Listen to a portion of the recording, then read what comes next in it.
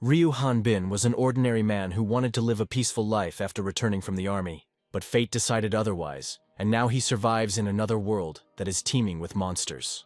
It was like a game where every time he killed a monster, Ryu Hanbin's level would increase. But when he reached level 5, due to a game error, his level dropped back to level 1 every time. Killing day after day, Ryu Hanbin's survival rate in Zelha-Lotness was less than 5%. Counting each day, he realized that it had already been 10 years since he had been in this isolated world. But after all these mistaken years, Ryu Hanbin has become much stronger than he was before. At that time, uninvited guests from another dimension appeared in the city of Lotna, and one of them thirsted for blood, explaining that she hadn't killed for a long time.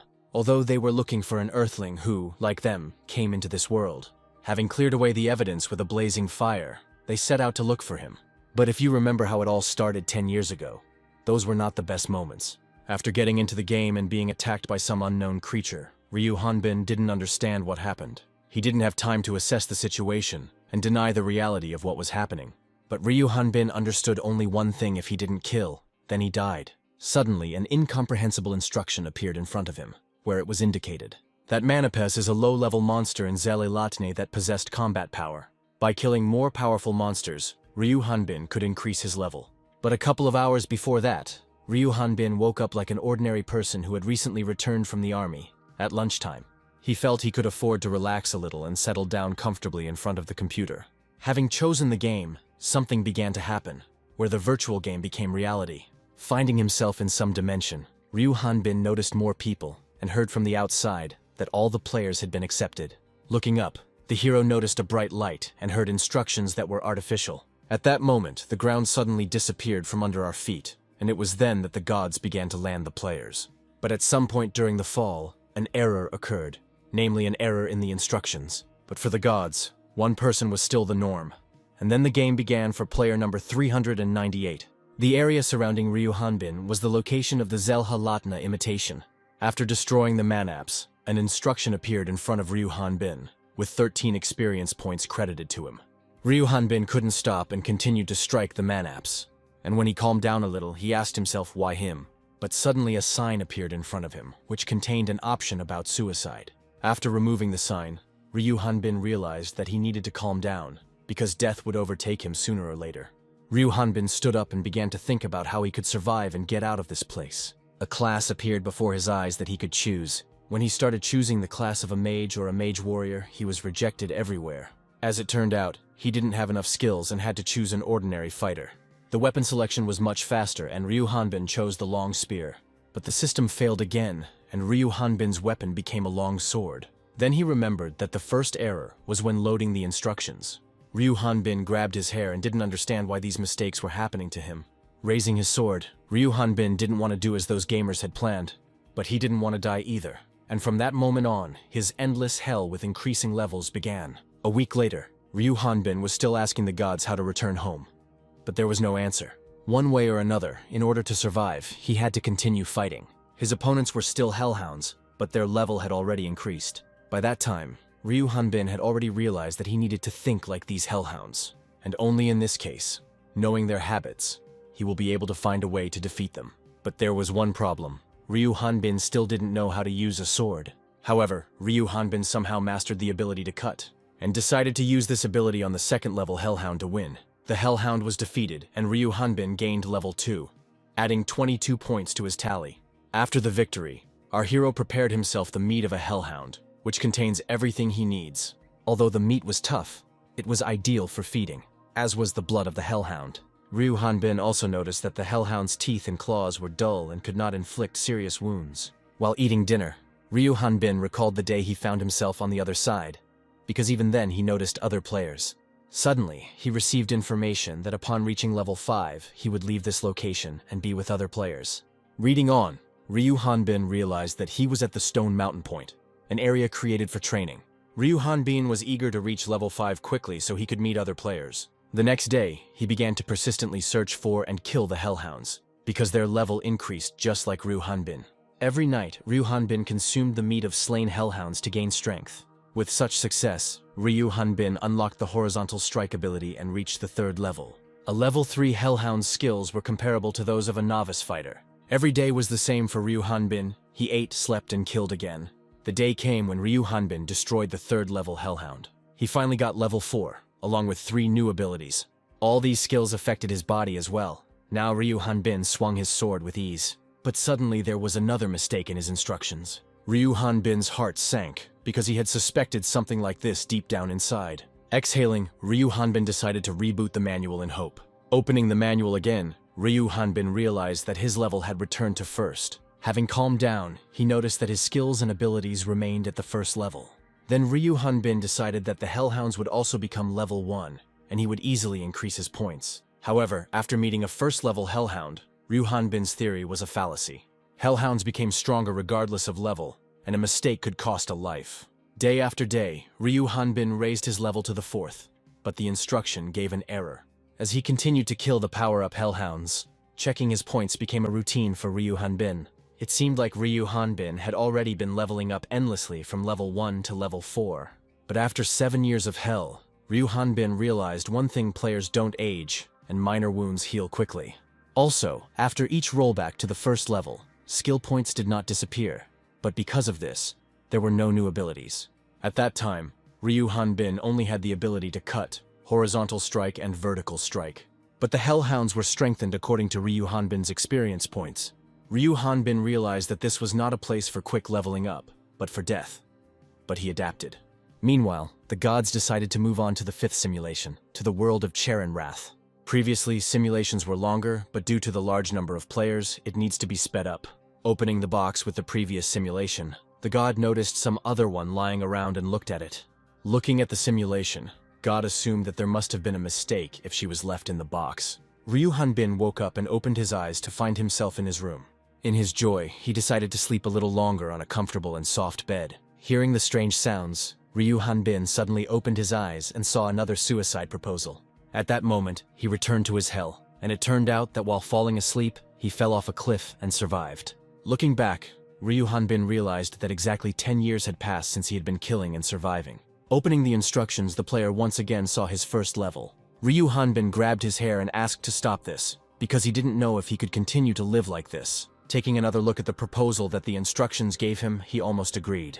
Although suicide was not an option, as Ryu Hanbin knew that he would die anyway. Taking the sword in his hands and looking around, Ryu Hanbin decided that it was not time to die yet, and he chose to kill another healthy Hellhound. After being in this place for so long, Ryu Hanbin even found a hobby for himself. He made himself a new, powerful sword with the thoughts of keeping it in battle. Alone in this world, Ryu Hanbin created his own country and built a house. Because of this, his days were full and the anger of so many years almost passed. Out of nowhere, a huge dog appeared and trampled Ryu Hanbin's house. This angered Ryu Hanbin, because the house was built for almost 3 years with bare hands. And piercing the dog with his gaze, Ryu Hanbin wanted to build himself a palace from its bones. Over the years, Ryu Hanbin has learned all the tricks of the dogs, and they first attack in close combat. But everything didn't go according to plan, and this dog decided to use the Devil's Breath right away. This attack has a huge area of effect and is impossible to dodge. However, Ryu Hanbin knew that if he concentrated, the attack could be withstood. The dog was desperate and began to use magic in the form of lightning, fire, light. All these magics are very fast and painful for our hero, so Ryu Hanbin used the ground to defend himself. And then he decided it was time to wrap up these toys. But his sword skills were still not enough. After all, if the level does not increase, and the abilities do not increase, although he repeated the cutting, vertical, and horizontal blows hundreds of times, he managed to survive. Trying to understand the mistake, the god understood only one thing: Ryu Hanbin had been in the same place for 22 years. This became a big problem for the god, because Ryu Hanbin cannot be killed. After looking at his simulation again, God found one way to solve it. Eating dog meat as usual, Ryu Hanbin reached the 4th level. But his thoughts were about normal food and meeting at least some person. He was also interested in how long he would remain in this place if he survived. After thinking like this, Ryu Hanbin decided to think only positively, and then he would be able to go out. Suddenly, a loud sound was heard, and looking up at the sky, Ryu Hanbin noticed a strange phenomenon. God, having struck the simulation of Ryu Hanbin, decided to immediately transfer him to the continent of Ratha. After all, then God will be able to destroy all records of Ryu Hanbin, and he will die faster. At the moment the player moved, a huge lightning bolt struck the forests of the continent. One of the monsters sleeping in the cave realized that uninvited guests had arrived. Looking at the new world, Ryu Hanbin couldn't believe his eyes. He doesn't even remember from what moment he began to accept that hellish place as a given. Ryu Hanbin didn't understand why he had suddenly moved here and why. The northern part of the Rata continent in the kingdom of Grelit had to rejoice at such an event. Looking at the instructions, Ryu Hanbin noticed the 5th level, but remembered that one gets to Rathu after the 20th. The hero was also interested in a new tab. Opening it, Ryu Hanbin was surprised. The last mission was written in it, namely, the destruction of one of the 6 goddesses, and for this he will be able to return to Earth. But all his pleasure was interrupted by a loud roar and a huge shadow on the top of the mountain. Looking closely, Ryu Hanbin realized that he was seeing such a monster for the first time, and that it was most likely a dragon. The monster asked the demon from another world how he dared to enter his forest. Ryu Hanbin realized that things were not going well, and reached out for his sword. But realizing that he was not behind him, he looked back and noticed him sticking out in the river. The monster did not wait and struck first with his fiery flame. Without losing his composure, Ryu Hanbin began to act quickly. Having hit the monster in the face with all his might, it flew back a good distance. But the further behavior of this monster surprised Ryu Hanbin. Ether, that was the dragon's name, told his story about how he was the pride of all the knights in the kingdom, and the stupid king of the kingdom of Exrad demanded that he be given a ride on a dragon. Flying was always a serious matter, and for a foolish king it meant instant death. The knight who cared for Ether was executed for the king's death, but not before helping the dragon escape. Ether was hiding in the forest, and aliens started coming to him to kill him and earn points. They were not worthy opponents for the dragon, but Ether was a kind soul and could not kill the aliens. But the aliens were only thinking about how to kill the poor dragon. And then Ether decided that they couldn't be left alive, and since then they have been appearing again and again. A characteristic feature of Ether was wings instead of front legs. This is a kind of wyvern. After hearing the whole story, Ryu Hanbin asked Ether how he knew that he was from another world. Ether explained that alien bodies evaporate after death, but here he decided at random. Looking at Ether crying, Ryu Hanbin thought it was some kind of performance. Ether also said that the kingdom of Grelit was destroyed, and now Exrad is here. Ryu Hanbin realized that the instructions had not been updated for a long time, and decided to ask why Ether attacked him first. Ether explained this by saying that Ryu Hanbin is a vicious demon from another world. After apologizing for such words, Ether continued to tell about the goddess. But Ryu Hanbin immediately interrupted him and asked for details about the goddess. The broadcast reported that aliens appeared 40 years ago, but stopped and said that his nose hurt a lot and needed to be lubricated. Heading into the cave, Ether continued that they got along well with the aliens, but not for long. As it turned out, in order to increase the level, the aliens began to kill the Rathanes and created an organization. The organization's name sounded like Great Of. Their goal was to kill goddesses. Ryu Hanbin realized how strong they were. The aliens killed with the power of a dragon, and for each kill, they increased their level. No magic could stop them because their leader was level 100. But at some point they appeared, the Sword Lord Baothal, the Archmage Genobia.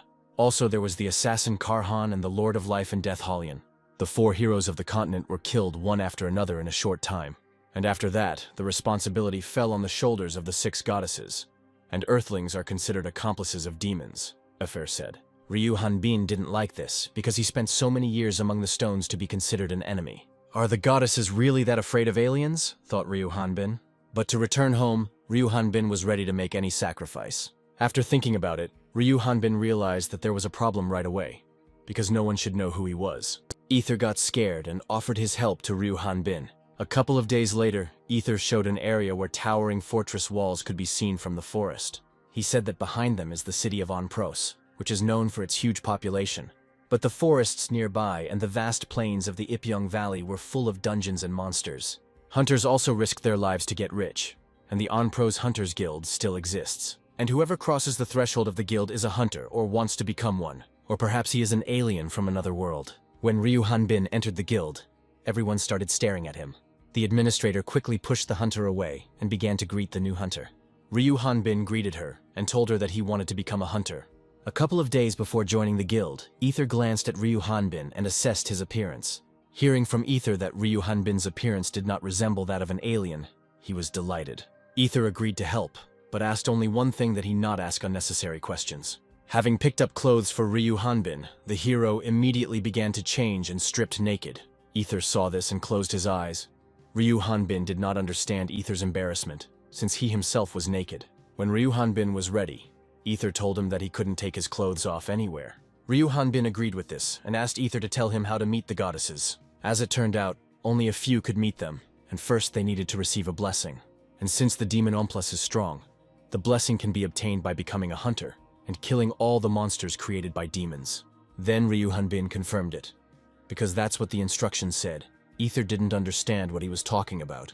And then Ryu Hanbin realized that only he could see the instructions, and explained to Ether that it was a kind of manual. Ryu Hanbin added that in his case, bugs constantly occur. Hearing this word, Ether was perplexed. Ether warned Ryu Hanbin not to act like a foreigner, and corrected his image. The girl clarified with Mr. Eric Haroon that he was born in Gombil in the northern part of the kingdom. After filling out all the documents, the administrator once again welcomed Eric to the Onpro's Hunters Guild. Ryu Hanbin was glad that an important stage had been passed, and all of Ether's hints had worked. The girl also warned that they would send a request to the previous guild for all of the master's data. Ryu Hanbin immediately answered no, and the girl asked suspiciously if the gentleman was not a member of any guild. All the other hunters tensed up and began to wonder if this guy was an alien. Looking around, Ryu Hanbin noticed the rest of the group's concerns, and didn't understand where he had gone wrong. The girl asked Eric Haroon to extend her hand, but he was thinking that he was not going to engage in battle. The administrator explained that according to the guild standard, they would test the guest's skills. And for this, you just need to touch the verification stone. Ryu Hanbin decided that they wanted to check if he was an alien. But if he was exposed, he would not see the goddesses. And if the hero decides to run away, then this will automatically mean confession.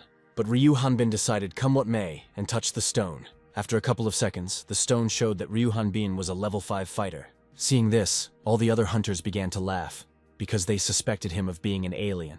Even the administrator couldn't hold back her laughter, and apologized to the guest for this. Having calmed down, the girl explained that aliens usually come from remote villages. After joining the guild, it was necessary to pay a fee of 300 X's. Ryu Hanbin began to take out the contribution money from his elegant handbag. But this money was lent to him by Ether, who barely saved it up. Ryu Hanbin promised to return it over time. They say that aliens have more money than they can handle. But this one is giving away his last money, the hunters noticed. After paying, Ryu Hanbin received the badge, and if he loses it, he will have to pay a penalty. Ryu Hanbin was thinking that now he needed to prove himself as a hunter, and then the girl offered him an application. Hearing this, Ryu Hanbin immediately asked about the dungeon task, but was interrupted. The young man suggested that Ryu Hanbin abandon this idea with his 5th level. The girl approached Mr. Road, and he said that the number of monsters had increased and had begun to disturb the locals. Raud turned to Ryu Hanbin and said that a level like his was needed for such a quest. Ryu Hanbin looked at Raud and saw that he was level 27, just like Ether. Raud tried to charm the girl, and she suddenly remembered that the Mr. had a free place in the group.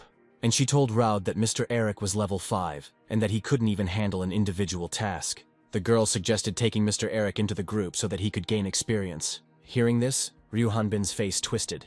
He didn't want to go to this show-off, but Raud said that they already had bangs, and there were no more places. The girl introduced herself as Addis, adding that she was a 25th level mage. But the character window showed level 37, and Ryu Hanbin wondered what she was hiding. Raud began to say that if a nice girl asks him to take the 5th level, then he is ready to take responsibility for it. Then Raud took hold of the sword, and asked how Mr. Erica carried it. Trying to get the sword, Raud couldn't even move it. Taking the sword in his hands, Ryu Hanbin lifted it along with Raud and replied that he carried it very easily. Seeing this, everyone started laughing and saying that the 5th level was great. But from the 2nd floor, there were a couple more people watching Ryu Hanbin. One of the company from above approached Ryu Hanbin and said that his form was at least level 10. Raud began shouting at Bjork not to disturb the newcomer in his training. Bjork checked with Ryu Hanbin if his name was really Eric and said that there was no need to break anything. Ryu Hanbin confirmed his name and turned around to notice that he had knocked down a beam. Then Ryu Hanbin apologized and realized that now his name was only Eric. Having fallen to the floor, Raud turned to Eric, saying that he was a goat with his level and he couldn't cope without him. Eric realized that this asshole was right. With such a level, he was not capable of anything, and he had no money. But Bjork, hitting Eric in the chest, replied to Raud that with such form, the kid would quickly raise his level. At that moment, Eric received an offer to join Bjork's group, because he had been looking for such a mountain of muscles for a long time. Eric noted that Bjork was level 25, which was quite high. But as Eric was an alien, he knew that his leveling speed was higher than that of the Rathanes, and he will hardly be able to stay in Bjork's group for a very long time, but he agreed. Bjork said that Onpros evolved from monsters, and the work involves hunting them or material obtained from them. There are 2 hunting grounds in the area, the Ifan Valley Dungeon and the Sath Forest. There are villages near the latter, but the monsters do not harm them and rarely attack the inhabitants. But recently, many monsters have appeared near one village, and hunters have come from all over the country. Bjork's group hunted today for the dwarfs that live in the Sath Forest, a low-ranking monster. The dwarf is a slow monster, but its muscle mass can crush stone. Bjork was a fighter and was Onpro's first shield. Also in the group, Bjork was a key figure in the attacking vanguard. And this is Embo Veneta, a level 21 spearman. Embo noticed that Bjork had been injured during the fight and the bleeding needed to be stopped immediately. At that moment, Evan asked the wind of nature to direct its life-giving power. Even was Bjork's younger sister, and was a level 16 healer. While Even was healing Bjork's wound, she did not notice Dwolf's attack. Hubo came to Evan's aid, using the firehammer to defend himself. Hubo Krutus was in charge of the rearguard, and was an 18th level mage. Bjork's band was good, everyone knew their place. They were considered the most reliable band in Onpros. For Eric, these were the best conditions for a novice hunter. True, Eric was responsible for the muscles in this group and was immediately a porter. Eric couldn't participate in the battle with everyone yet due to his low level. But while Bjork's group was fighting in the forest clearing, Eric was spotted by a group of dwarfs. In this group, there was also a dwarf lord, who was level 25. Dvolk Lord didn't like the way this little man smiled and decided to finish him off. But before he could leave the forest, he was defeated by that smiling man. Eric noticed their presence and, using physics, killed the dwarf lord with a stone bullet. Knowing that the dwarf lord had the highest level, Eric opened the manual and saw that a higher level monster was needed. Evan appeared behind Eric and told him that it was now safe to go. Bjork's group began extracting the necessary material from the dwarf bodies. Evan took out the heart and showed her brother how huge it was and what 15 X's could give for it. Bjork agreed with Even, and Hubo added that they would definitely give a lot for him. Looking at all this, Eric thought that before he would have thrown up, but in the mountains it had become a habit. Evan praised Eric for working so quickly, and was told that he had been practicing for over 20 years. Everyone was surprised. They wondered how old Eric was. He answered that he was 24 and that he had a difficult childhood. He said that he was kidnapped 20 years ago, and that he does not remember his parents, and that it is difficult to return home. Everyone was shocked by what they heard. Bjork told Eric that now he wouldn't have to suffer. Since they were now his family, Eric didn't believe that such good people existed. Bjork also said that the level is not so important, and that he himself was 25 5 years ago. Eric was surprised, since Bjork still had 25, but even added that there were no strong monsters in the area. Embo said that they don't go into the dungeon, and the strongest one here is the Dwarf Lord. But they don't have to hunt stronger monsters. Eric was confused and said he was going to practice with the sword. Bjork asked Eric not to overexert himself and not to go too far. Hubo approached Bjork, saying that he would go with Eric for safety. But once he left the gate, there was no trace of Eric. Running through the forest, Eric was surprised that there was no monster that would give him experience points. Everyone he came across was between level 13 and 21st. And then Eric remembered Ether's words that he was the strongest monster. Eric was desperate that there really was no one suitable in the forest. But having calmed down, Eric understood that if the monster had the same level as Ether, he would not receive anything. Unexpectedly for Eric, a very loud sound was heard, but not as strong as that of the Hellhound. Eric immediately headed towards the place, assuming that it was an ordinary monster. When Eric arrived at the scene, he was immediately ready to attack, but he was not prepared for this. Before him stood naked Addis of the Rauda group. Eric didn't understand why he was naked and apologized for the unexpected visit. Turning around and getting ready to leave, Eric still wondered why Addis was naked. Suddenly, Addis called out to him and said that he looked suspicious, and that this was no place for a level 5. Eric turned around again, looked at everything and wondered why he looked suspicious, and not Addis. Then Eric explained that he heard a loud sound and thought it was a monster. After apologizing again, Eric said that his group was waiting for him and it was time to go. But suddenly, Addis stopped Eric and ordered him to stand still. Then Addis asked Eric to answer honestly why he went to look for the monster. But Eric didn't like Addis's tone and he broke his magic wand. Eric told Addis that he was like Raud now, because you can't treat a person like that because of his level. Addis felt awkward about Eric's words and admitted that he didn't mean to say that. The same Raud was watching this whole situation from the bushes. In a strange pose, Raud emerged from the bushes and addressed the 5 level. Waving his swords, Raud said that this insect had finally shown its true face. Eric didn't understand at all what this crazy Raud was talking about, and Addis asked to let go of his hand. Raud asked Eric how he could not be ashamed to defile the lady from his group. After this, Eric did not understand anything at all, but Addis said that it would be better to avoid this misunderstanding. Addis told Eric that this stance is a special technique of Raud, and it must always be taken for combat. Raud turned once more to the one standing before the two naked blades. Eric looked at Raud and asked Addis to get dressed. Raud was angry and was preparing to show what the difference in levels meant. Attacking Eric, Raud decided to use a decapitation combo. But Eric didn't want the whole situation to take a bad turn, and asked for forgiveness in advance. Bjork reassured Eric that it was not his fault, but Addis's. But Eric could not forgive himself. After leaving the house, Evan allowed Eric to come inside. Bjork hugged her sister and supported her, saying that she did the best she could. When he went inside, Eric was surprised all the men who were nearby were silent. Raud alone was responsible for the incident, Eric thought. In the morning, Addis and Raud left for the city. But Eric didn't understand why Addis hid the fact that he was a man. 3 months have passed since then, and all this time Eric has been with his group. While setting up camp, Bjork reported that Raud was single-handedly killing monsters in the dungeon. Embo added that such a trip by Raud with his level was tantamount to suicide. Eric asked if his level was really that low. As it turns out, it is suitable for local monsters, since there are no high-level ones here. But in the dungeon, the monsters were created by the demon Omplus, and some are level 30 from birth. Eric wondered how he could get into the dungeon to find out if level 30 was enough for him. But aliens were also a danger, Bjork said. And when Eric heard about them, he reacted very negatively. Eric asked Bjork why Raud went there, and it turned out that there was an artifact there that could cure all diseases. Bjork clarified that things that have magical powers are called artifacts, and they have many abilities. And according to rumors, there is one who can heal any wound, and he is the one Raud needs. When everyone went to bed, Eric felt like there might be one among the artifacts that would take him home. After some time, Eric was already walking through the forest and realized that there were no monsters of his strength here.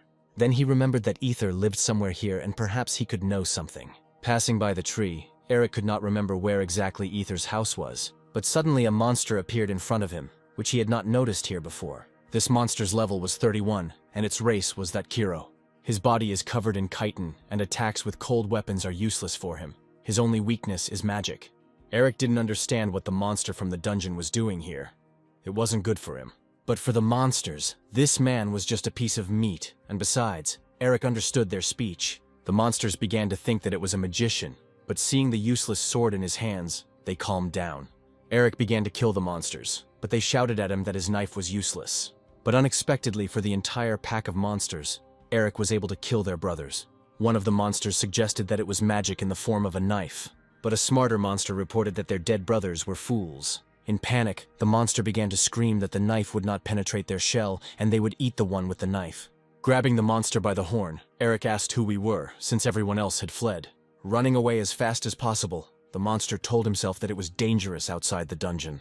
But unexpectedly for the monster, Eric appeared nearby, asking where he was in such a hurry. Having managed to get under the tree root, the monster began to dig something. But Eric did not abandon him. Having torn the tree out by the roots, Eric informed the monster that he had found it. But suddenly I noticed something more interesting than just a monster. The air was thick with magic, and this place was the dungeon of the Ethan Valley. Eric realized that he was very lucky and found the leading portal to the dungeon. When Eric asked the monster who opened the portal, he heard in response that they did not possess magic. Then Eric warned the monster that if he answered, he would let him go. But since the monster refused, Eric was forced to kill him. Then the monster stopped Eric, saying that no one could come back in because of his order. Eric was already diving into the portal and he had no idea who the monster was talking about. Having warned the monster that he had supposedly seen nothing, Eric went down into the dungeon. As he began to bury the portal, the monster repeated that he had seen nothing. Meanwhile, there was a battle with monsters in the dungeon and Cyan asked Alice to hold out a little longer. Cyan began to quickly get out of the monster's claws to help Alice. Having realized that the monsters were not affected by the axe and attacks, the only option left was magic. But at that moment the monster pierced Alice's leg and she screamed in terrible pain. Gathering her strength, Alice cast a spell to strike the enemy. The spell was so powerful that it also affected Cyan, and one eye could see it dimly. Keeping his distance from the monsters, Cyan called out to Ranar to heal him. But when Cyan turned around, he saw something terrible. How the monster was killing Ranar. Another monster was already attacking the wounded Alice, but she only managed to dodge. Looking at the whole situation, Cyan realized that they needed help. Unexpectedly for them, someone flew past them like a bullet and killed the monsters. Cyan knew that the Thathiro had a gap on its neck covered with a chitinous plate, but it was very difficult to hit. And in order for that there to lower its claws, you first need to hit the monster in the groin and then cut off its head. It turned out to be the warrior mage Raud, who practices fighting with 2 swords. It turned out that Cian knew Raud, and that he had gone down into the dungeon alone several months ago. It sounded nice, but 70 days ago Raud accidentally got here, and since then he has not been able to get out. Raud remembers how he drank booze in the guild, and when he sobered up he realized that he was in a dungeon. Cian admired Raud for going alone, and for Raud it was a chance to get out of this place. Alice told Raud that he was rumored to be looking for a healing artifact, but Raud had never heard of such a thing. Noticing that Alice was injured, Raud took out a top-level potion and began to help her, and Cyan knew how difficult it was to find. Alice asked Raud not to do this, even though she was a girl, because the medicine was so expensive. Raud knew it would be more difficult to get out with the wounded man, and said that the medicine was useless for his wounds. After praising Alice for her efforts in battle, Raud said that with such a wound it was impossible to continue the cleansing. Hearing this, Alice did not believe that having come so far, they would have to give up halfway. Raud wanted to get out as quickly as possible because with his colon inflammation he wouldn't last long. Suddenly the entire dungeon seemed to shudder and start making noise. Cian suggested that it was an earthquake, but Alice told him that they don't happen here. Raud took a stance and ordered Alice and Cian to hide in the side passages. When Alice started saying that he couldn't do it alone, Raud shouted as loud as he could, faster. Then Cian, without thinking twice, grabbed Alice in his arms and ran into the passage, explaining to Alice that they would be like extra ballast to him. Seeing this picture, Raud did not expect that the boy would run away with the girl. Raud didn't expect there to be so many monsters and quickly ran away from there. But the monsters were more afraid than Raud and ran away with the words danger. Looking at this, Raud was at a loss to understand what could have frightened them so much. In another part of the dungeon, there was a completely different picture. While killing monsters, Eric's expectations were not met, as he had few points. Also, because of the narrow passage, he couldn't swing properly. The level 40 Thathir king ordered his idiots to flee, but they remained. This gave the king more faith, and he was ready for the arrival of this monster. But passing by the king, Eric killed him like everyone else, getting a little more points for him. After exiting the narrow tunnel, Eric no longer saw any monsters, but he noticed something. It was an artifact, namely the flame bracelet magic heart. Looking at it more closely, Eric wondered why this thing wasn't guarded by some boss. Eric thought that if he takes the artifact, the monsters will not appear, or the boss of the Thathirs will appear. If the owner of the artifact could throw fireballs, then he received the ability of self-igniting ball. Eric tried on the artifact and was ready for flames to pour out of his hand. While no one was around, he decided to test how powerful it would be. Not getting the expected result, Eric decided that the thing was broken. When Eric looked at the artifact, he saw that it required a minimum of level 41. Eric remembered that he was only level 5 and said that this thing was trash. Then he decided what to do with it, sell it or leave it until the required level. Suddenly the room Eric was in began to move, and a tunnel opened up before Eric, leading into the very depths of the dungeon. Eric decided that this was where the boss's main room was. Having gone down, Eric understood that he needed to have time to return before the group woke up. Walking through the bullfight, Eric wanted to deal with the boss as quickly as possible. He was also surprised by the fact that there was not a single monster in such an important place. Approaching the strange thing, Eric was ready to pull it out, assuming that the dungeon would disappear. But suddenly his hands began to be enveloped in cold, slippery tentacles. Looking up, Eric noticed the monster who said he had been waiting for him. The instruction told Eric that this was the boss of the Tentacle Spectator dungeon, level 45. While held hostage, Eric could move, but his arms and legs were tightly compressed. Unexpectedly for Eric, a very happy Raud appeared in the room. Raud decided that he had found a way out and was able to escape from the dungeon. But noticing the level 5 in front of him, Raud's face twisted. For Eric, it was a failure. It turned out that he was exposed. Raud assumed his famous pose, and it all seemed ridiculous to him. Raud approached Eric, saying that he was using his fears and recent trauma. For Raud, Eric's appearance made no sense, and he simply could not be here. Eric decided to play along with Raud by telling him that he had exposed him. Taking a run, Raud began to attack Eric and shout at him that he would raze him to the ground. The monster cannot look in all directions at once, just like the fast tentacles. Therefore, the tentacles defended and attacked at the same time. Raud was so busy with Eric that he didn't even notice the tentacle attack. He swung his swords and performed an impossible attack. The tentacle viewer sucked Eric into itself as prey to kill. But it turned out that Eric kicked the monster around like a soccer ball. Returning to Earth, Eric looked at the monster and decided that it was too weak for a boss. And Raud, without wasting time, tries to kill Eric, telling him to beg for mercy. After all, it was because of the 5-level Raud that he lost his entire team. Raud also remembered his reputation in the guild, and of course his balls. Raud screamed that it was Eric who brought him to this state and his relationship with Addis. Louder and louder, Raud screamed for Eric to die, and his face changed. Looking at the scary Raud, Eric decided that someone was controlling him. Through Raud, the tentacle spectator began to speak, saying that the impudent man was playing with him like a ball. The boss decided that if he was hiding behind his comrade, Eric would not attack him. And then the tentacle spectator decided to kill Eric with the hands of his close friend Raud. But Eric interrupted the boss, saying that he only needed experience points from him. Seeing that Raud wanted to trample Eric into the dirt, the boss decided to help him with this. The tentacle viewer said that after their death, he would eat their bodies. And for the first course, the boss wanted to treat himself to Eric.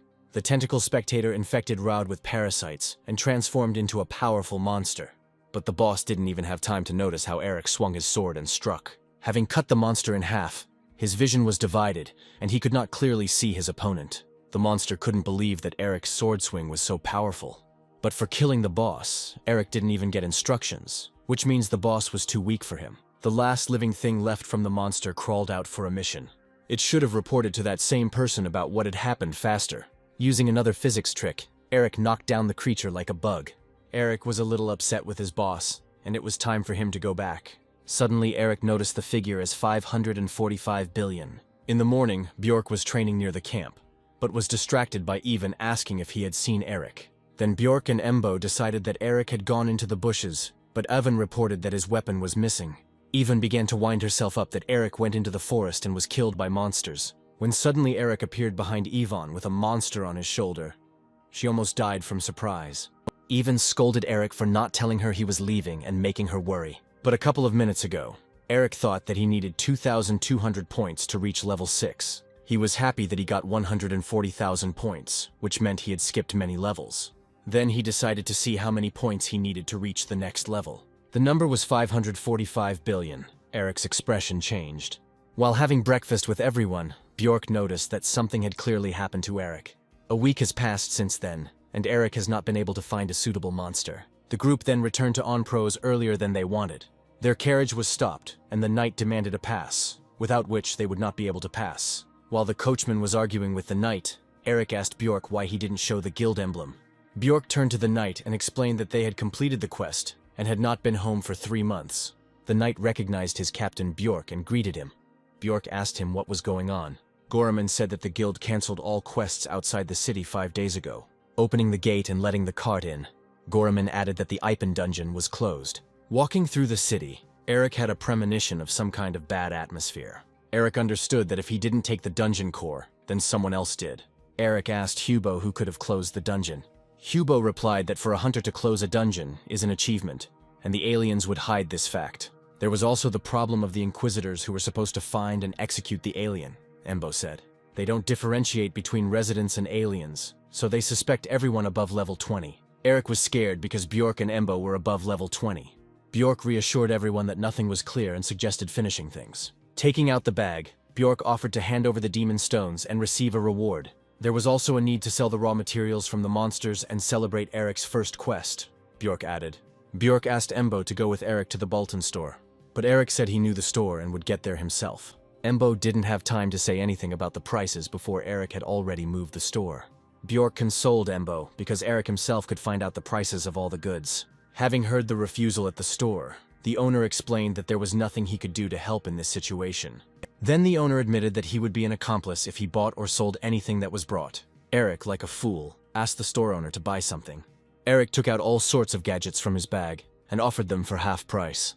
The owner told Eric that he didn't care about the price, but suddenly he fell silent and his look changed.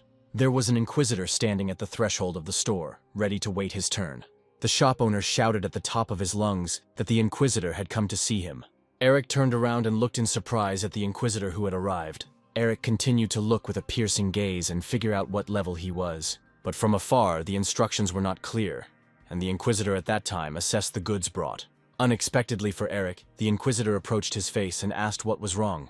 Then Eric saw clearly that the level of the Inquisitor was immeasurable, as were his skills. The Inquisitor covered the distance between them in an instant. The Inquisitor asked Eric a couple of questions about why he didn't retreat, what god he believed in, what fairy tales he liked.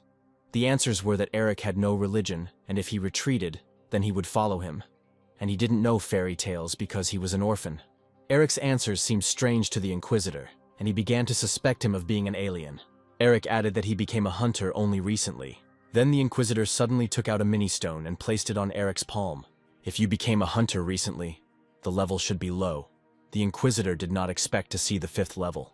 After passing the check, Eric went back to the owner to sell the things. The owner was amazed at Eric, who shook everything out in front of the Inquisitor, but the owner explained that he couldn't buy it in any case, because he would have no one to sell it to. Eric looked back at the priest, his heart about to explode from fear. While Eric was busy with his business, the owner asked if he was selling this beautiful thing.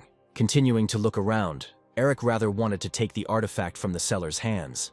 But accidentally hitting the owner's hand, the artifact jumped out and fell at the Inquisitor's feet. Picking up the artifact, the Inquisitor was interested in the explanation. Where does a level 5 hunter get an artifact from? The store owner immediately ran away, and Eric thought he would deny everything. The Inquisitor assumed that the level 5 would not go into the dungeon. And then, approaching Eric and giving him the artifact, the priest told him to take care of this thing. The priest leaned over and decided to tell the story to the novice hunter. About 15 years ago, a married couple lived in a village. The husband was a veteran hunter. He was not the leader of the group, but people were drawn to him, and as usual, his group completed the quest. One day he was scared by a helpless-looking monster. The group members did not understand why the strongest one behaved like that. Having started to give it to the hunter, he shouted to them that this monster was higher than level 800. They didn't believe him at first, and then he confessed that he was an alien and saw everyone's level. During this time, the monster woke up and noticed the group. The man was left to fight alone to buy time for the others. Stopping, the priest asked Eric who he thought died in the end. But Eric asked the Inquisitor a counter-question, whether it was the alien who revealed himself. The leader of the group was released after his confession, but the members of the group died as accomplices to the crime. The miraculously surviving Earthling returned home, however. The villagers found out about the rumors and burned down his house, leaving no one to greet him. Then the man destroyed all the inhabitants and fled. The result is that anyone connected to an alien is doomed. But what sin could a 5-level one have? Eric asked why he was told this story, and the priest replied that using a newbie in sales was a common practice. The Inquisitor promised that he would protect Eric as best he could. And after these words, the Inquisitor asked which group Eric belonged to. After such a question, Eric already swung and wanted to hit the Inquisitor with all his might. Suddenly, out of nowhere, Addis appeared, apologizing to the Inquisitor. Addis assumed that the priest had misunderstood and decided to intervene in the conversation. Eric turned to Addis and said that it was very dangerous. Suddenly, Addis started yelling at Eric that he was useless and couldn't handle a simple task. Addis continued to shout and say that it was his fault for entrusting the artifact to Eric. Pointing her finger at Eric, Addis ordered him to sit in that position. Having sat Eric down, Addis turned to the priest and introduced himself as Addis Bannister. Handing the medallion to the priest, Addis added that he was the 37th head of the Bannister family. The priest remembered that this family was dragon hunters, but according to rumors, they had lost their place. Addis explained that he was doing everything possible to restore his family. The priest was interested in what the 5-level had to do with it. To this question, Addis had an answer that he hired him a couple of days ago, and Eric was still a bit stupid. After all, Addis ordered Eric to sell the artifact for research. The priest liked that Addis was taking part in magical research. Then Eric decided to live up to Addis's story and approached him as a master. Hearing Eric, Addis immediately said goodbye to the priest and wished him to be protected by darkness. Walking away from the priest, Addis told Eric to never behave like that again, anywhere. Eric asked if it was suspicious for Addis that he had an artifact, but Addis replied that Eric had not said a word about what had happened in the forest, and had not asked any unnecessary questions. Continuing to talk, Eric began to take out the artifact, and the Inquisitor noticed this. Then he stopped them again and asked what the ability of the artifact was. At the same time, Eric said that it was a fireball, and Addis was electric. And then they realized that they had missed the mark 100%. The Inquisitor apologized and ordered Eric and Addis to remain where they were. On the first day in the group, Eric encountered low-level monsters and this upset him. After all, he finally got out of the Rocky Mountains, but in the end there is garbage here. Eric got more points from the Hellhounds than from this level. That evening, sitting at the table, Bjork offered Eric a welcome dish, the taste of which he could not vouch for. After hearing Bjork's words, Embo asked him not to talk nonsense about her cooking. Embo, having reported the food to Eric, added that their group did not need those who were picky about the side dishes. Hubo teased Eric and asked him how long he would last with them. But looking at Embo's side dish, Eric thought it shouldn't be any worse than hellhound meat. Eric couldn't remember the last time he ate anything other than meat, or the last time he used cutlery. After a couple of minutes of eating the entire side dish, Eric asked for more. The group was surprised by what they heard, because they just wanted to make fun of Eric. When the priest began to use his powers, a strong wind arose. Eric asked Addis if the wind was caused by magic, but barely staying on his feet, Addis did not feel the flow of mana, and Addis assumed that the priest was a high-level spiritual magician, because the wind healed. Hearing this suggestion, Eric understood that the battle with the spiritual mage would not be easy, and if Eric fights the Inquisitor at full strength, he will learn the true nature. The priest warned the boys that even with their legs and arms torn off, they would not die as long as they were inside. The priest also planned for Eric and Addis to follow him on their feet. "Are you looking for the one who closed the dungeon?" Eric asked the priest in a serious tone, and he suggested that he himself would find that person, and in exchange, the priest would not touch anyone, to which the priest agreed. Coming closer to the priest, Eric said seriously that he was the one who closed the dungeon. But at that moment, the city gates opened and a man stood on a cart, shouting that the hero had returned. It turned out to be Raud along with Alice and Qian, who did not believe that Raud alone was able to close the dungeon. Raud said that he defeated the boss unconsciously, and when he woke up, he took the core and successfully closed the dungeon. Qian was glad that Raud saved them, but Raud did not believe that he was able to get out, and Alice was ashamed of what was happening. Raud understood that the legend about him would begin right now, in front of everyone. But the legend did not last long. The Inquisitors immediately calmed Raud. Watching as Raud was taken away, Eric didn't even know that it was Raud who closed the dungeon. Eric thought that Raud had turned into a monster, and Addis couldn't believe this fact either. The priest apologized to Eric and Addis on behalf of the Church of Darkness, and Addis wondered what would happen to Raud. Raud's case will be investigated, but while she is in prison, if everything is confirmed, he will be released, the priest replied. Addis was delighted with such an answer, and Eric would have been satisfied with simply locking him up. When the priest got into the carriage, Addis told Eric that the machine was powered by demonic stones, but suddenly, the priest called Eric to him and said that because of him, Eric was unable to sell the things. And he began to write out a promissory note. The priest warned that Eric would not be able to cash it and let Bjork do it. The obligation required a signature, and Eric's mother taught him that one should not sign without thinking. The priest wrote out too much money, and Eric could not refuse it, and quickly signed all the documents. Having paid the debt, the priest said goodbye to Eric. Addis was very glad that no one was hurt in this situation, but Eric was confused and asked Addis for a favor. Bjork's group returned to the empty Onpro's hunting guild. As it turned out, the girl did not know that Bjork's team had not been in touch, but Bjork consoled the girl, because it was not her fault that the guildmaster ran away. Evan asked Embo if she was able to sell the demon stones. Embo laid 5 silver coins on the table and said that was all. Even and Hubo didn't expect this, but Embo explained that it was the guild's remaining money. As it turned out, the guildmaster ran away taking all the money, and for this act, Embo is ready to grind him into dust. Suddenly, a happy Bjork appeared with a beer, but Embo scolded him since they had no money and he drank. Bjork decided to recall the events of 20 years ago, when he stubbornly defended the girl, and it didn't matter to him whether there was a guild or not, because nothing had changed in his heart since the day they met. Embo became embarrassed and joked to Bjork that this was why she was still single. But Bjork and Embo's conversation was interrupted by Hubo, who informed them that he had found some food left. Hubo suggested throwing a welcoming party for Eric, but suddenly a coin kept flying into the food. Embo suggested to Bjork that they discuss everything after Eric's party, in private. Everyone began to prepare hard for Eric's party, but when the door to the guild opened, Bjork and the whole group were surprised why him. Addis stood at the threshold of the guild with Eric's bag on his shoulders. Having fallen to the floor, the bag literally crushed Atisa. He could barely ask for help. When Addis was helped, he couldn't believe how easily Eric carried her. Bjork asked Addis what happened and why he brought the bag. Even said that there were no materials. Bjork was afraid to hear from Addis that something had happened to Eric, but Addis said that he had simply asked him. Suddenly, Embo called Bjork and asked him to look at what she had discovered. Embo showed a bag of money. Then Hubo looked at all the bags that contained money. 10 bags were taken out of the bag, and each of them contained 1,000 X's. Bjork knew that even if Eric had sold everything, there was much more in the bag. Addis remembered that Eric had asked him to pass on something else, and he took out from his inside pocket the badge that Eric had received when he joined the guild. Bjork, looking at the token, asked Addis if Eric had given a reason for leaving. Addis apologized and replied that unfortunately no, but Eric was very afraid of something.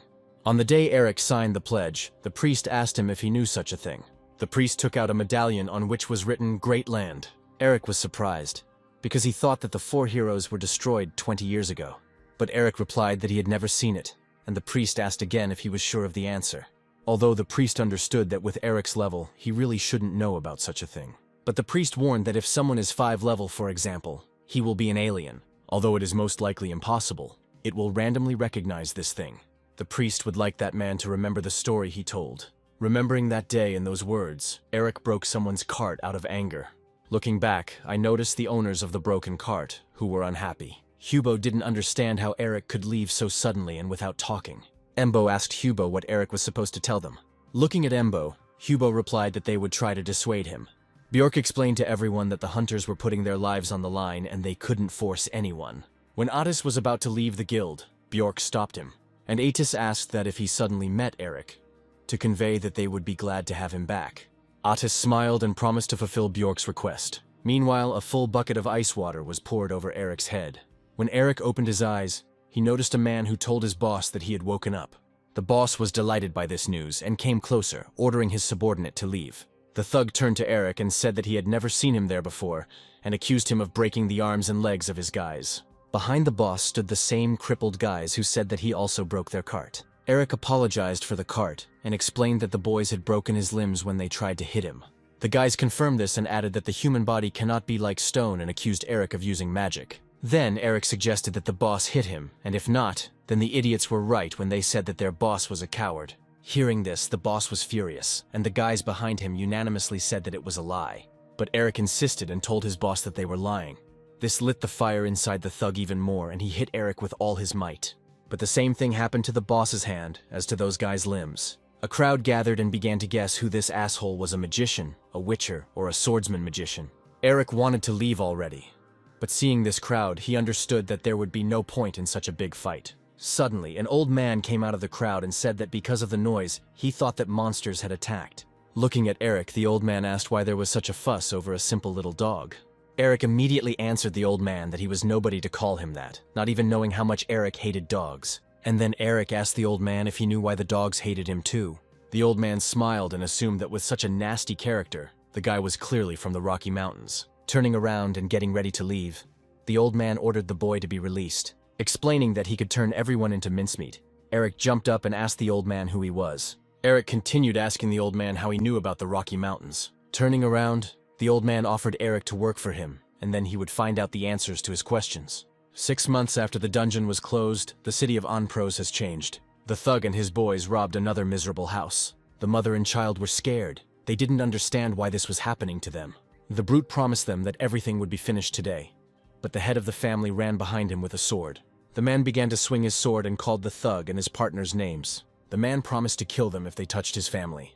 The brute began to get irritated by this and ordered a hammer to be brought. When the man saw this machine, he realized that it was not a hammer but simply a stone on an iron spear. With the blade of his sword placed against Eric's chest, the man was ready to fight.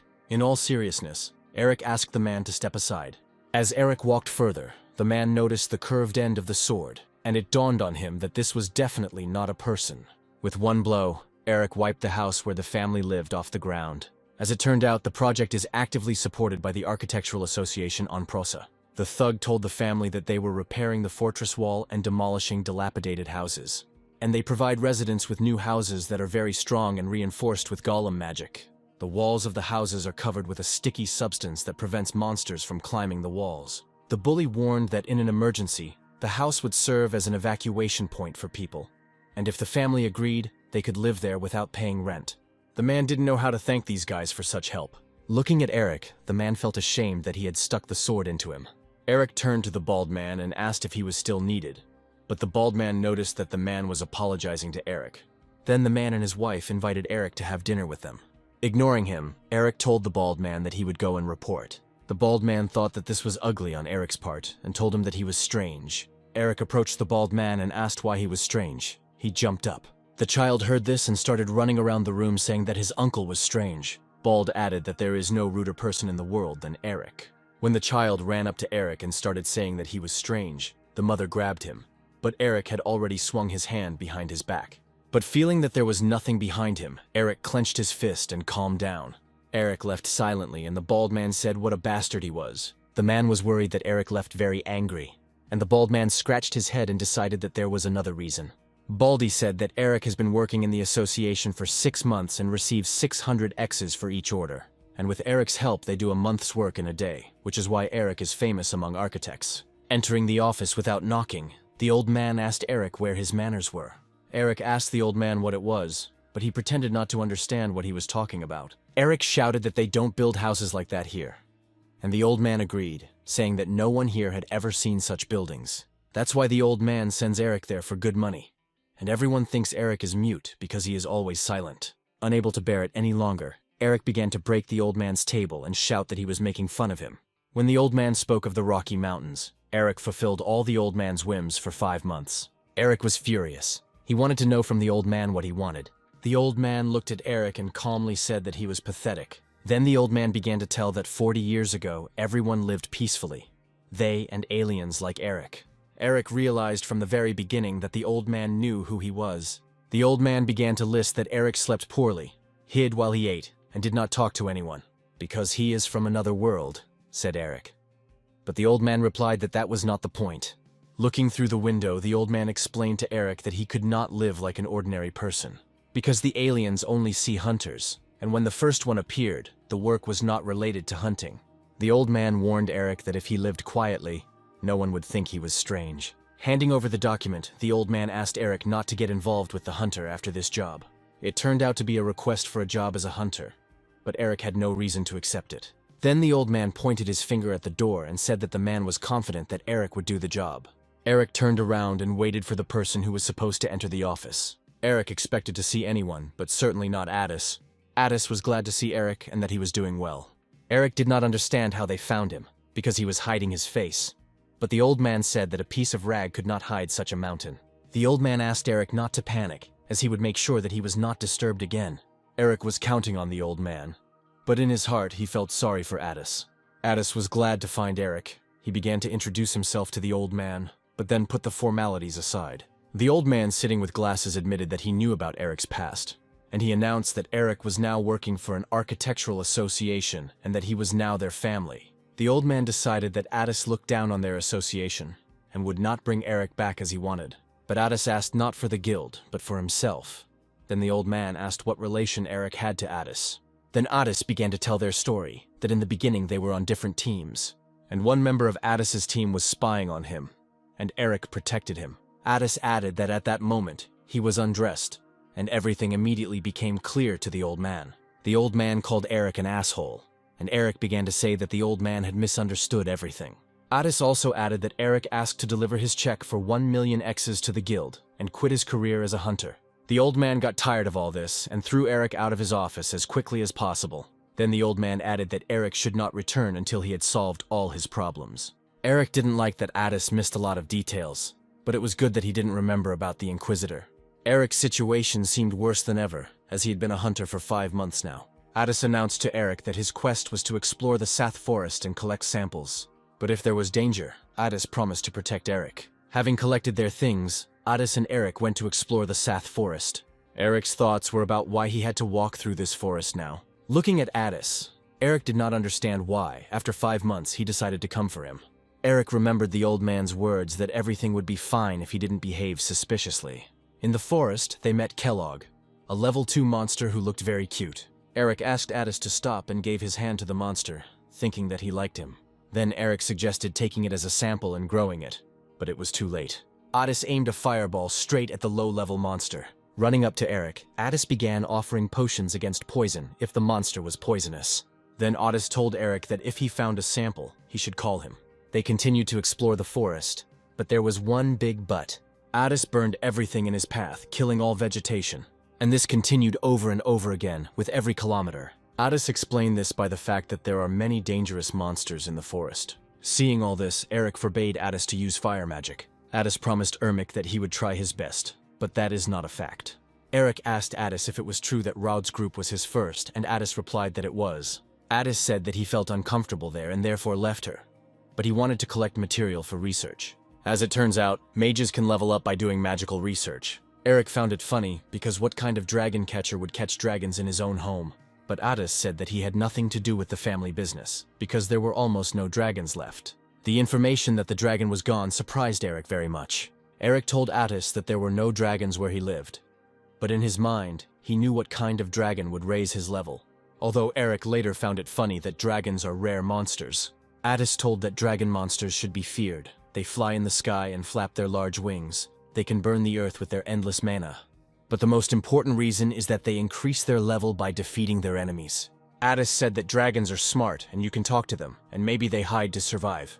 Eric remembered Ether, who also speaks well but hides. Hearing about the dragon wyvern, Addis laughed loudly. It seemed like a joke to him. After Addis calmed down, he decided to offer Eric to become a hunter again. But Eric said that he couldn't go back to Bjorn because it was not nice. But it turned out that Addis was gathering his team.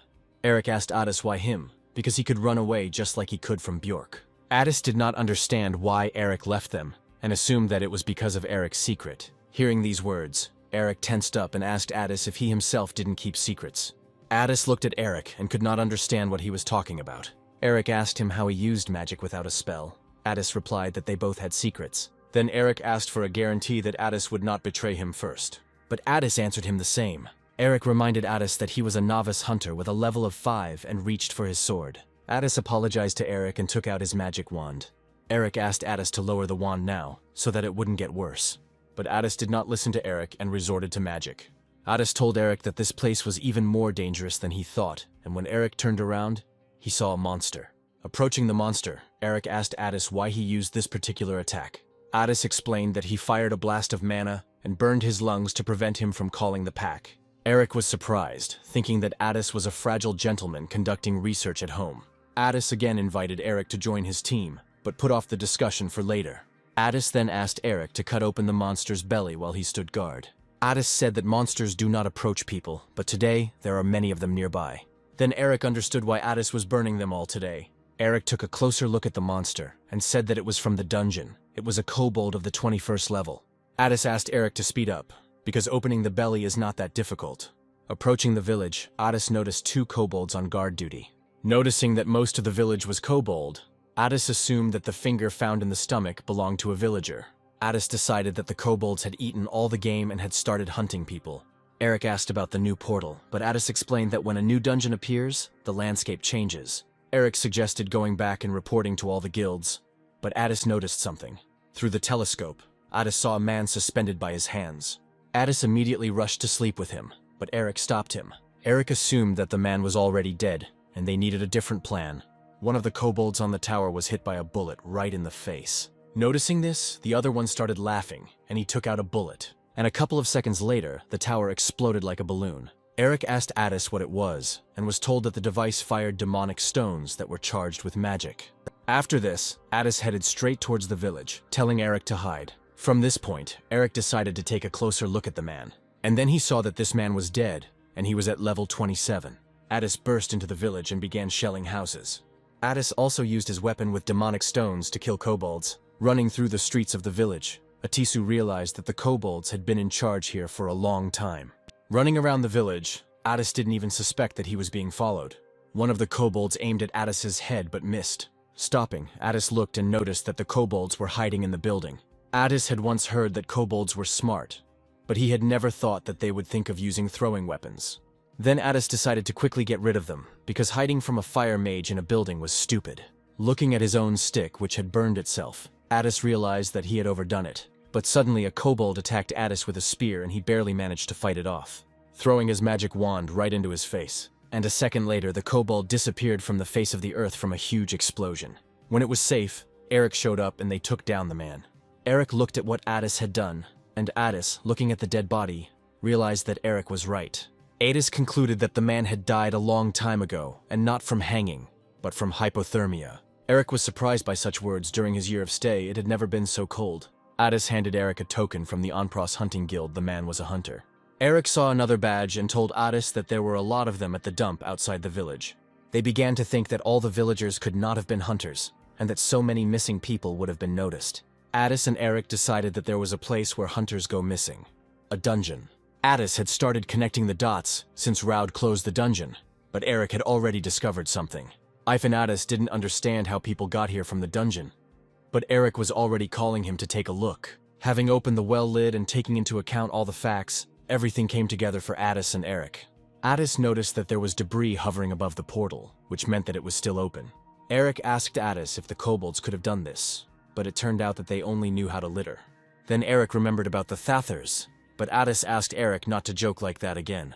Addis said that to create a portal you need a mage of at least level 40, who understands teleportation magic. But since the distance to the iPhone dungeon was large, it was possible that the mage was a level 60 mage. It all sounded creepy, but at that moment Eric was very wary, and he suggested that the magician who created the portal could be an enemy. A level 72nd lich appeared before them. Liches are magicians who specifically transform themselves into a living dead person, and they can heal physical wounds. As he approached Addis and Eric, Lich could not believe that guests had come to visit him in his absence. The Lich also knew that his little kobolds had been playing a little with the guests. After picking up some ash and sniffing, the Lich noticed traces of fire mana. He suspected Addis of this and pointed at him, but Lich did not understand who was next to him. Eric asked Addis what was wrong with him, and it turned out that, having become dead, the Lich had lost all 5 senses, and now he could only feel the energy flows of mana, which meant he felt Addis, but not Eric. When Addis asked Eric if he could escape, he was distracted by him, and at that moment, an icy blade flew from the Lich into Eric's face. Having stuck someone's eye into his socket, Lich saw them and said that it was impolite to ignore questions. But the Lich missed, and Eric asked Addis not to worry about him, but to keep an eye on the Lich. Eric looked at this dead body and understood that he would not let them go so easily. After seeing the Lich's attack, Eric was convinced that Addis could not win. Lich began to tell a story about how he asked a married colleague what a married couple is, and he answered when the husband and wife look in the same direction. Lich was delighted with this answer, and therefore took James and Catalia for himself. The Lich began to laugh, because the husband and wife were now together forever. Then he looked again at his guests and asked if they were listening to him. Addis had already started using magic, and the Lich was asking them to just surrender. Eric did not understand what Addis wanted to achieve. Addis explained that the Lich reflected his attacks with his own mana, but for Lich these blows were useless, but he liked Addis's efforts. While Eric was thinking about what if his level was higher, Addis was already aiming at the Lich. The Lich kept repeating that all attacks were nothing to him until the bullet penetrated. At the same moment there was a huge fiery explosion, and Eric and Addis began to run away. Looking around, Eric wondered how this would work. Addis told Eric that physical attacks were useless, but the Lich did not block demonic stones, and it was a diversion for a while. Eric and Addis had to manage to hide in the forest in a short time. As he ran away, Eric did not understand his inner feeling. It did not look like fear. Suddenly, Eric grabbed Addis by the hand, and before them rose a huge ice dome. Addis thanked Eric for saving him just now, but the situation was bad. Starting to use magic, Addis warned Eric that they needed to get out. Unexpectedly for Addis, the mana that was in his wand froze. Addis informed Eric that the Lich had lowered the temperature and he could not create fire. Then the Lich appeared, explaining that fire magic ignites mana, and ice magic freezes it. And when Lich succeeded, he realized that he was dealing with a fire mage. Then Lich decided to conduct an experiment and caused an ice storm. The air temperature dropped sharply, but Eric could withstand it. But looking at Addis, he realized that he was going through hard times. Lich asked his guests what it felt like to have their lungs freeze. Lich added that if you lose consciousness in this state, you don't feel any pain. Eric realized that the Lich wanted to kill Addis, and when he lost consciousness, Eric would enter the fight. Believing that this would be the only way to survive, Eric did not want Addis to die. But suddenly Addis began to apologize and say that he had been too selfish. Then, pulling himself together, Addis pierced himself with his own fire wand. After this, Addis's entire body began to convulse, and fire flowed through his veins. This surprised Eric very much, and he asked Addis why he was using magic on himself. Lich found this funny, as he thought Addis had done it to stop his body temperature from dropping. The Lich became curious about how long Addis could hold out in this state. Eric didn't have time to ask anything before Addis told him that this was their last chance. Addis asked Eric that no matter what happened, he would run away when a hole appeared in the wall. Eric began to shout at Addis that he could not cope alone, but Addis demanded a promise. When Eric made his promise to Addis, he immediately stepped forward. Lichu found all this amusing, and was waiting for new entertainment from Addis. Suddenly, Addis threw his remaining sticks into the air, and then there was another huge fiery explosion. Lich argued with Addis that the explosion was too weak to make a hole. Without seeing his guests, the Lich decided to find them using mana. But the explosion created too much noise, and judging by the clot of mana on the left, the Lich decided that they were still burning. The Lich was upset that the trace of the magician had disappeared, and he did not have time to have fun. And then Lich decided to play with the 5-level one, And only now did Eric understand what kind of sound he had heard in the forest and why Addis was there. Eric looked at Addis and couldn't believe his eyes that he was a dragon. In this situation, Addis could not explain everything to Eric and asked him to simply trust.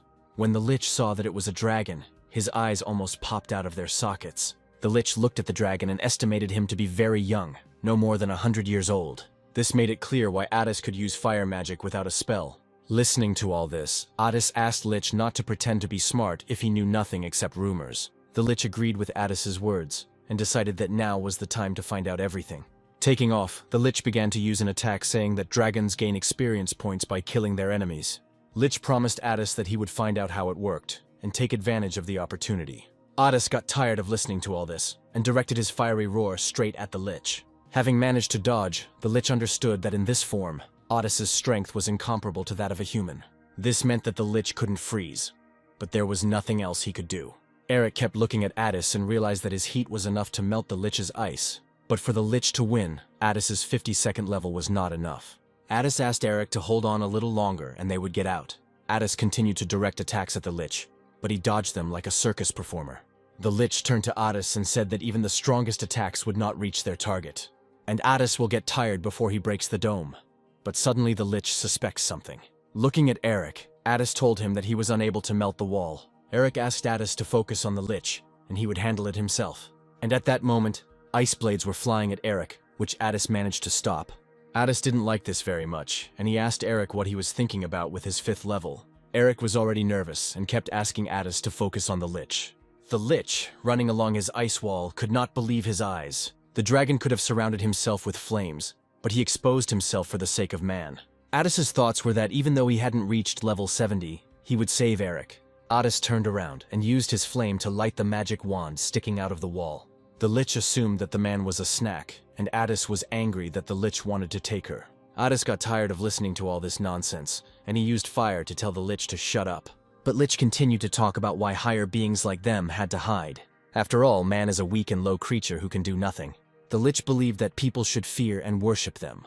Addis got tired of listening to all this and grabbed the Lich with his huge paw. Throwing the Lich into the ice wall caused a dent to form in the wall from the impact. After the blow, Lich rolled down the wall.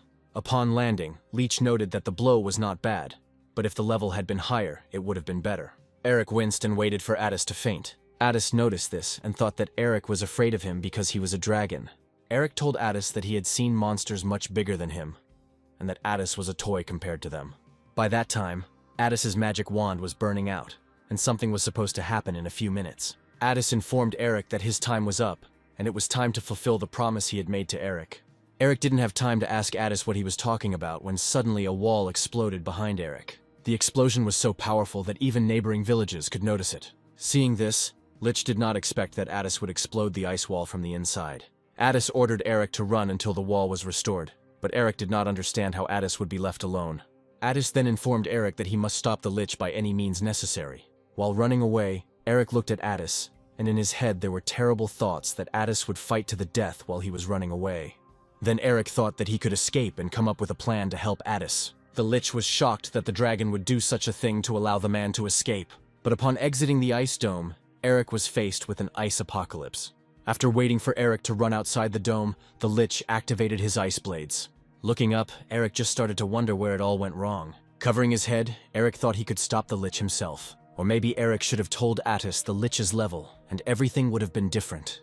Covering himself with his bare hands, Eric noticed a large amount of blood, but felt no pain. Addis noticed the ice blades and quickly covered Eric with his body to save him. Seeing such an act from the dragon, the Lich told him that this was already ridiculous for a monster. Addis fell, and Eric immediately rushed to his head. Eric shook Addis a little and asked him how he felt. Opening his eyes, Addis was glad that Eric was alive and told him not to worry, as dragons were resilient. Eric replied that only his ass was resilient, and looking at Addis, he wondered how long he could hold out. As the ice arrows melted, Eric looked down and noticed streams of Addis blood. If Eric waits for Addis to pass out, will he be alive by the time Eric finishes the battle? Eric thought about the potion, but it simply wouldn't be enough to treat such a large body. Having gained some strength, Addis began to apologize to Eric for promising to protect him. The Lich began to fly up to them, saying that the little dragon loves people. The Lich asked Addis if he really believed that the strong should protect the weak. Without waiting for an answer, Lich explained that it was an illusion created by weaklings. To attack, Lich chose the giant's punishing ice sword. Looking at Eric, he was not sure that if he let go, he would remain silent. The Lich offered Addis to kill the man, and if he did this, the monsters would accept him. Addis replied to Lich that he was right in that people saw them as nothing but monsters.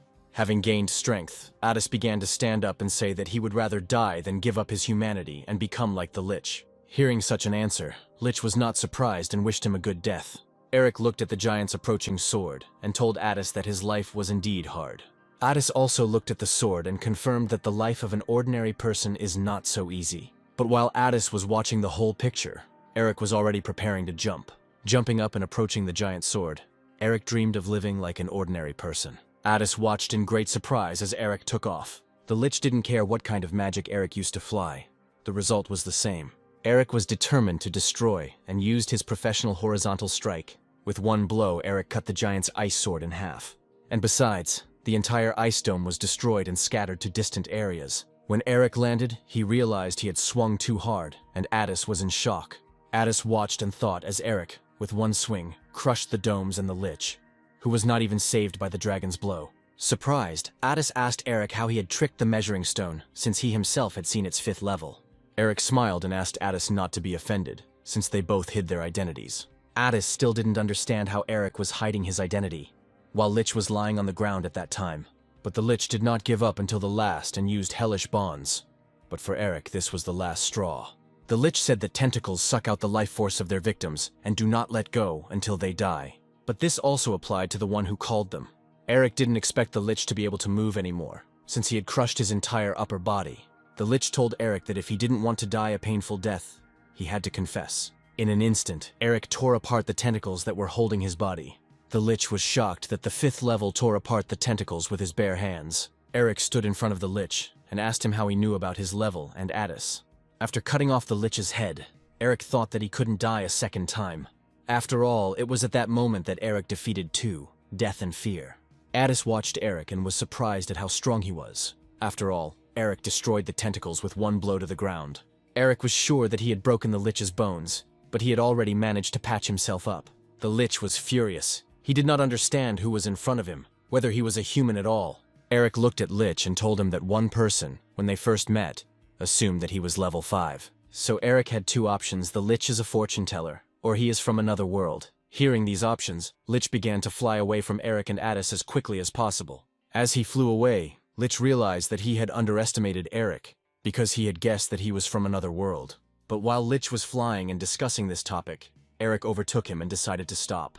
Having fallen to the ground, Lich had no idea how he could break away from Eric. Eric, catching up with Lich, shouted to him that it was for people like him that normal people suffered. The Lich asked Eric not to make him laugh and decided to use the ice doll to attack. All of the Lich's attacks were useless. Eric easily dealt with the ice doll and reached the Lich. Addis watched everything from afar and realized that Eric's strength was incomparable to that of an ordinary person. But Addis knew that such swordplay was impossible for a human, which meant that Eric was using aura. The Lich, looking at Eric, told him that if he doesn't use the aura, it means he wants to hand him over to the Inquisitor. Eric shouted at Lich that he didn't understand what they were talking about and threw stone pellets at him. From afar, Addis's voice could be heard shouting at Eru to use his aura. After all, the Lich's body consisted of mana, and if Eric interrupted the flow of mana with his aura, he would kill him. Eric knew he needed to use mana, aura, pana, and everything else, but that was possible after leveling up. Eric continued to prove to Addis that he was only level 5. The Lich heard this and realized that Eric could not use the aura, and this was a chance. The Lich launched icy blades at his opponent, but Eric blocked the blow with one swing. Continuing to attack, Lich told Eric that his attacks without aura were useless. But for Addis, the Lich's attack could work 100%. Addis shouted at Eric not to worry about him. Eric was already near Addis at this moment and protected him from the ice blades. The Lich looked at this wonderful couple and plotted his insidious plan. In his head, the Lich decided that Eric could not attack mana itself, and so the Lich will compress the mana and release it into Eric and Addis. It was a huge and powerful force that could kill in a second. But even here, Eric was able to surprise, breaking through the ground with just his strength. Looking at this, Addis understood that this wall of earth would not last long. Addis asked Eric to step aside, explaining that he would not kill the Lich without an aura. But Eric noticed that the Lich's skull began to look dirtier than the first time. and then Eric decided to go and take a closer look at the Lich. Eric advanced his earthen shield with every step he took, cutting through the mana. And having reached the Lich, Eric grabbed him by the bones of the cervical spine. Looking closer, Eric didn't remember seeing cracks on the skull before. This meant that the Lich would not be able to regenerate if Eric crushed him. Somehow, the Lich managed to slip away from Eric's grasp, telling him not to joke with him. After all, the Lich has countless high-level monsters to his credit, but Lich had no chance to escape. Eric managed to catch his bony legs. Holding the Lich's leg bones in his hands, Eric approached him with a terrible idea. Eric came up with a simple way to destroy it by grinding the Lich's bones into powder. At dawn, when everything was over, Eric took out the potion and began to save Addis. Addis, while in a pool of blood, returned to his human form. Eric asked Addis why he was always naked, and heard in response that all clothes were torn during the transformation.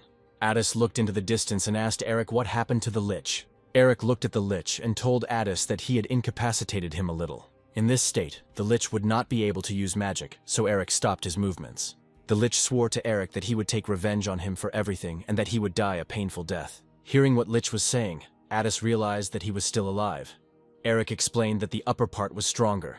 Addis laughed and admitted that if his enemy were a dragon, he would not be able to kill it. But suddenly Addis jumped up sharply, saying that he didn't understand something, and Eric followed him.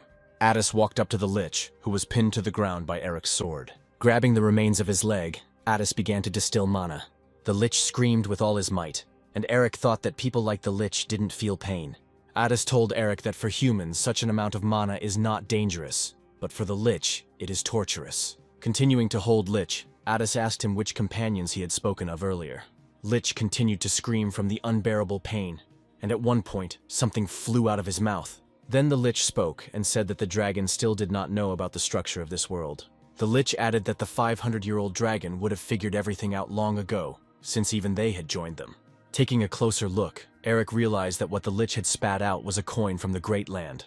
The Lich suggested that everyone watch the destruction of the world together in the afterlife. And after these words, the Lich self-destructed, and such a huge explosion caused an earthquake. Meanwhile, in his cave, Ether was looking through all his things so as not to forget anything. Ether realized that getting ready for the trip was very difficult, and after checking his suitcases, he could set off. Throwing his suitcase over his shoulders, Ether said goodbye to his little house and tried to walk. Trying to pull such a heavy load, Ether thought about leaving something behind. But after bursting into tears and hugging the bag with his things, it was very difficult for him to part with anything.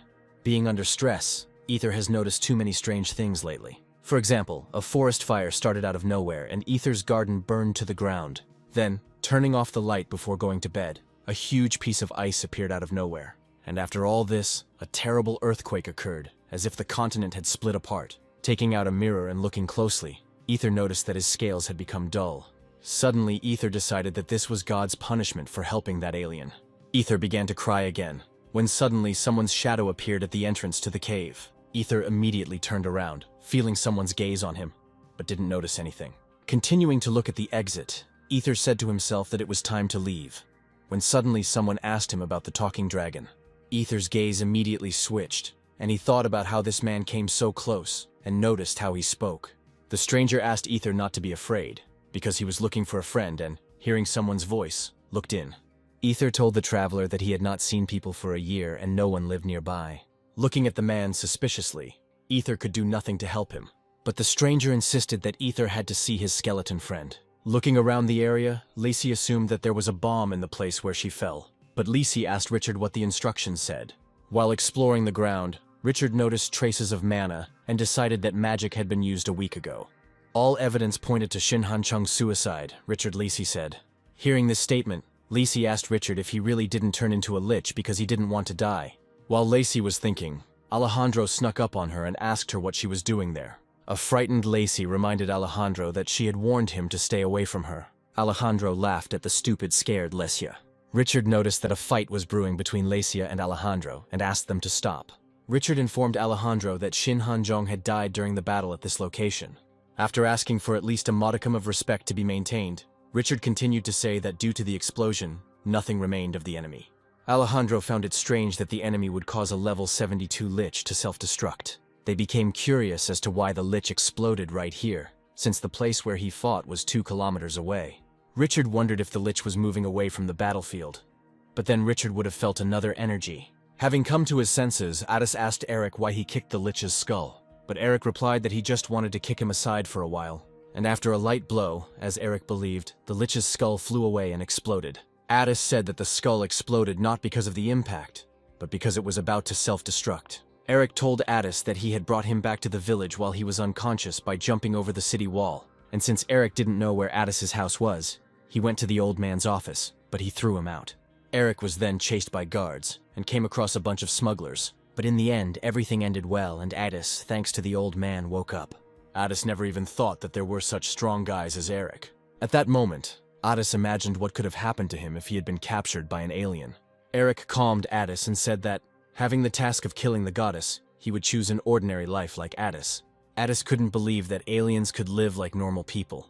Eric admitted that one thing separates him from them, and that is the faulty instructions. After this, Addis was surprised, because these were the powers that the aliens received from the demon god Omplus. Eric didn't know for sure if this was true, but he was sure that there was an ability he didn't know about. Addis began to suspect that there was something that made the aliens follow the orders of the demon god. Eric admitted that the reason for his 5th level not being displayed was due to a broken instruction. Addis listened attentively to every word Eric said and became more and more surprised. Without any sarcasm, Eric said that at one moment he could go crazy and become a killer. As he left, Eric added that Addis's communication with him would not lead to anything good. Eric said goodbye to Addis and asked him to take care of himself. But suddenly Addis said that his full name was Addis Emphatir Ragnaraka. Eric turned around as Addis continued to say that he was created by the shadow goddess Kivriel to be the descendant of dragons. Fire dragons are known for their performance, and so Addis will never forget his duty. Eric smiled and said that he was Ryu Han Bin, a military veteran. Night fell. The old man asked to deliver the cart to the destination, and he handed over the documents, thanks to which Eric would be able to pass through the gate. The old man will send Eric's new documents through the broker, and he will have to sell the cart. Eric asked where to put the money, but the old man told Eric to keep it for himself. Eric was delighted and said that he would not remain in debt. But the old man asked for one favor. The old man asked Eric never to kill a person, because if he kills once, he will become a monster. Eric listened to the old man and understood everything, promising that he would return someday. The old man looked at the starry sky and asked the goddess to protect them. Meanwhile, Richard continued to investigate, feeling the magic become weaker. Ether was captured, and, being present at all this, he thought why the Great Earth had captured him. Lisi told Richard that the Lich would not have lost to such weak magic as he sensed, but Alejandro managed to check for the presence of other auras, pranas, and forces. Richard then realized that the Lich's bones had been broken and crushed by physical force. And this meant that there were some beings that were superior to the Lich in physical strength. Opening the instructions, Richard suggested that it might be a dragon that had lived for 500 years. Richard ordered the dragon's blood to be used on Earth to find another. On the way, Eric's cartwheel broke and he began to fix it. While Eric was doing the repairs, the bandits were watching him and preparing for an attack. The gang boss ordered his comrades to take up arms and attack. Coming out from behind the garden, the boss asked Eric if he needed help. After all, the main robber Kalinor from the Dark Gorge wants to help. Having put the wheel down, Eric stood up and seeing his height, the robbers fled, leaving only Kalinor. Eric was glad when Kalinor approached him, because even though he had memorized the map, Eric still did not understand where the right road was. Kalinor realized his mistake, that he shouldn't have stuck his nose where it didn't belong. Eric heard Kalinor saying something, and it only took him a look to shut him up. A frightened Kalinor asked Eric to look away. Eric's eyes lit up when he looked, because the dungeon of the city of Iton was much larger than Onpros. In front of Eric was the largest dungeon in the north, the Crater Valley Dungeon. Eric asked his coachman if it was dangerous to build a city above the entrance, and in response he heard that the entrance was at the very bottom, and monsters rarely rose. Arriving at the place, Kalinor told Eric that there was a traffic jam and it would be difficult to get through the gate. While Eric was getting documents to enter the city, Kalinor managed to escape. Running away and looking back, Kalinor was glad that he had not been caught at the checkpoint. Running away so quickly, Kalinor only later noticed that he had crashed into Eric and became scared.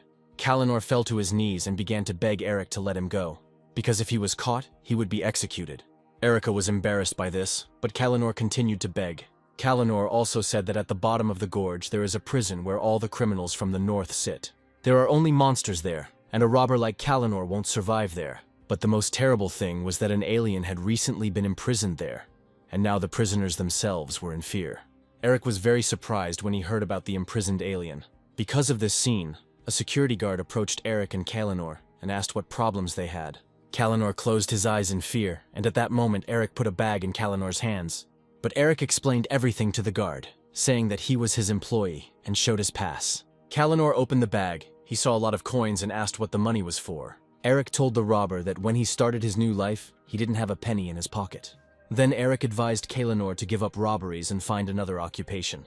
Eric left, and Kalinor promised him that he would use the gold for good deeds. Hearing the word gold, Eric stopped and quickly reached for another bag. Opening the bag, Eric saw copper and silver coins. Turning around, Eric started calling Kalinor, saying that he had mixed up the bags. Entering the city, Eric noticed a bunch of people with posters.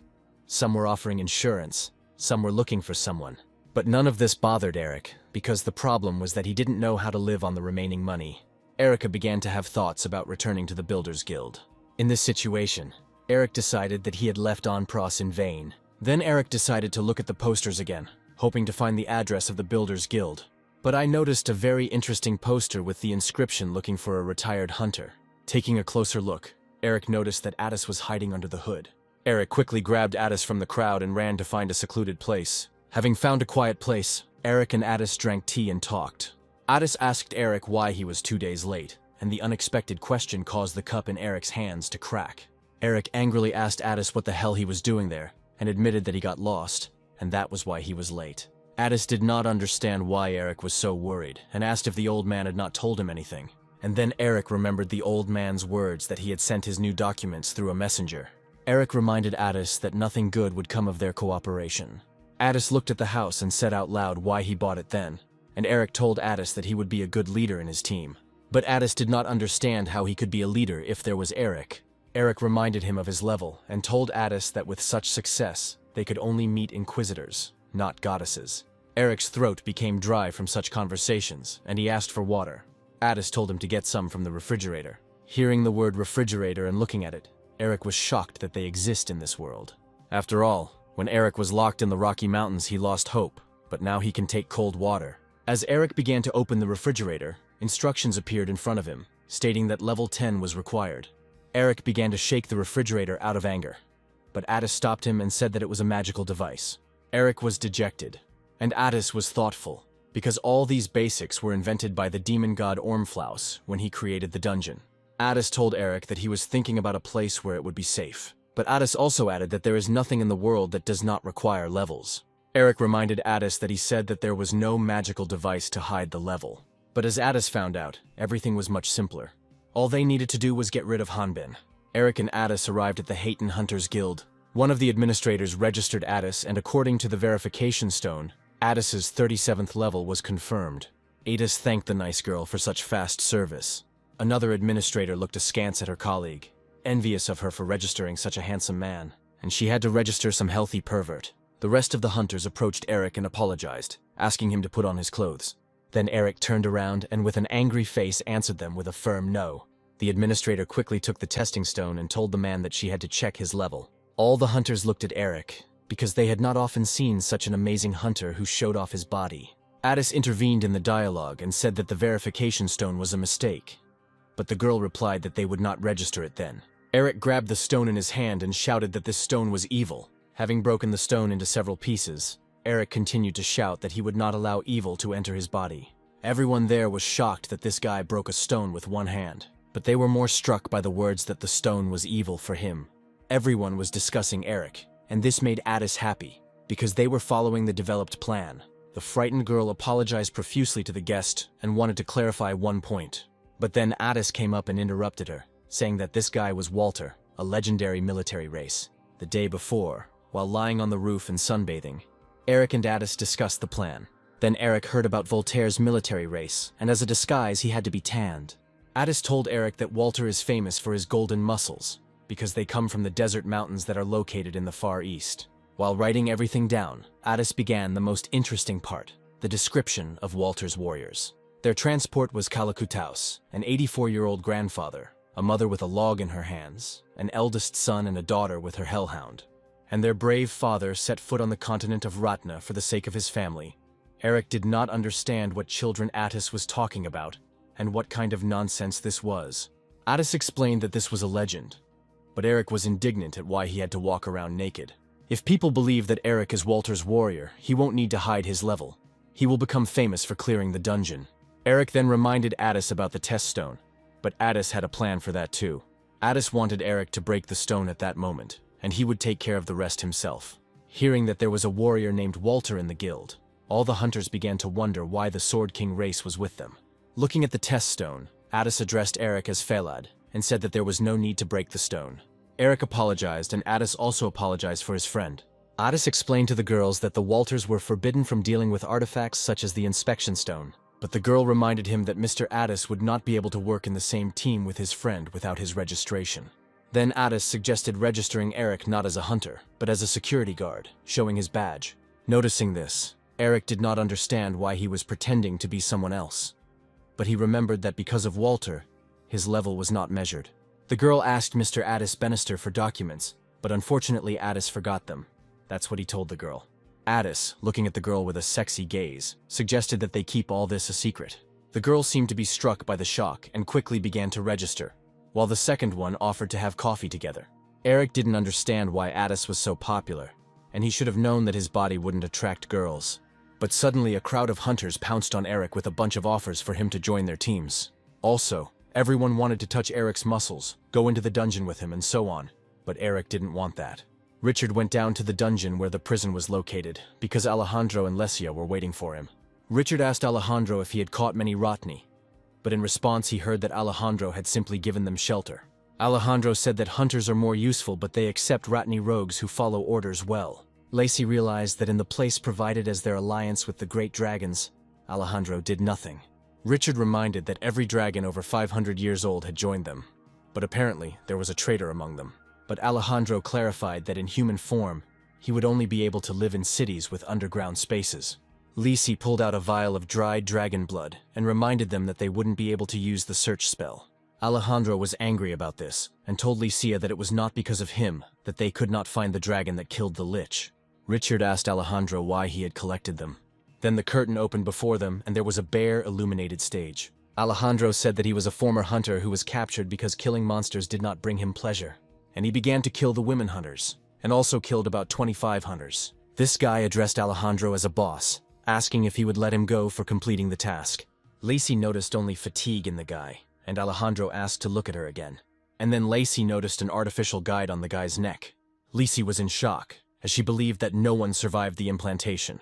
Richard asked Alejandro about the side effects of the implant, and Alejandro replied that they minimized them and increased efficiency. Ether stood behind the scenes and cried, realizing that this was an ordinary sacrifice.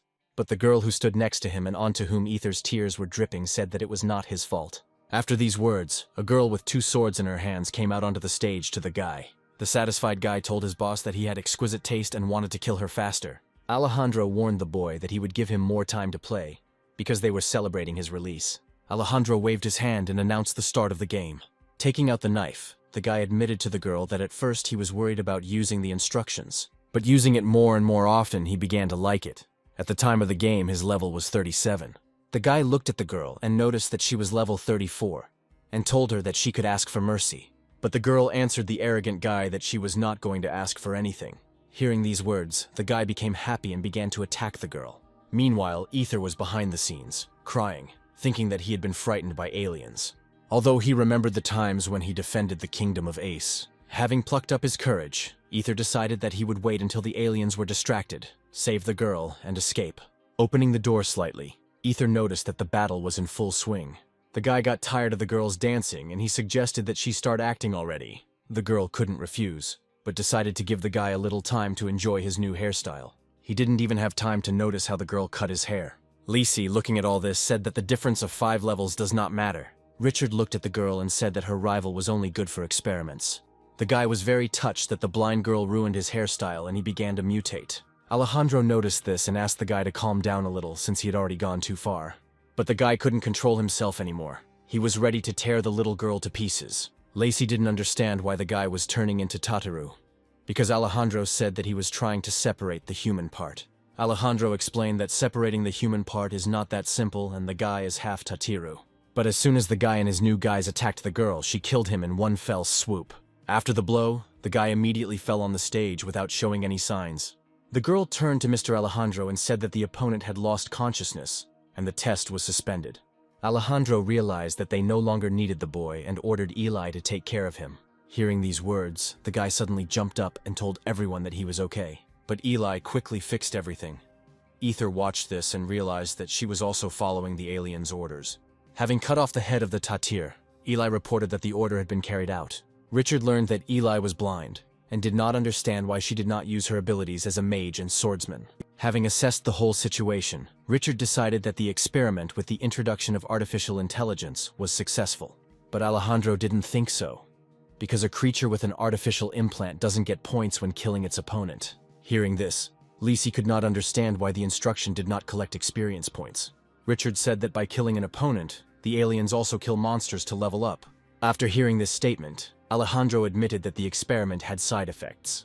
But Richard reminded Alejandro that in their case with the dragon, it was different. Throwing the medallion to Alejandro, Richard added that if there is a traitor among the dragons, then that changes things. Richard said that the lady gave them this medallion in case of killing the dragon. Alejandro looked at the medallion and could not believe such generosity. Richard warned Alejandro that he must report to that creature about the artificial instruction. As Lizzie left, she told Alejandro that she was jealous that he had to catch the dragon and complete the experiment. When they both left, Alejandro looked at the medallion and realized that if he didn't find the dragon, he would be the one left holding the bag. He couldn't figure out how he was supposed to find a dragon in human form. Alejandro then ordered Eli to send Ether to clean the stage. When Eli went backstage and opened the door, she did not find Ether. Then Eli began to sniff and search for Ether by smell. While running away, Ether did not understand what instructions, experiment, and dragon were being discussed. Ether understood only one thing, that the girl was working for them, and if he stayed, they would kill him. As soon as Ether kicked down the door and ran out onto the acceleration strip, Eli caught up with him. Hearing Eli yell at Ether to stop, he looked back and noticed her with swords. When Eli used magic, it was already too late. Ether managed to fly up. A contented Ether looked at Eli and was glad for the short runway. But the joy was short-lived, as Eli found a way to stop Ether. Turning around, Ether noticed that Eli had grabbed onto him and was now also in the air. Eli screamed at Ether that he couldn't just leave her. Ether didn't like this, and he wasn't going to sit on a leash like a dog. Then Ether began to fly even higher into the sky, and Eli screamed for him to stop. Unable to hold on, Eli fell, and Ether hoped that as a magician and swordsman she would land successfully. In the dungeon of the Crater Valley, on the very bottom floor, this is what was happening. Eric fought a crowd of monsters that were the size of a truck. He didn't have time to kill each one by one, and decided to kill them all at once. Eric used his favorite trick where you hold the weapon above yourself and run under the monsters. Although the technique is weak for killing, it will hold off the monsters for a while. Then Eric shouted loudly that the table was set.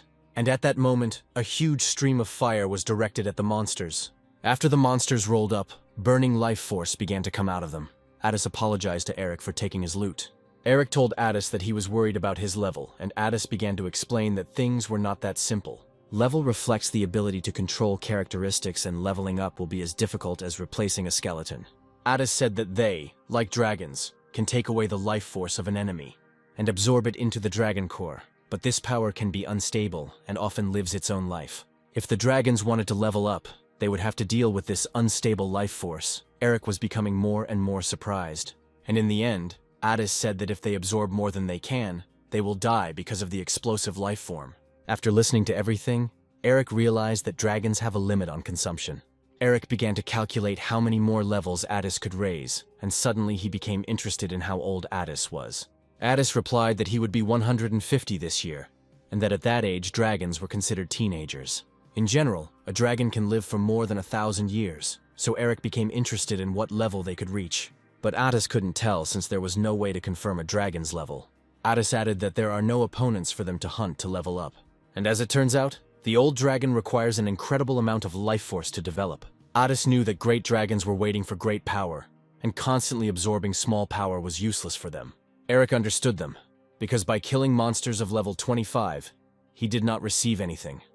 Only by killing above level 50, he could receive something.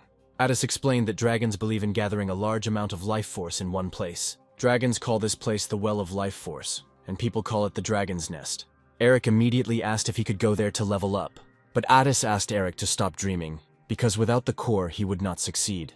The energy of that force will tear the body apart and force it to regenerate. creating a vicious circle. Ether fell into that very well of life force, and servants came running to help Eli. They asked Eli to go back inside and then noticed Ether in the sky. The servants decided that if he was not tied up, then he was of no use. But Eli did not like this. But knowing Alejandro, she agreed and went inside with the servants. Suddenly, Ether found himself in a place that was incomprehensible to him. He didn't even understand what had happened. Someone appeared behind Ether and called out to him. Ether immediately remembered this voice and couldn't believe it. Holding a small wyvern in his hands, one of the soldiers asked the captain what he would name it. The captain didn't think long and named him Ether, and the little dragon immediately warmed up on the captain's shoulder. Smacking his lips in his sleep, the captain thought that the little dragon liked his new name, Ether. Ether turned around and saw Captain Baldy, who said that he was now the captain of the Sky Dragon Knights. Tears welled up in Ether's eyes. He couldn't believe what was happening. The captain asked Ether why he was crying, because his Ether had never cried before. Then Ether covered himself with his wing and said that he just had a speck of dust in his eye. Ether noticed the crown and remembered that for failing to protect the king during the flight, a squadron of knights, including their captain, were executed. Although Ether knew perfectly well that the captain had done nothing wrong. The captain turned to Ether, saying that he was a smart boy, but still suspicious of others. Looking into Ether's eyes, the captain said that sometimes you need to trust people, and if a speck of dust gets into your eye again, you need someone to pull it out and wipe away your tears. At that moment, something was pulling Ether back. It was Eli who came back and pulled Ether out of that place. Eli approached Ether and began to stroke him, telling him to wake up. Ether opened his eyes and in a weak voice asked Eli why her. Eli told Ether that he had received a huge amount of life force and that his own power was in the house. Turning around, Eli asked her aunt to bring a potion to heal Ether's wounds. But in front of Eli is Alejandro's table, who says that it's not worth wasting the potion on this. Alejandro didn't think Ether would try to escape and asked Eli to leave him, explaining to her that even dragons can't cope with that amount of life force, and that Wyvern doesn't stand a chance. Alejandro didn't want to waste the potion to save the Wyvern and ordered Eli to just leave him. Then Eli introduced herself to Ether and asked him to close his eyes. Eli began telling Ether to imagine a vessel filled with water, and he had to form the water into marble balls. Ether closed his eyes, and Eli continued to say that he was no longer in pain, and Ether felt as usual. Eli praised Ether and asked him to continue, and she took out her sword. Blood began to drip from the sword, and Eli turned to Alejandro and asked if he would give her the potion now. Alejandro turned and looked at Eli. Blood dripped from Eli's hand, and she waited for an answer from Alejandro, whether it was worthy of the potion. The maid was shocked. She asked Miss Eli to stop and looked at the master with helpless eyes. Alejandro was unhappy with Eli's actions and warned that this was the first and last time. Eli thanked Mr. Alejandro, and the maid ran to stop the bleeding. Ether found himself in Eli's room and asked her what she was up to. Eli calmly watered the flower and asked Ether if he grew plants. After this question, the Ether immediately changed and answered that he had a small garden. But suddenly Ether decided that Eli wanted to eat him. Eli explained that due to her blindness, she sees the world through artificial instructions, but she can clearly see mana. And since Ether had absorbed a huge amount of life energy, they were somewhat similar to Eli. Eli said that most people who have the instructions will believe that Ether is lucky. After all, the life force that flowed in the Ether made Eli think that he had a dragon core. Eli knew that wyverns were a race of dragons, and Ether was also very smart. Ether clarified with Eli that in the process of acquiring life force, he created a core. And only after that, it dawned on Ether that Alejandro was looking for that very dragon core. Eli confirmed this, saying that this was the last ingredient needed to process her instructions. But Eli hid this from Alejandro. Then she asked Ether if he still believed in her loyalty to Alejandro. Ether thought that Eli was pretending, but if that were the case, he wouldn't be alive now. Ether turned away and asked again if it was true that Eli could feel forms, even if her eyes couldn't see them.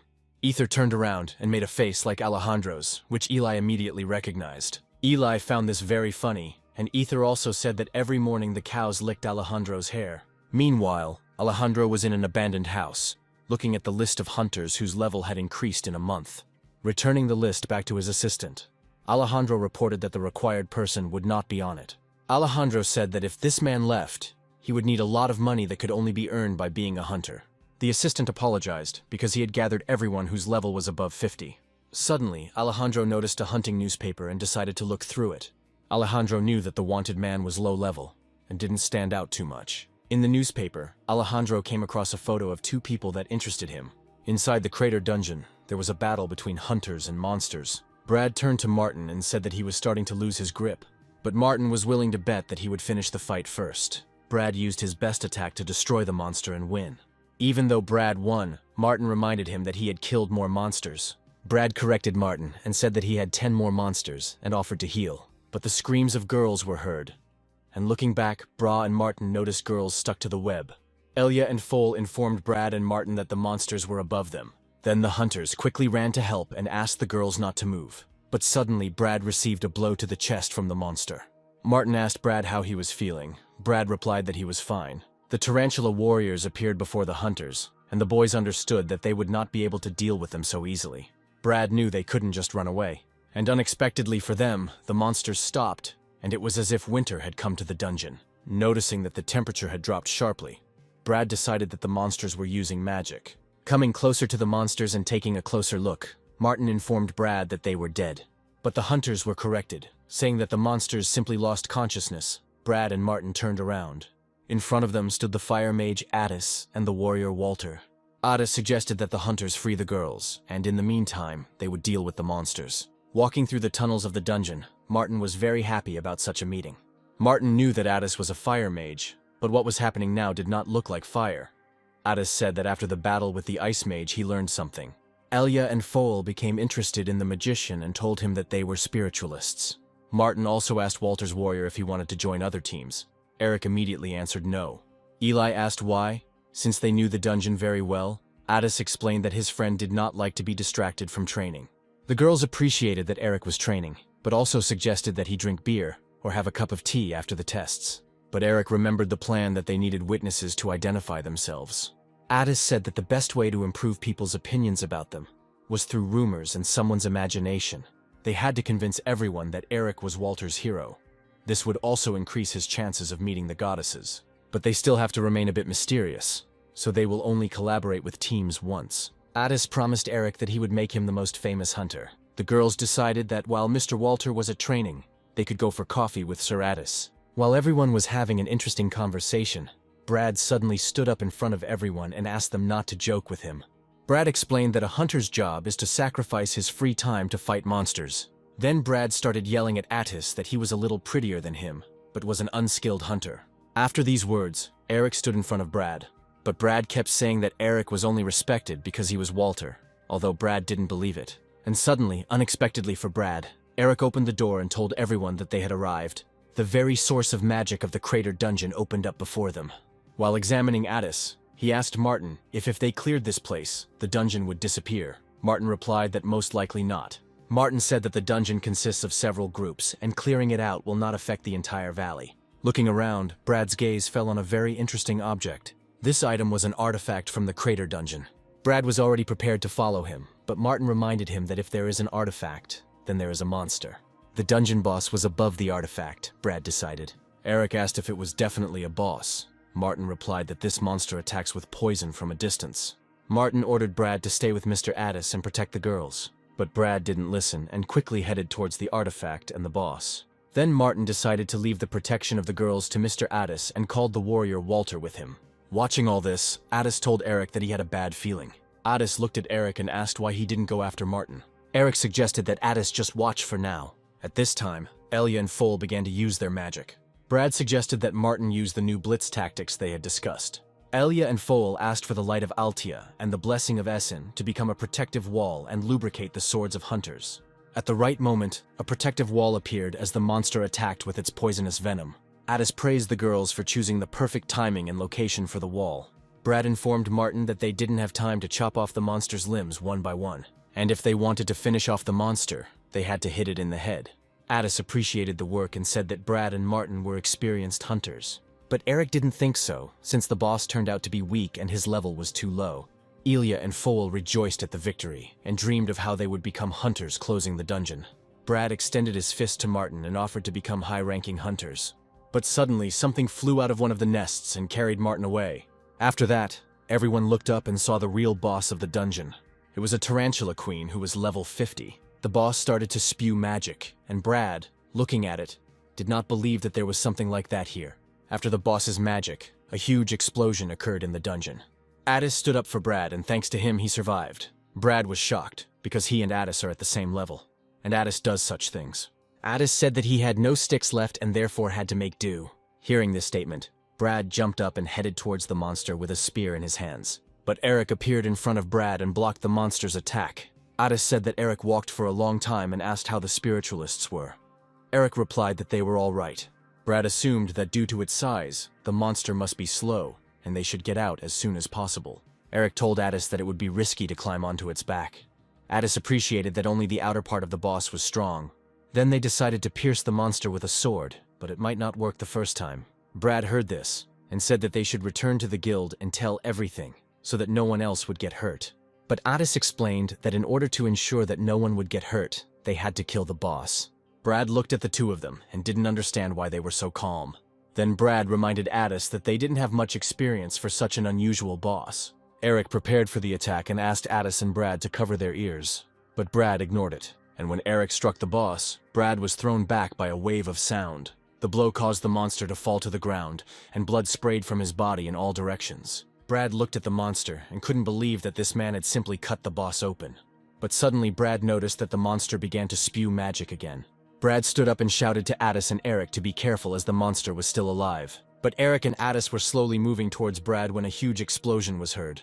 The explosion caused Eric's sword to fly off the monster and land right next to Brad's leg. Brad realized that they had stuck a stick into the sword, which caused the explosion. Eric looked back and informed Brad that they had cleared the dungeon. As we were climbing up from the dungeon, we could hear splashing sounds all the way. Brad sat in the corner and cried. Eric was embarrassed by this and asked Addis to do something about it. Suddenly, Brad raised his head and said that when Martin died, he was dumbfounded. And now he envies Walter, since he was strong from birth. But Addis told Brad that this guy had to live in difficult conditions. Eric asked Brad to stop talking about the injustice of this world. It was obvious that he himself had to try to survive. And if luck is on his side, he will survive and become stronger. Eric reminded that something bad happened when they met them, and thanks to him and Addis, Brad survived. Brad grabbed Eric by the harness and admitted that he was right, and if it weren't for Eric, he would already be in the next world. Almost rising from the dungeon, Brad continued to talk about how, according to Eric, Martin's luck was not on his side. But at the top, Brad and everyone else were met by Elia and Foal, along with Martin. Hearing Brad talking to the warrior and the mage, Martin and the girl scolded him. And Addis remembered that they had not told Brad about Martin. Martin said that Sir Warrior snatched him from the clutches of the monster, and thanks to him he survived. Having heard such a story, Brad did not believe that such a thing was even possible. Martin, Brad, and the girls bowed and thanked Mr. Walter and Sir Addis. Eric, without answering, simply left the room first. Martin hit Brad over the head for his behavior, and Addis had a proposal for them. Addis explained that they couldn't use the artifact, and Walter suggested offering it to Martin and Brad first. Taking the artifact in his hands, Brad could not believe his eyes that he was being offered such an expensive weapon. Addis added that they would sell the weapons to them at half price, as luck was on their side. Eric stood outside and heard Brad rejoicing over his first artifact and wanting to know its capabilities. But Eric knew that he couldn't use the artifact due to the level limit. A carriage passed by Eric, which he didn't even pay attention to. But the coachman became interested in him. Stopping and turning around, the coachman reported that he had found the warrior Walter. But the magician had not yet exited the lift. The man ordered to wait for Addis Bannister. While Addis was talking with Martin and Brad, Eric decided to hide from him. And when Addis came out, he called Eric. Addis knew that Eric loved to hide and very well, but suddenly a man from the carriage called out to Addis. Looking out the window, the man asked Addis to take up a little of his time. After a while, Addis fell silent, and Eric decided it was time to go out. But when Eric came out, he no longer found Addis, and assumed that he had left without him. Sitting in the carriage, Addis was indignant, because the man had only promised to talk and not to go anywhere. Addis remembered that he had used all his sticks and even spare ones, but the man told Addis that it was wise of him not to take out his wand. And a personal meeting convinced the man that Addis was similar to his older sister, Lady Adora. The man reminded that Lady Adora had fought against the evil great dragons together with the 4 heroes 10 years ago. Eventually, the Supreme Draconian Brotherhood was created, which watches over the great dragons. And if Adori were alive, she would have received the blessing of the goddesses. Addis did not like this, and he ordered to speak on the merits. As it turned out, the man was concerned about rumors that the head of the Bannister family was living in seclusion. Having stopped, the man said that he had chosen a deserted place for their conversation.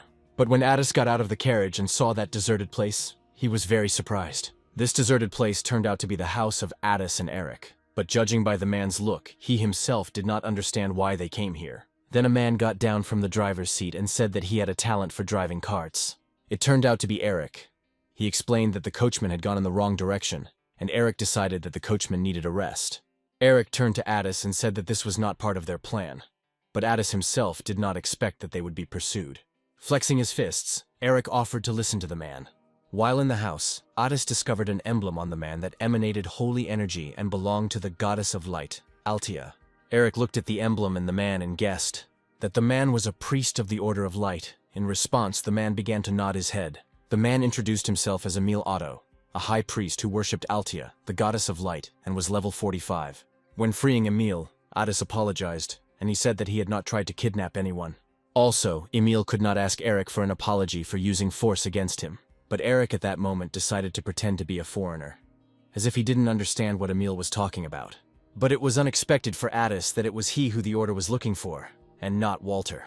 Addis understood the seriousness of the conversation, if it was so confidential. Emil looked closely at Addis, since after the death of the great dragons he was looking for a young and inexperienced head of the family. But these were false assumptions, for Addis had managed Eric so well at the age of 17. Emil officially proposed cooperation with the Order of Light, and asked to listen to him carefully. Handing over the photograph, Emil said he was studying a man named Alejandro in the refugee villages surrounding the Crater Valley. Addis and Eric had not heard of him before, and asked Emil if he really used the villages as a criminal base. Realizing the gravity of the situation, Emil decided to first tell about the refugee village. Previously, the refugees were not residents of the city, but with the appearance of the dungeon, taxes increased, and they had to live outside the city. The people there were not rich and lived in barracks they built with their own hands. Kalinor's family also lived there, and they always happily greeted him from trading. Kalinor told his wife that his appearance did not attract customers, but she supported him and said that everything would work out. Also, Kalinor was looking for the person who helped him with money, and seeing a similar one, he recognized that it was Walter's warrior. Suddenly, one of the villagers ran very fast and shouted that he wanted Walter's warrior to come to their village. Hearing the screams, Kalinor ordered his wife to run to the center of the village and asked Joseph what was going on. Joseph managed to shout for everyone to run as the monster was approaching. At the very beginning of the village, the monster managed to swallow Joseph, and the people began to run away. Kalinor noticed his wife and asked why she was still there. She said that she couldn't find the child. Perhaps the child was in the house, Kalinor told his wife, and help had already arrived for him. Kalinor asked his friend if Joseph had really gone to the monster nest without waiting for the Hunters Guild. But he replied that no one would accept their request anyway for such a small reward. But from the other doors of the house, Kalinor's daughter appeared, and not only he noticed her, but also the monster. Then the monster quickly turned to the girl and released its long tongue. Kalinor seemed to have fallen into the ground, because for ordinary people, monsters are more terrible than earthquakes and storms. Emil explained that the Order cannot interfere with the management of the territories, and therefore they cooperate with the hunters. Addis immediately agreed and was ready to start right now, but Eric stopped him. Eric asked Emil not to pretend that he was thinking about justice, because if he was, he would not have come to the Dragon Hunter. Emil lowered his head and admitted that their mission target was Alejandro's base, and then it dawned on Addis that their target was the Dragon's Nest, which should have been destroyed long ago. Addis explained that even if there was one left, it would have to be dealt with by the Order or Brotherhood itself. Emil agreed with Addis, but the Order could not accuse Alejandro of anything, and his actions were not criminal. And for the refugees, he was a hero. Hugging her savior, Kalinor's daughter cried because the monster died. Kalinor looked at all this and was shocked. He asked the stranger who she was. Eli informed everyone that all the inhabitants were safe and that they themselves were from the Dragon's Nest. They came to help, thanks to Alejandro, who sent them. A couple of days earlier, Alejandro called Eli to him and said that he wanted to send him and Ether to the refugee village. Alejandro wanted to provide a little help to the village, but all that was required was to kill the monsters wandering around. After the murder, the rest was left to Mr. Handy, who was glad of the opportunity, even though he had only recently joined. While Handy expressed his gratitude to Alejandro, Eli did not understand why they should support the refugees. Looking at Alejandro, Eli guessed that he was up to something. Then Alejandro ordered that Handy would keep an eye on Ether. Alejandro smiled and looked at Eli, reminding her that the last time Ether tried to escape. Until this moment, all actions in the name of justice had been secret. But now Alejandro decided differently. If refugees wish to resettle after hearing about the Dragon's Nest, they will be accepted after evaluation. Eli didn't understand why Alejandro was reducing the number of inhabitants of the nest, Since Eli and Ether had no choice, they destroyed the monsters around the village. When the monster was defeated, Eli sat on the ground and lowered her head. Ether was afraid that she was injured. But as it turned out, the slime from the monster stained all of Eli, and Ether offered to clean it. They flew to a quiet, peaceful place near a lake where Eli was able to wash herself. To dry Eli's hair, Ether gave her a quick ride. Eli thanked Ether for his concern, but she was worried that there might be monsters left in the forest. Ether told Eli that if she killed all the monsters, they would realize that there were people nearby. While combing his hair, Ether also asked Eli if she had ever used the sword without instructions. Eli replied that it had happened a couple of times. Ether saw Eli's movements many times when she used the instructions, but sometimes the pace was off. Eli said that magical fencing is quite precise, but she would like to learn the kind she saw as a child. Then Eli said that as a child, she did not know about hunters, and every morning her mother combed her long hair. Her mother never showed her other side, and only later did Eli find out that her mother was a swordsman. Eli remembers that her mother's morning workouts were wonderful, and she thought she was a dancer. Every day started the same way. But that morning, Eli's mother went hunting and never returned. And then a couple of days later, Alejandro came for Eli. Alejandro brought Eli to the dragon's nest and forcibly implanted the manual into her body. After this, Eli lost her sight, and every time she practices fencing, she relies on guidance. This frightens Eli greatly, because ultimately she will simply become Alejandro's puppet. Ether was surprised and suggested that they simply run away, jump on him, and they would fly far to the west, where no one would find them. Eli thanked Ether for the offer, but if she ran away, Alejandro would kill someone. Then Ether suggested that he should report everything to the Inquisitors, but Eli replied that this was impossible. Once upon a time, Eli asked a villager for help, and the next day his body was found. And when Eli refused to train, Alejandro's test told her that human life was worth nothing. Alejandro can be gotten rid of by making the dragon's nest process the life force and become useless. But for this, they needed the dragon core, which Ether had. Ether knew this, but still did not understand how to process life force. Eli asked Ether to calm down, because soon he himself would understand how to do it. Deciding to defuse the situation, Eli said that after Ether understands how and what to do, he will become a legend. Ether thought about it and decided that they needed to hurry, as another dragon might come. But Eli didn't understand what he was talking about. Then Ether explained that when rumors of the dragon's nest spread, other dragons would also learn about it.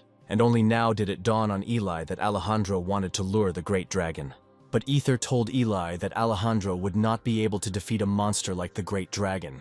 Eli had known Alejandro for a long time and was sure that he knew how to extract the dragon core. The priest warned Addis that he would have to enter that place alone. Emil said that Alejandro was looking for experienced magicians, and the order would provide Addis with the necessary information to pass the test. Eric slapped the table and said that she would go with Addis. Explaining this, if Addis went alone into the enemy's shelter, it would be tantamount to suicide. But Emil answered Eric that Alejandro would suspect the warrior Walter.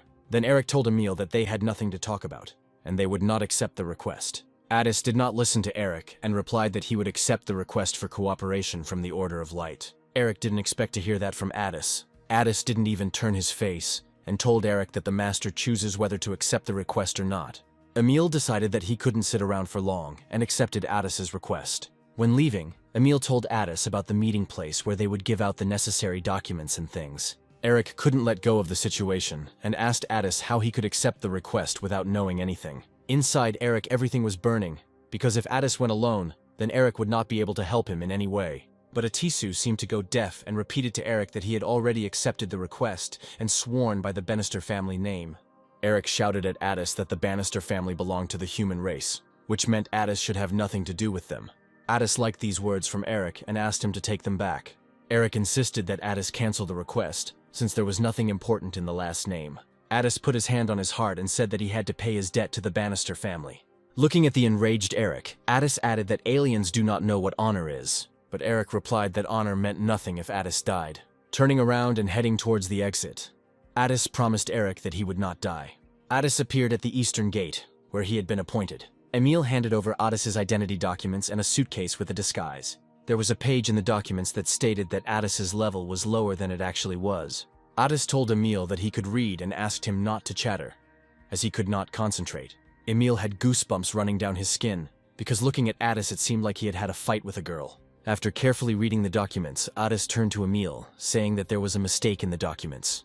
Addis showed that the documents stated that the gender was female, but Emil replied that this was not a mistake. Emil held out a box of cosmetics and asked Addis if he knew how to apply makeup. A long line of men gathered in the village, wanting to get into the dragon's nest to work. Kalinor was also going to go to the dragon's nest, and while there was time he said goodbye to his wife and daughter. His wife wished Kalinor a good journey, and he asked his wife to take care of herself and her daughter. Miss Elia appeared from behind the tent, and Kalinor asked what brought her here. As it turned out, Eli was supposed to accompany people to the dragon's nest. Kalinor told Eli that he was going to work as a builder in the dragon's nest. Eli asked Kalinor if he knew that he would not return home until he finished work.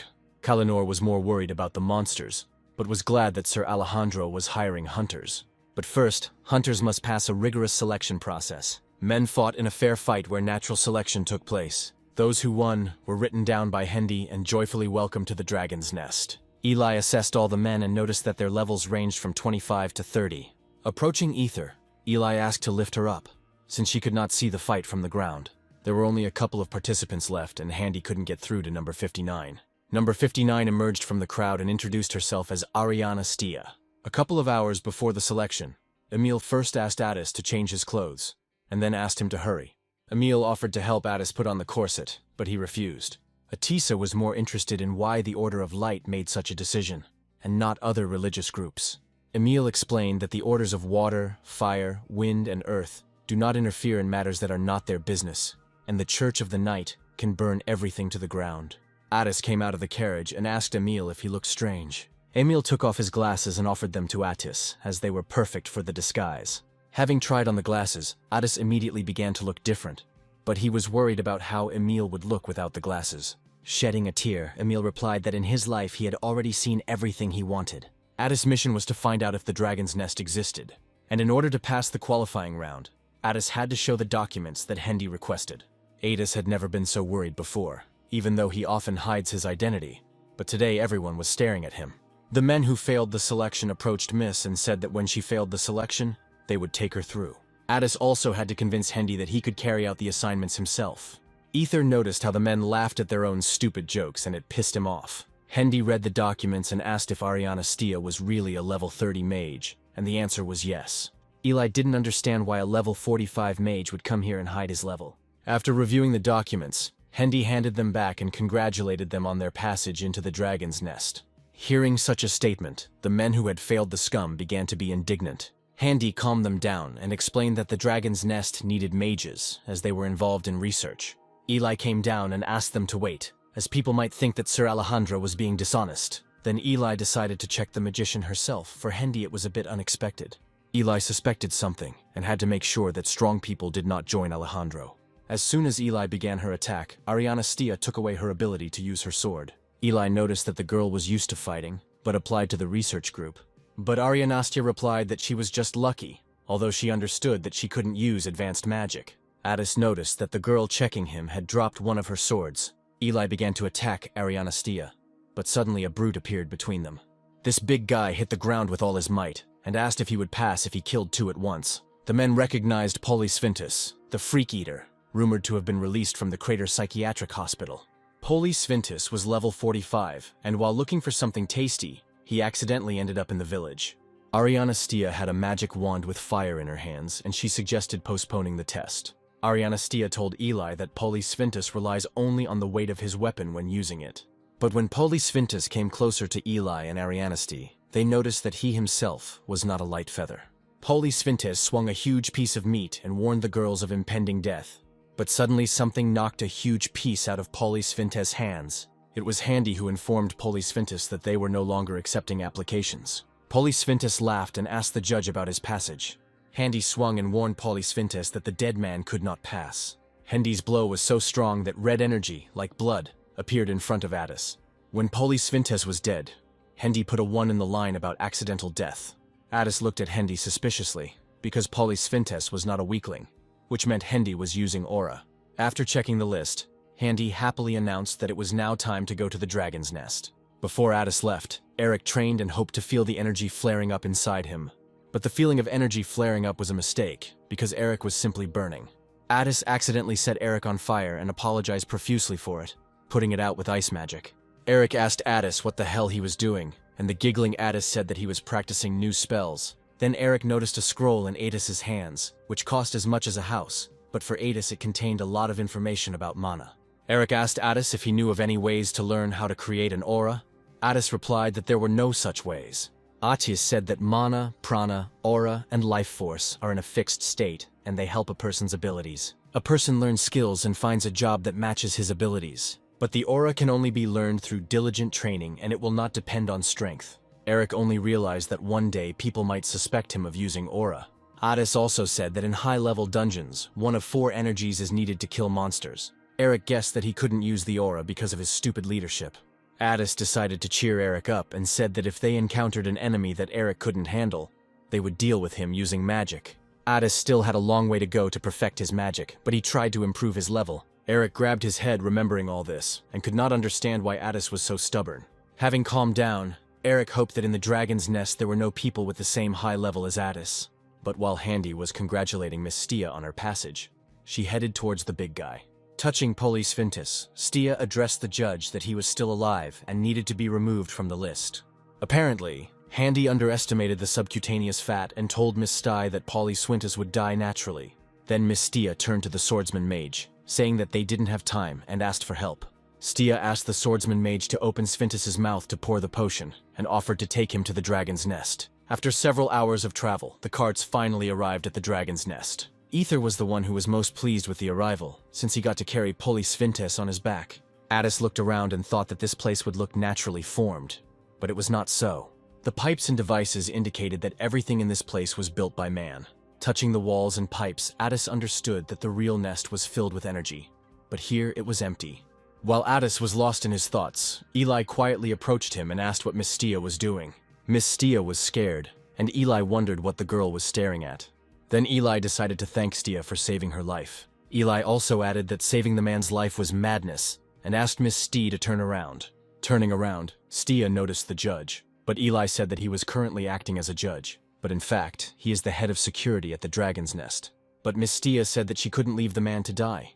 So Eli replied that good people don't survive here. Eli said that people outside thought it was a hidden castle, but the place lacked water, food, and space. After that, Eli asked Stia if it looked like a dragon's nest, and Stia replied that it looked more like an isolated island. Eli also asked to note that rules and order are important things here, and stone walls are built every day. After hearing this, Miss Stia decided that she had no choice and directed fire towards Police Fintis. But Eli abruptly dropped Stia's hand and asked her to stop. Stia calmed Eli down and said that the sick needed warmth. Looking at her, Stia realized that people were important to Eli. Their conversation was interrupted by Handy, who noticed that Stia and Eli had already become close. But Eli immediately reported that she was simply explaining the local rules to the new girl. Then Handy asked Miss Stia to leave her sticks and follow him, as Sir Alejandro wanted to see her. Eli didn't expect Alejandro to want to meet Stia so quickly. Walking through the corridors, Adis realized that he had relaxed after entering here. Handy asked Stia what she thought after seeing this place, and she replied that it was a beautiful place, just like the rumors said. But suddenly Handy turned around and asked if this was a real dragon's nest. Taking out the amulet, Handy asked if Emil had said that there were spies here. Then Adis asked for proof.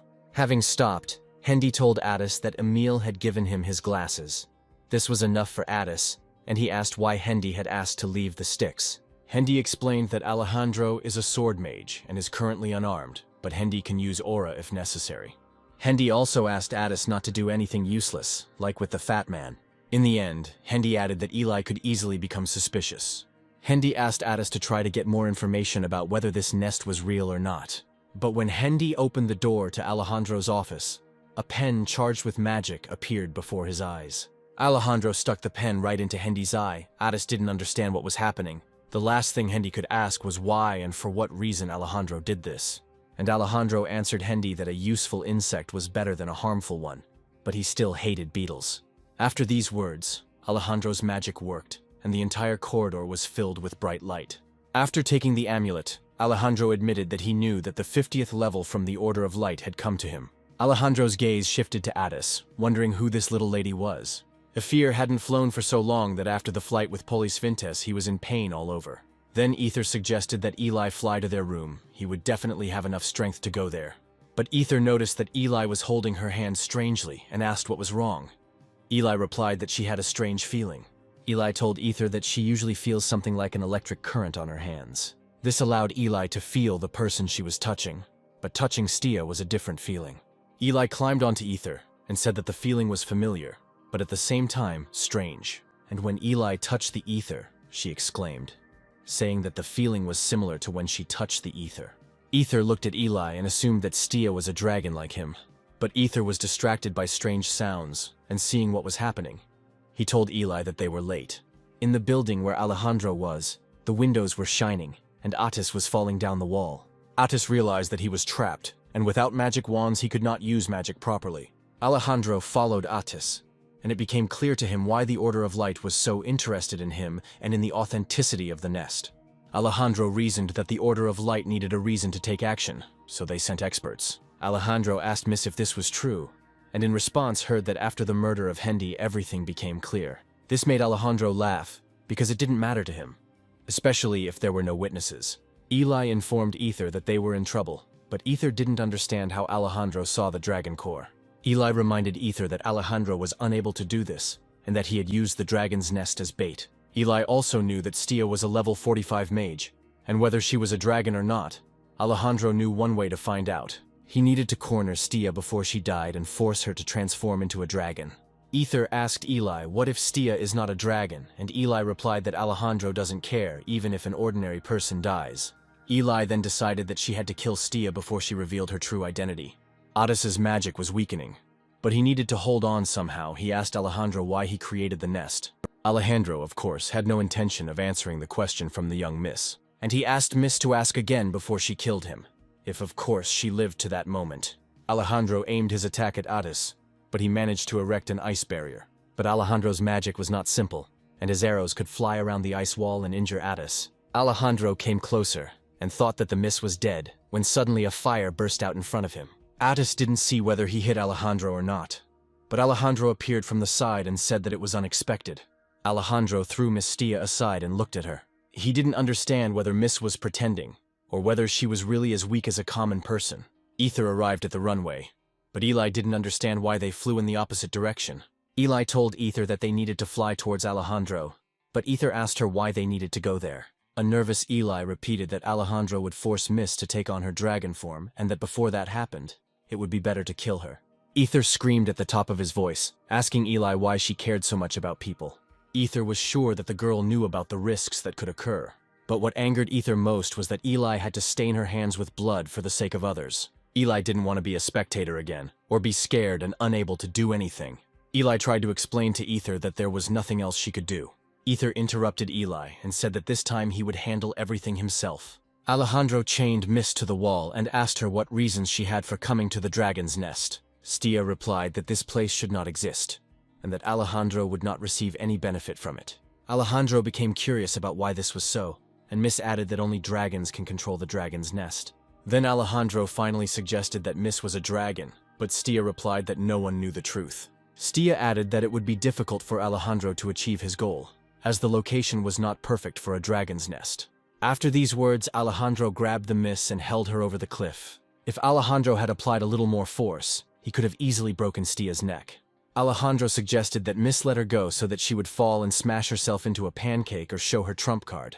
After that, Alejandro began his countdown from 3. But suddenly the accumulating energy began to manifest itself, and Alejandro decided that the Miss was a great dragon. Atis didn't understand what Alejandro was talking about, since it wasn't him who was accumulating the energy. Looking around, Alejandro noticed that the life energy was gathering in another place. Then he threw the Miss away, saying that the real dragon was not here. Atis did not believe that there was another dragon besides him, thanks to which he did not reveal himself. Looking at Alejandro, Atis understood that he was a tough schemer since he was able to attract another dragon. Atis wanted to get out of this place and report everything to the Order of Light, but unfortunately he couldn't do it now. Suddenly, a swordsman mage appeared. Descending the wall, she called out to Alejandro. As she lowered Eli, she quietly whispered to Miss Sty that she was glad that Miss was still alive. Eli reported to Alejandro that the dragon had penetrated through the other side of the wall and suggested that he check. Alejandro admitted that he thought the Miss was a dragon and told Eli that the dragon would still be in human form. Alejandro also said that in a damaged nest, the dragon will not be able to level up, and the bridges outside the area will explode, and he will not be able to escape. Then Eli understood why Alejandro had isolated this place. Alejandro continued to say that with the current state of the nest, further construction would be a problem. But Alejandro was pleased that he had been able to conduct a good experiment. Alejandro apologized to Miss for giving her hope for life. Eli said out loud that it was a great shame, and she didn't even know that the dragon's nest was damaged. Eli told Alejandro that he felt disharmony from the Miss, and also decided that she was a dragon. Attis listened attentively to what Eli was saying, and did not understand why she was helping him.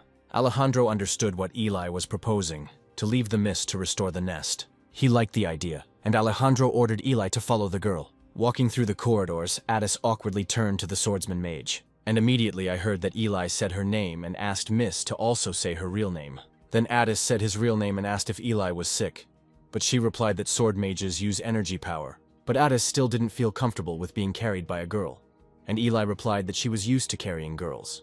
When Eli arrived, she showed Attis her room, but Attis felt awkward lying to Eli, because she was a good person.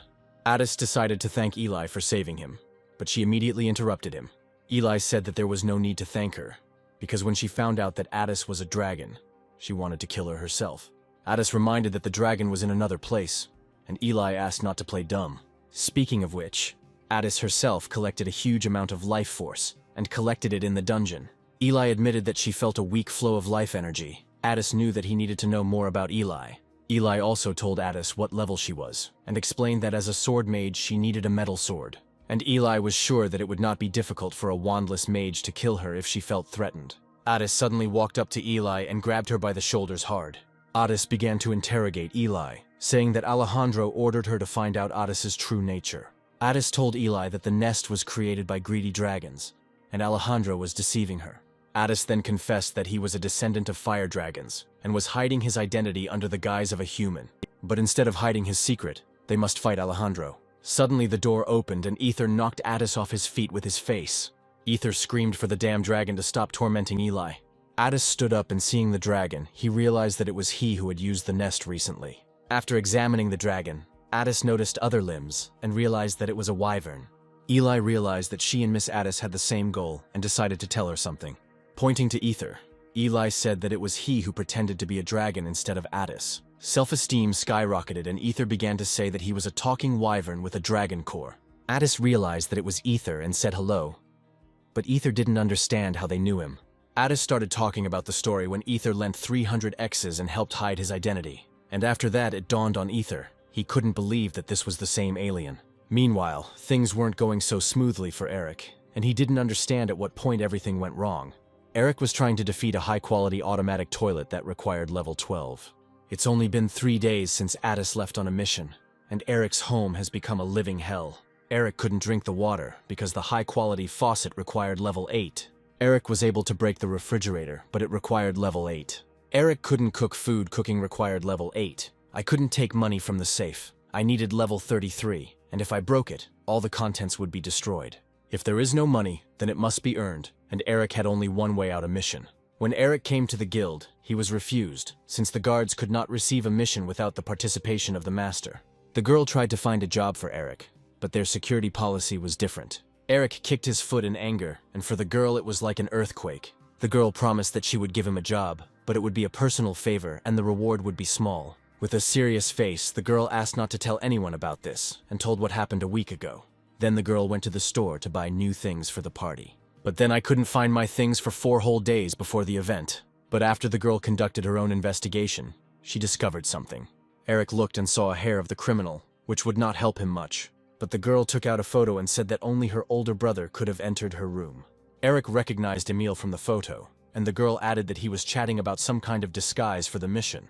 The girl asked to track him down, take her things, and then burn her brother. Eric promised to do everything possible. Eric had no idea where Emil might be, and he was undercover. But at that moment, an instruction appeared in front of Eric, suggesting that he use the tracking skill. While in some canyon, Eric began tracking.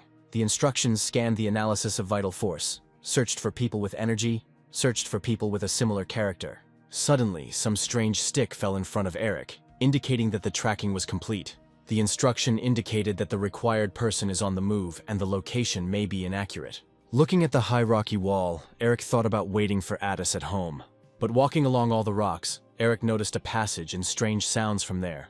One of the monsters beat Emil and demanded information from him. The monster wanted to know where the thing that the spy gave to the priest was.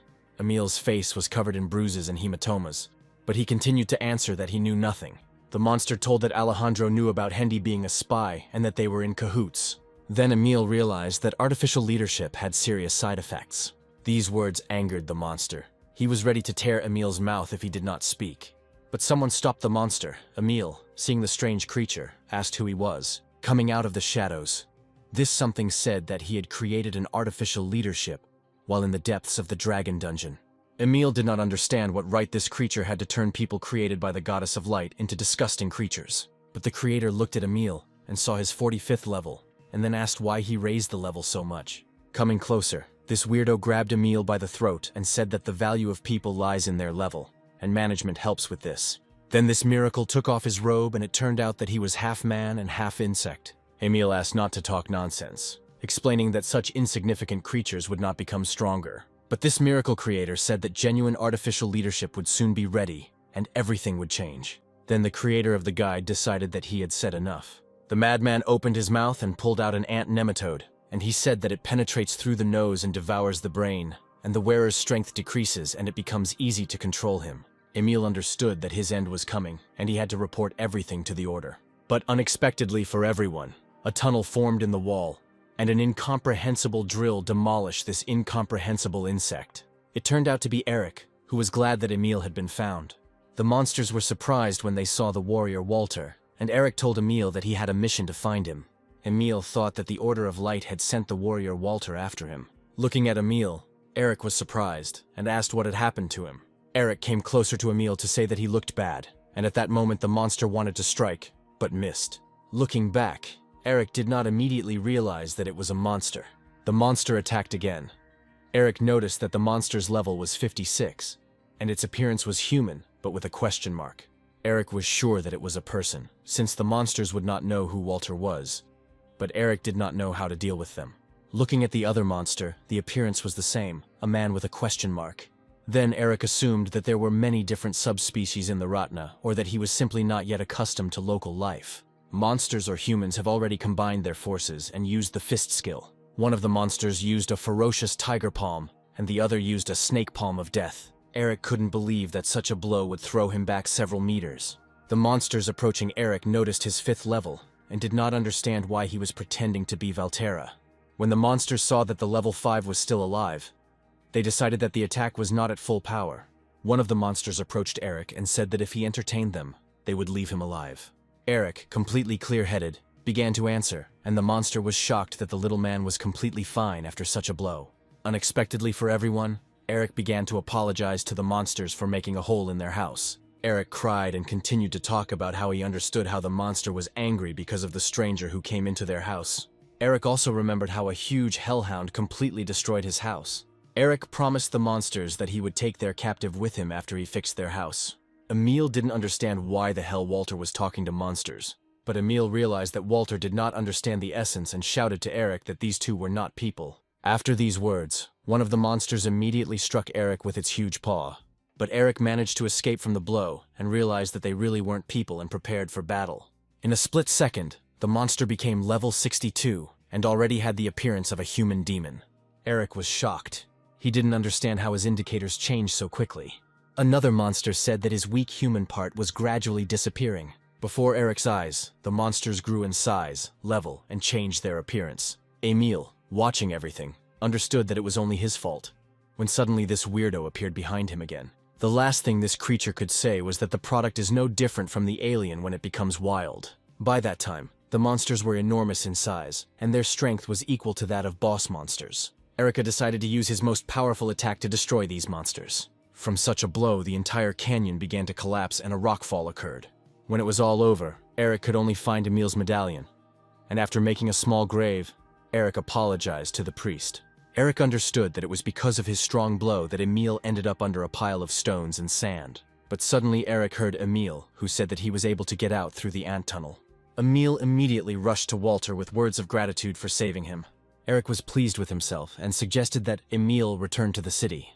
But Emil confessed and told Walter that Alejandro had found out everything and Addis was in danger. Without thinking, Eric asked Emil where the dragon's nest was. Meanwhile, Alejandro was in his underground laboratory, where there was a discussion about how life force consists of experience points and life energy, and without a dragon core, a person will die from everything. Alejandro reminded his employee that the test was being done to see if the dragon's nest would work. Then the assistant decided to increase the amount of life force. But after that, the operation stopped. Alejandro guessed that it wouldn't work. Alejandro knew that if they wanted to finish the guide, they needed a dragon core. Having put all the recent facts together, Alejandro was sure that the problem was clearly not in the ancient dragon drawings. Noticing that the monster wanted to attack, Alejandro stopped it with one wave of his hand. Then Alejandro ordered the ant to be called to him, but found out that it had gone off to look for samples and had not been in touch since. The assistant added that the ant was with 2 test subjects of about level 60 with tracking skill. Alejandro knew that such underhood ones were equal to the boss of the dungeon and few could fight them. Having decided that these were inquisitors, Alejandro began to dislike all of this. As he left, Alejandro ordered that all the subjects be gathered and placed on guard at the deepest floor. Despite his fear, the assistant nevertheless decided to ask how many test subjects he should send. Alejandro was serious and replied that he needed them all. A week had passed since Addis's arrival, and together with Eli they explored the area. Addis, being a dragon, knew a lot about the dragon's nest, and this made Eli's life easier. But Ether suffered from this, because due to his large body he could not help them. That's why Ether hadn't been communicating much with Eli lately, and because of that he was bored and lonely. Ether then concentrated on completing the dragon core, but also planned to ignore Miss Addis. Eli and Miss Addis appeared from underground. Ether began to talk about himself, but Eli interrupted him, saying that Miss Addis was wounded. When they were already on the surface, Eli immediately began examining the wound, but fortunately, it was only a scratch. Ether didn't like all this. He asked if the girls had learned anything new. Eli replied to Ether that nothing had happened today, and Ether teased Miss Addis, reminding her that she had claimed that the nest was broken. Miss Addis happily replied that she was wrong about that, as the reason was different. As it turned out, the key to the nest's operation was Ether and its dragon core. Miss Addis explained that when Ether tried to escape, the life force filled his core like a key. Although Ether could materialize life force, he could not absorb it, and therefore the nest appears broken. After these words, Ether sparkled, realizing that he was the super key to solving the problem. But all dreams were shattered by Eli, who announced that they were abandoning the plan. Ether didn't understand why this was so, since he was the key. Miss Addis said that there was another plan. Miss Addis explained that the life force was on the lower floors, so she would go down and absorb the life force, and Eli would be with her. But the whole conversation was suddenly interrupted by an incomprehensible earthquake, which was also accompanied by strange sounds. Eli and Miss Vetus headed towards the sounds. Running to the edge of the wall, Miss Addis noticed something emerging from under the ground. Eli knew immediately that it was from the underground testing lab. The monster was level 51 and wanted a lot of meat. Miss Addis assumed that this was Alejandro's plan, but judging by how the monster got out, Eli didn't think so. All the hunters they had in reserve were not of the right level. Only Miss Addis could get close to the monster. Addis immediately began to assess the whole situation. Their difference with the monster was only 6 levels. Eli wanted to help Miss Addis with Ether, but looking up they saw Ether flying away. Having plucked up his courage, Ether decided to prove that he could deal with the monster himself. Eli shouted after Ether that it was very dangerous and asked him to come back. All the workers, seeing the monster, began to run away, but Kalendor could not, as he was pinned down by the boards. Ether began to attack the monster, spewing blue flames. At first the monster did not understand, but looking up he noticed the bird and decided to eat it. Ether was serious and decided to attack the monster from the air. The monster took a boulder in his hands and tried to aim at the bird in order to later feast on its meat. But while Ether was in the air, it was quite difficult to hit. Ether decided to feed the monster with his flame and flew as close to him as possible. Not expecting that the monster would not care about such a flame, he grabbed Ether by the neck. While in his room, Alejandro ordered the maid to bring him his artifact. At that moment, Alejandro did not yet know what could happen, and the maid heard such words from her master for the first time. Alejandro felt like the Inquisitors were interested in them and he wanted to deal with them. The maid asked Alejandro what to do if the dragon appeared in his absence. But suddenly an assistant burst into the room and reported that the test subject had escaped from the laboratory. As soon as the boy finished speaking, a sword flew into his body and pierced him. Alejandro ordered the maid to go downstairs and check everything, and Alejandro himself dreamed about how good it would be if he had a double. When the monster decided that he had caught the bird, he was very wrong. Ether grabbed him with his paws and began to fly up together with the monster. Eli screamed at Ether to come down immediately. Addis didn't want to believe that Ether would use the dragon's nest. But as he rose higher and higher, Ether's only thought was that he was the key to the dragon's nest. When Ether used his dragon core along with the nest, a flash occurred, and the monster evaporated. After the monster's remains fell, dust rose up and Eli tried to find Ether in it. A satisfied Ether appeared behind Eli and shouted to her that he had succeeded. Ether was also glad that now he and Eli could stop helping Miss Addis. But unexpectedly for Ether, he received a good blow to the face from Eli. Ether looked at Eli with an uncomprehending look, and she ordered him to leave right now. Eli felt something coming their way. Turning around, she repelled Alejandro's attack. Alejandro told Eli that from the beginning, he thought she wanted to run away when she asked to spare Wyvern. But Alejandro never expected that Eli would protect the Wyvern with the dragon core. Then Alejandro reminded Eli that she didn't have a second chance. Then Miss Addis appeared and used her magic to distract Alejandro. Alejandro found it funny how the young miss had switched to Eli's side. Eli also tried her best to distract Alejandro. And at that very moment, Eli screamed at Ether that everything would be over if he was caught. Ether flapped his wings with all his might to fly away as quickly as possible. Eli and Miss Addis tried to detain Alejandro, but he was already using all his skills. And when Ether flew back to a normal distance, Alejandro suddenly appeared in front of him. Still in the Rocky Mountains, Emil told Eric that according to their information, the nest was somewhere here. Eric looked around and was shocked, because all the mountains looked the same. Emil, smiling sarcastically, said that as a priest, he could not go into enemy territory, since he needed to report. Eric realized that he couldn't expect help from Emil and asked the ant if they were going in the right direction. But the ant was no help either. He no longer understood human speech, and finally became a monster. Having assessed the situation, Emil suggested returning to the order and taking soldiers with him to search. When Emil saw that Eric was feeding the ant grass, he asked why. Eric decided that the grass would remind the ant of home, and it would lead them to the place. Emil reminded Eric that Addis was going through hell right now while he was feeding the ant grass. But after what was said, Emil immediately apologized, because he himself was responsible for this mission. Eric did not hold a grudge against Emil, as he personally warned Addis about the possible consequences.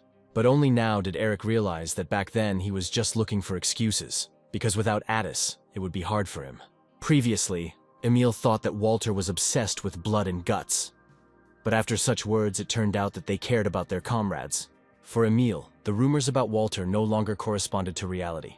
Then Eric's face immediately changed and he shouted that blood and guts were the coolest. Suddenly, in the distance, there was a huge bang, accompanied by a loud sound.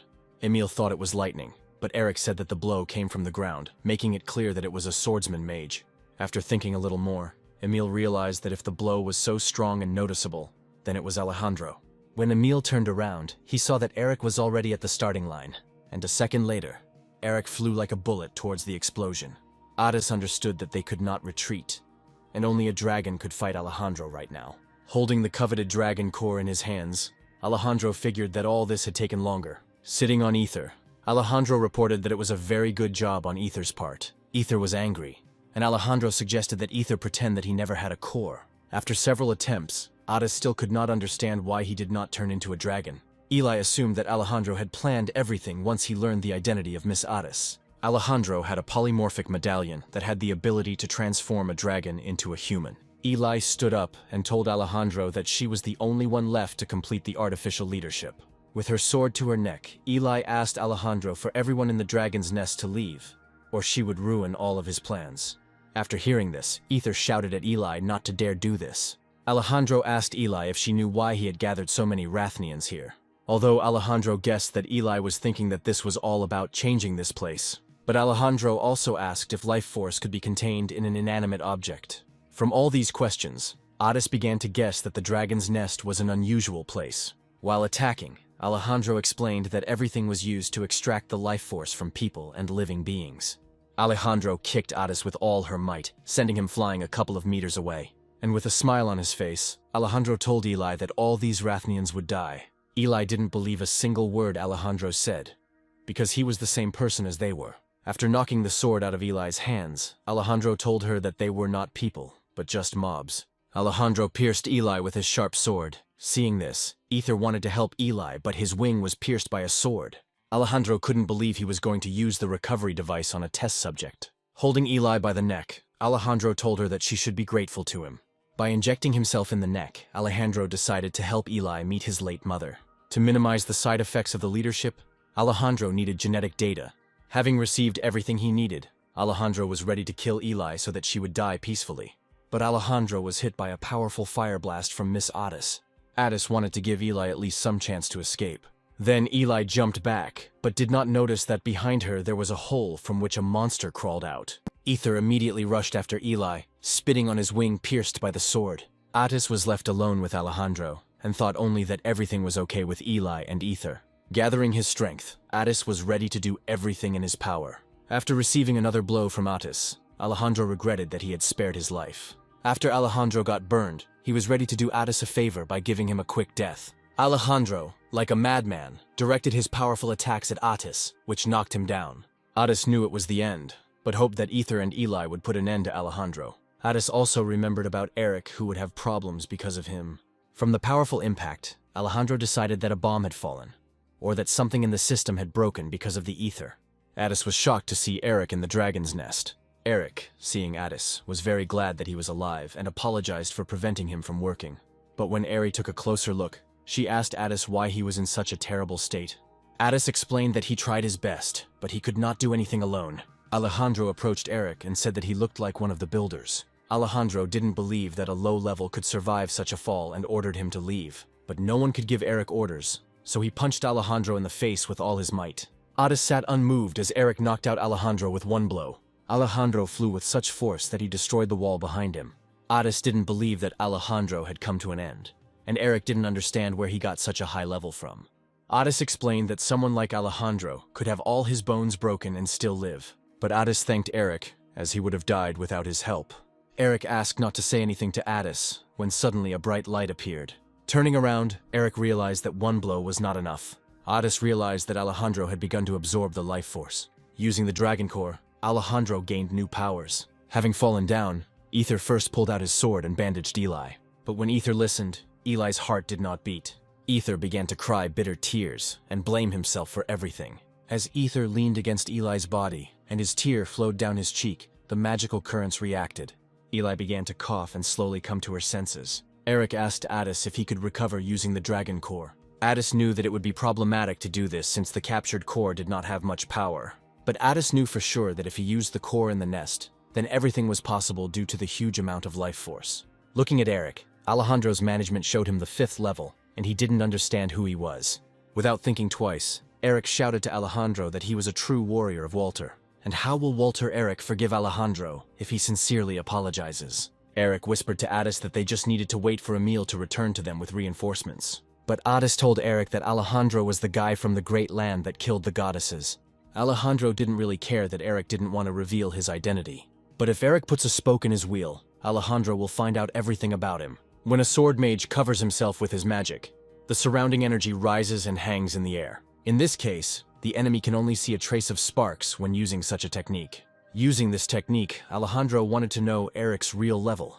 Addis didn't even have time to keep track of Alejandro and realized that he was not fighting him at full strength. When Alejandro's blade touched Eric's sword, Eric asked Alejandro why he didn't hide the fact that he was an alien. Alejandro was very interested in this, and if Eric was level 50, his head would have already flown off. But Alejandro decided to see what Eric was like in a fight. Eric hated guys with regeneration, but the desire to learn more about the Great Land prevailed. Alejandro warned Eric that if he dodged, the man behind Eric would turn to dust. The movement of Alejandro's blades causes energy to swirl around, increasing the power of his attack. This whole situation turned Alejandro on even more, and he was wondering how many pieces the blades would cut Eric into. But Eric didn't want to fall on his face and gathered all his strength into a fist. Stopping Alejandro, Eric asked him what he would do when the power in his hands ran out. Alejandro didn't expect that there would be such power that it would be difficult for him to cope with. When Eric was about to kill Alejandro, Atiz stopped him. Turning around, Eric realized that Addis's voice was sounding in his head. Addis explained that it was one-way telepathy, and he needed to tell Eric something. Addis said that Alejandro is the only one who controls the nest, and if he absorbs energy, it means he is healed. But Alejandro's death could cause an uncontrolled explosion of energy, and led to the death of people with low levels. And the only way to avoid this was to destroy the energy source. But Addis said that they would have to kill Alejandro anyway. And if Alejandro kills Eric, the subsequent deaths will not be on his conscience. Addis also said that even if he went to look for the source, he would not guarantee that he would find it. Eric got tired of listening to all this incomprehensible nonsense in his head, and he flicked Addis. Addis sat down on the ground and told Eric that it hurt. And Eric ordered Addis to go and destroy the energy crap while he held off Alejandro. Addis was worried about Eric, even though he knew that Eric was strong enough. Eric turned around and smiled at Addis, saying that he believed in him, and after all this, they would return home. Addis, without stopping, turned sharply and went in the right direction, telling Eric that he would return soon. Eric looked at Alejandro and thought that he would go after Addis. Alejandro would have gone, but he assumed that some low-level one could harm him. Alejandro's plans were thwarted, but this arrangement still won't harm him until Eric kills him. Eric decided that he could just kick Alejandro's ass without killing him. Riding on Ether, Eli pointed the way to the source of power. Eli also warned Ether that Alejandro could place his subordinates. Eli understood that even if they thwarted Alejandro's plans, they still wouldn't be able to get out normally. Ether had no intention of dying in the dungeon, and was ready to get out by any means necessary. At this point, Eli told Ether that when Alejandro caught him, Ether was wanted. Suddenly there was a shaking and life force appeared out of nowhere. When it was all over, Ether asked about Eli's well-being. But looking at Eli's hand, she saw blood. She had long felt the life energy being emitted.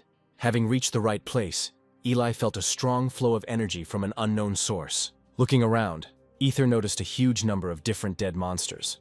Eli decided that something had happened here and suddenly heard strange sounds. The terrible and huge monster said that he needed to fulfill his sacred duty to the goddess of light. Compared to the monster, Ether looked like a tiny bug. When Eli and Ether took a closer look, they recognized the monster as Handy. A fire attack from Addis flew at the monster. This was a maneuver for Ether and Eli to escape. The monster turned to Addis and told him how dare he interrupt his mission. Looking at the monster, Addis thought that this was the worst thing that could happen to Hendy. He just became a test subject. Addis tried to shout to Hendy, telling him that they were not enemies and had come to destroy this place. But it was all useless. Handy shouted that it was his duty, and anyone who would hinder him would die. The fight between Eric and Alejandro continued, and Alejandro was sure that Eric's style had many flaws. Although Eric could be a dangerous opponent for Alejandro if he cut off his head right now, Eric was ready to kill. But he remembered what he had promised Addis. Alejandro commented on all of Eric's attacks, saying that none of them would kill him. Alejandro had a well-honed technique for manipulating lightning. Alejandro was also an expert in duels, and loved to use lightning bolts in them. With Eric high in the air, Alejandro executed an attacking 8-pointed star. In the very center of the dragon's nest, tongues of lightning raged. Alejandro realized that the moment he swung his sword, Eric's defense was gone. When Alejandro decided to finish off the enemy, he asked him not to worry about his friends. The monster would take care of them. Using the lightning spear attack, it was so powerful that cracks formed in the ground. Alejandro was confident in his strength and that his opponent would die, but he was shocked by what he saw. Eric broke Alejandro's spear with his bare hands, stopping him in his tracks. Alejandro looked at Eric and didn't believe it. He began to think that he was wounded and just pretending. Eric informed Alejandro that Addis was a level 67 dragon. Alejandro found this very funny. Then Alejandro even asked his opponent again if his partner was really a dragon. And then Alejandro told that Eric's friend won't be able to turn into a dragon. Alejandro decided to show that very medallion, but he couldn't feel it. And then Alejandro remembered that when Elia fell into the pit, she pushed him and apparently stole the medallion. While in the dungeon, Eli retrieved Alejandro's medallion so that Addis could transform. And when the plan worked, Eli saw Miss Addis's true form. Addis looked at Hendy and couldn't believe his eyes that he was in such a state. But having collected his thoughts and realizing that this was no longer the same Hendy, Addis entered the battle. The fight between Addis and Hendy continued. It was a fight to the death. Ether and Eli ran up to Addis. They were tiny compared to him. Eli asked Mrs. Addis what happened to Alejandro and who was fighting him.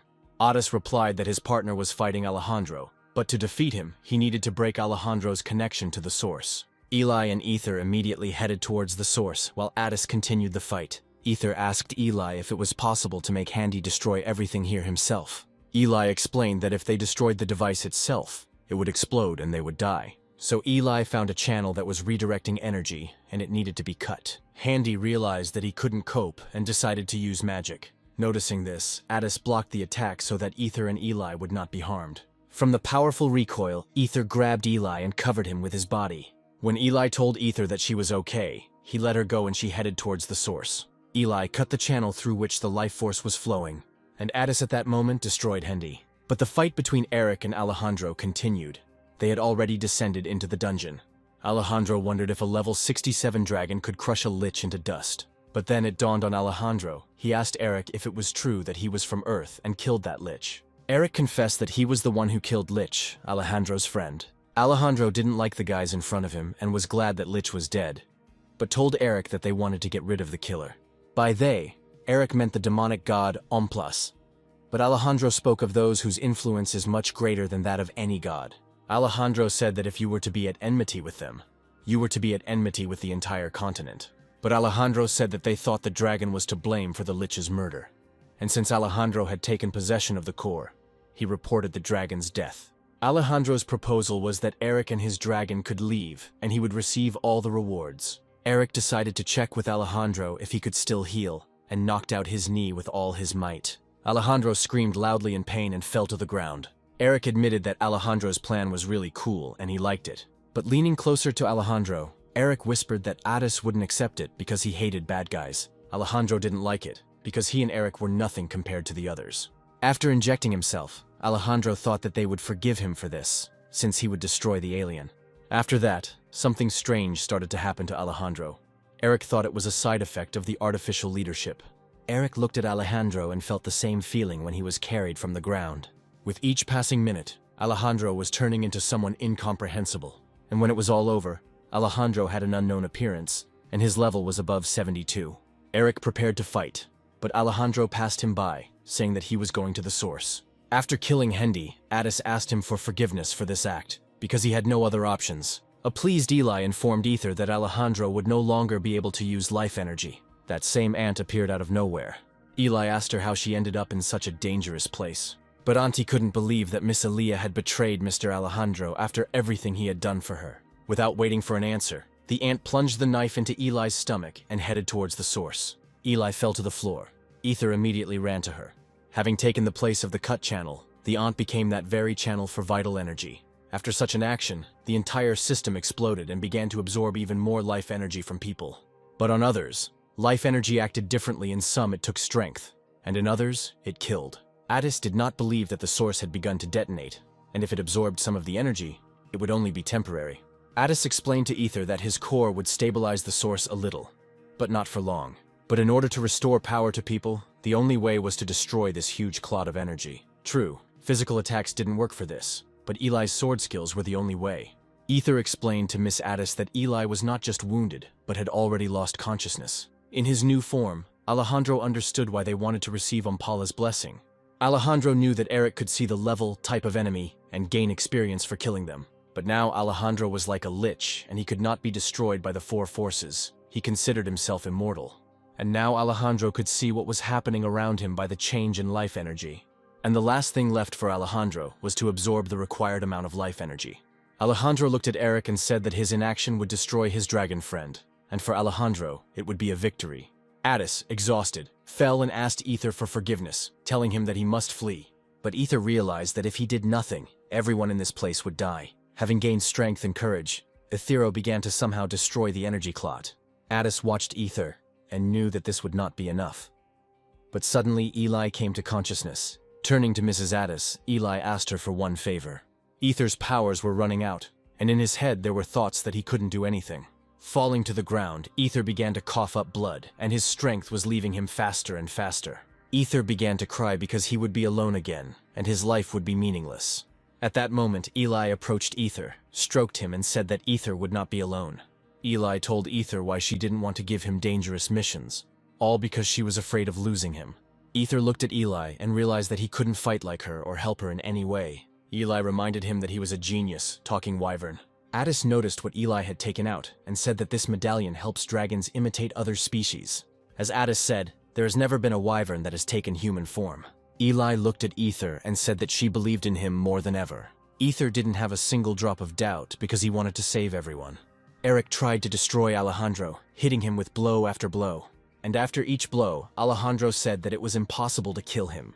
But Eric didn't think that Alejandro was immortal, since he still felt pain. And if Alejandro suffered from this, then Eric continued to tear him to shreds. Alejandro had never heard of a person who lived a long life, but Eric was clearly an expert at hunting. After numerous blows, Alejandro decided to cover his body with armor comparable to the strength of a dinosaur's armor. But at the moment of a strong explosion, Alejandro lost consciousness. Life energy penetrated through him and restored every part of him. The sensations were terrible, and Alejandro could have died from pain shock, but the blessing continued to work. And while Alejandro was coming to his senses and overcoming the pain, Eric struck a second blow. Alejandro continued to lose consciousness as the blessing wore off. If this continues, Alejandro will need to absorb all the energy available. After the magic with the medallion ended, Ether was interested in what it looked like. Eli sensed Ether and replied that everyone around would confirm that he was now her sister. Ether turned into a level 5 sword mage and became one drop with Eli. Standing up, Ether tried to walk like a human for the first time, telling herself that everything would work out. The question with the hands also arose, whether it was necessary to move them first, or whether it was possible to walk without using the hands. Since Ether now had no tail, it was harder to maintain balance. The Ether moved confidently, as if it had transformed into a human before. Addis and Eli watched Ether's first steps and saw how talentedly she did it. Eli told Ether after she left that she was great and could handle everything. Suddenly the ceiling in the dungeon began to collapse and a pile of stones fell. It was Eric with Alejandro, who was shouting for the alien to stay out of his way. Eric suggested that Alejandro look in the mirror and then it would be clear which of them was the alien. Addis shouted at Eric to look down. Looking down, Eric noticed a frightened girl they could land on. Eric urgently needed to do something, and hitting Alejandro in the face, he pushed him to the other side. Having landed, Eric quickly grabbed the girl so that she would not be crushed by some boulder. Ether bit Eric on the arm because it took her forever to get to the place. Eric dumped the girl and decided that she suffered from a side effect of artificial guidance. Addis asked Ether to calm down, and when he found out that it was Ether, Eric was surprised. And Ether was indignant that the alien took her money and clothes and was walking around like a pervert. Eric picked up the girl and asked Addis for an explanation as to whether this was really Wyvern Ether. When she saw Eric for the first time, Eli calmed down because she realized that he was a good guy. Alejandro appeared from the dust, clutching his head and saying that he would make his own decisions. The instructions warned Alejandro that he had to transfer to another body in order to survive. Alejandro tried not to listen to the instructions and wanted to absorb as much life force as possible. Eric threw his sword at Alejandro and clarified that he still needed to take care of this weirdo. At that very moment, Eric headed after Alejandro, joking with Ether that she would have to go alone again. Ether followed Eric, telling him that wyverns had a hard time walking on their own 2 feet. Ether also turned to Eli and said that she would make sure that everything ended as quickly as possible. Eli smiled and wished Ether good luck, adding that she would wait for her here. Addis watched Ether run quickly, barely having started to walk. Addis was also confident that Ether knew how to use the abilities of a magical swordsman. At that point, Eli's condition was worsening, and her wound was starting to become more and more painful. Eric tried with all his might and skills to detain Alejandro, but Alejandro had already been chopped into pieces by Eric countless times. And after each time, Alejandro restored his wounds, and Eric kept trying to destroy him. While in flight from the blow, Alejandro realized that he could fight a monster like Eric endlessly. And in that case, he decided to use a new attack. Ether noticed Alejandro using an attack and wondered if she could block it. But remembering Eli, Ether knew that she could, and Eli's dance would help her with this. The exact timing of each step is the same as Eli's. Seeing all this, Alejandro couldn't believe his eyes that pathetic mobs could do this. Eric told Alejandro that he knew very well how terrifying mobs could be. Ether approached that very clot of life energy and delivered the decisive blow. A rift formed, the power of which pierced the ground and spilled out. By that time, Eli no longer had any strength. She was weak and bleeding. The victory that day was like a miracle. Emil came with reinforcements at the very end. The dragon's nest was the site of human experiments planned by the Great Land. People whose life force was drained below the 10th level came back to life again. After the rest, all people were able to return to their normal lives. 36 deaths were counted, mostly among those who were given artificial guidance. All this disrupted the plans of the Great Land, and those who dealt with Alejandro were called heroes. However, their victory was not celebrated with joyful cries. Instead, there was dead silence and pouring rain. 3 days later, in the Temple of Crater, where the Order of Light was located, everyone received protection. Emil reported that the cause of all this was an unknown magical catastrophe. Addis understood why there was such a reason, because it was all connected with the Great Land and the aliens. Eric wondered why a story of this magnitude wasn't announced to the whole world. Emil recalled the attack on the goddess 20 years ago. Eric knew this story in which the Great Land tried to kill the goddess and 4 heroes. It was after this that the all-out hunt for aliens began, Emil replied. And Eric added that that was what they deserved. But as Emil said, only 30% were aliens, and the rest were ordinary people. Addis guessed that the nobility was using the hunt for aliens as an excuse. Emil went on to say that the order did everything possible to stop lawsuits if there was no evidence. From what they saw, Addis and Eric realized that the hostility towards aliens had not gone away. In front of them they saw Ether, and Emil said that she would go to a hearing in 10 days, and then to a camp. There was evidence against Ether that she was working with Elia under Alejandro's command, and thus had received the blessing of the demon god. Eric noticed that the guards were wearing masks that concealed their level, which meant that the Inquisitors were treating Ether as a criminal. Addis began to prove that if it weren't for Ether and Eli, then all people would have died, and she had also recently lost her family. But suddenly Ether said that she had no family and Miss Addis was wrong. Smiling, Ether said that Elia only looked like her, but they weren't even acquainted. Addis did not understand what Ether was talking about. Emil whispered to Addis that he had already spoken to this child. Eric suggested that if the child had nothing to do with Eli, the judge would find that only Eli was with Alejandro. Emil added that they could not allow the alien's accomplice to live. Addis began to reach out his hands to Ether, asking if she was okay and that they would find a way out. But Addis was stopped by a guard who said that thanks to the protection of the priest Emil, they were able to go down. Eric came up with a plan and whispered to Emil that he would leave the rest to him. Leaning on the bars with all his might, Eric hit the cage and fell to the ground. The guard took out his sword, and Eric explained that he had simply leaned on it and had broken it when he fell to the ground. Emil ran up to Eric and punched him in the face, saying that he couldn't heal him with his abilities. Then Emil asked the guard to help carry Valtero out, and Sir Addis would look after the prisoner. Emil warned that they would be back in 5 minutes. Ether thanked Addis for trying to help her together with Eric. Ether smiled and said that she did not feel depressed and was completely fine. When Ether remembers everything that happened, he realizes that he and Eli have not known each other for that long, even though they had to go through a lot of problems in different situations. Together with Eli, they were very careful every day so that no one would find out about anything. Ether now wondered why they had to care about the lives of others when they themselves were fighting. But Ether remembered very well how Eli tried to save the life of the wyvern she had just met. For Ether, Eli was an idiot, because she could have just run away and lived happily ever after.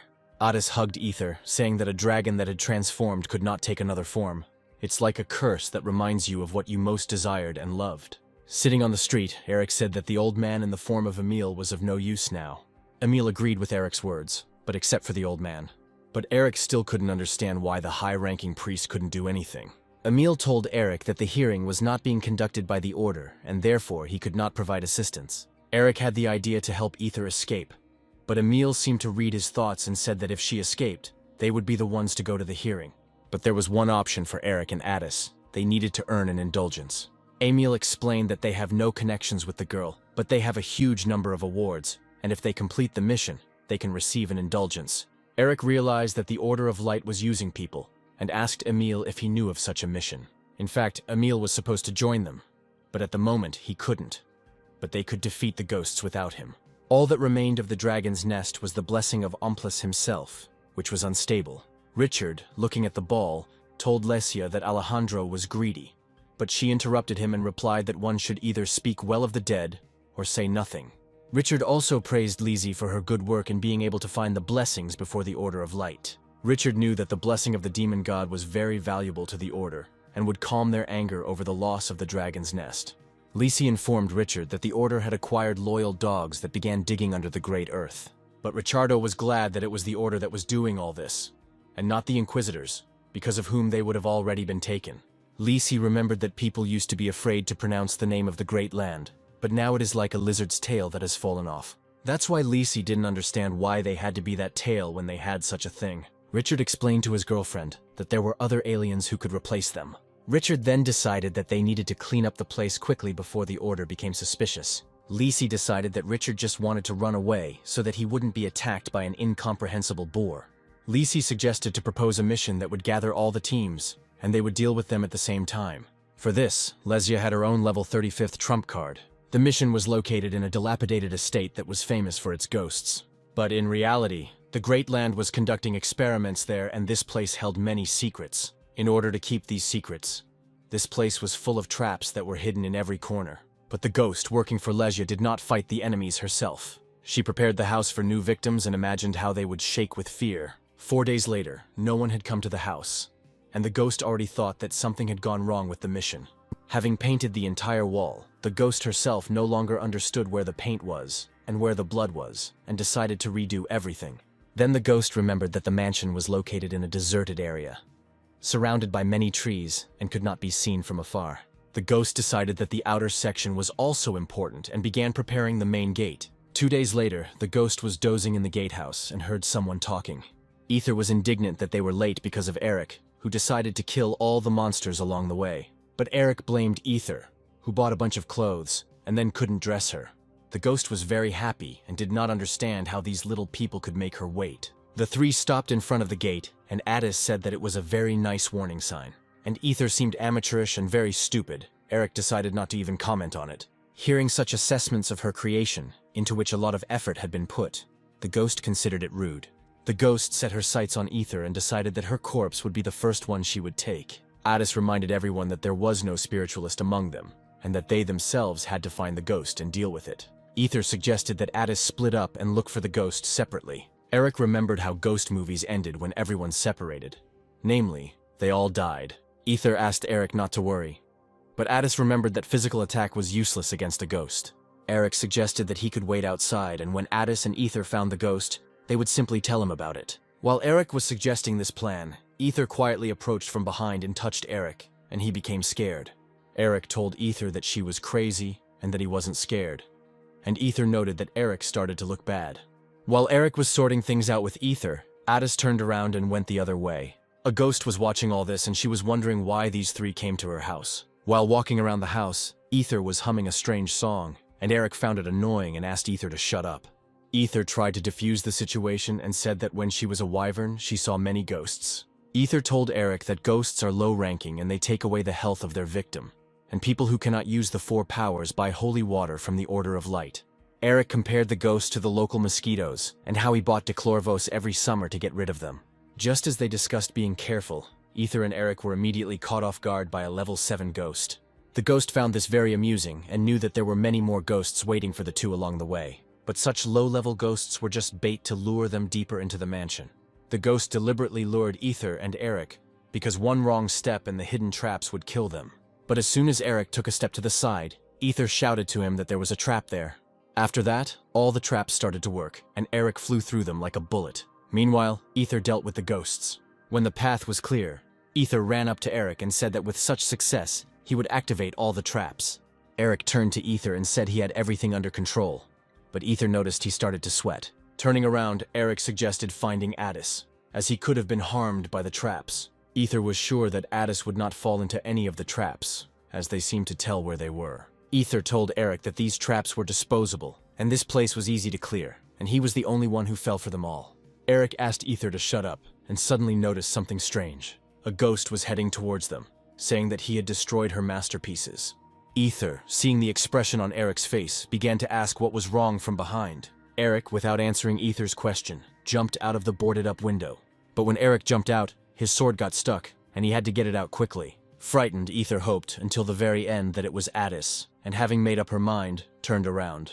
Turning around, Ether saw Eric. They were as if in a mirror image. Eric and Ether were caught and walked along corridors that seemed endless. Following the ghost, Ether asked if everything was okay with their magician, but the ghost replied that there was no one like that in this place, and the boys had to do what she said.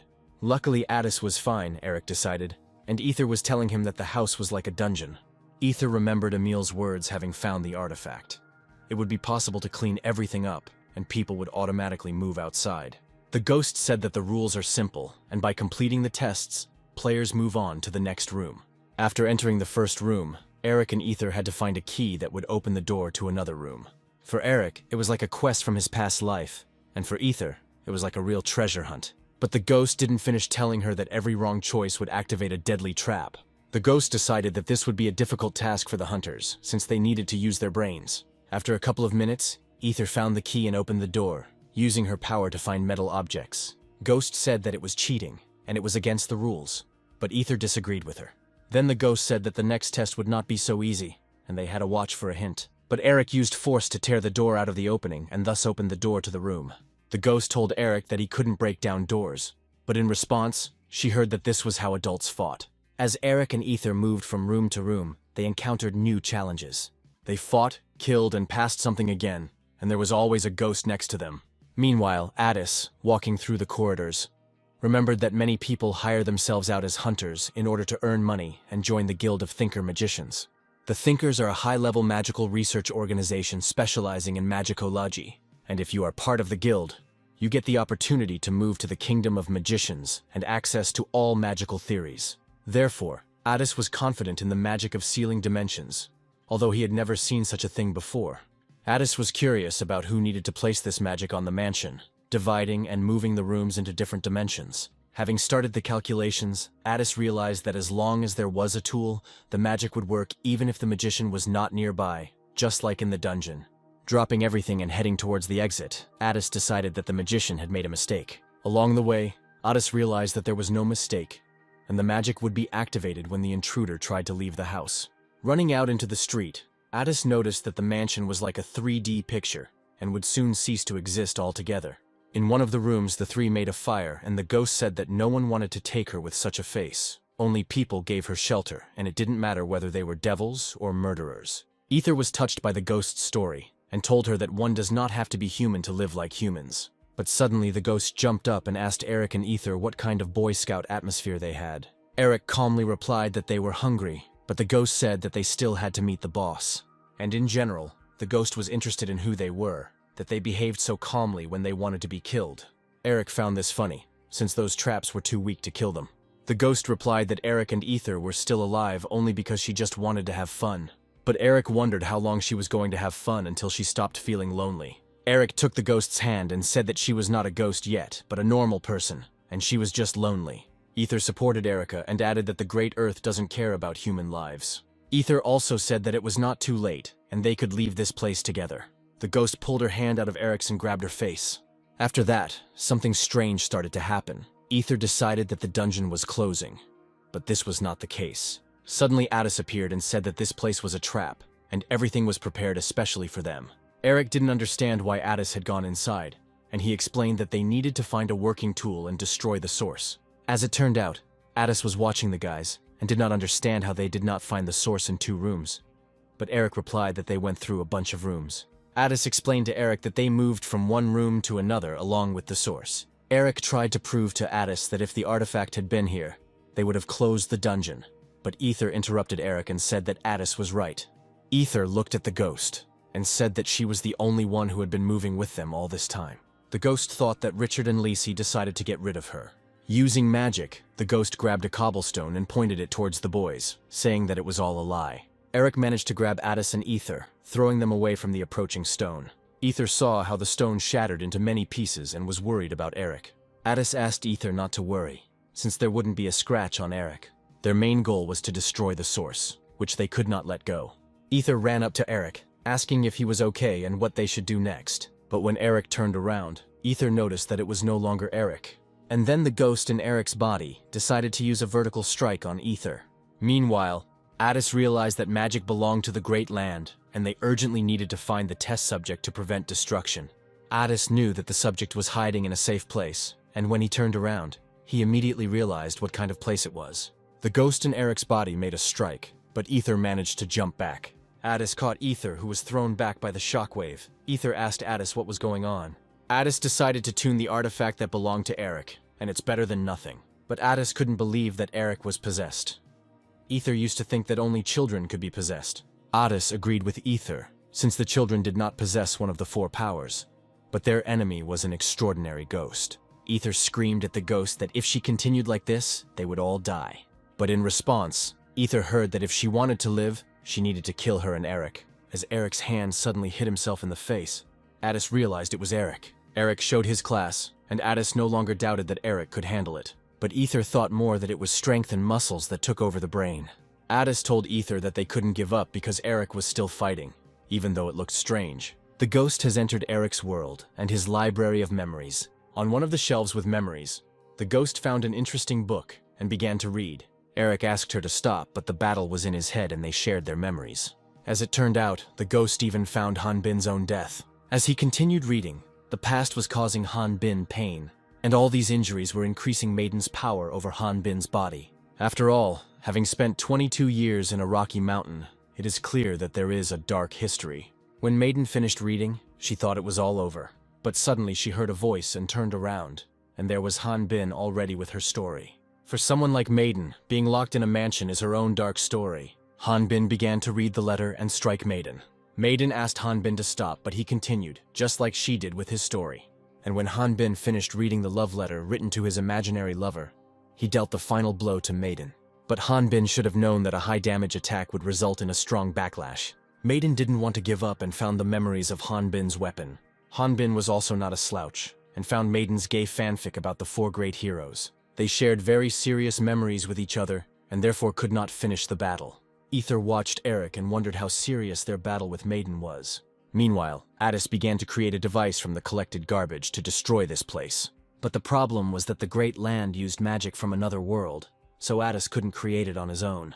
While trying to assemble the device, Attis decided that there was a spy from the Great Earth among the thinkers. Lisi, holding the Mirror of Confusion in her hands, decided that they would be able to finish what they started if the other side took the bait.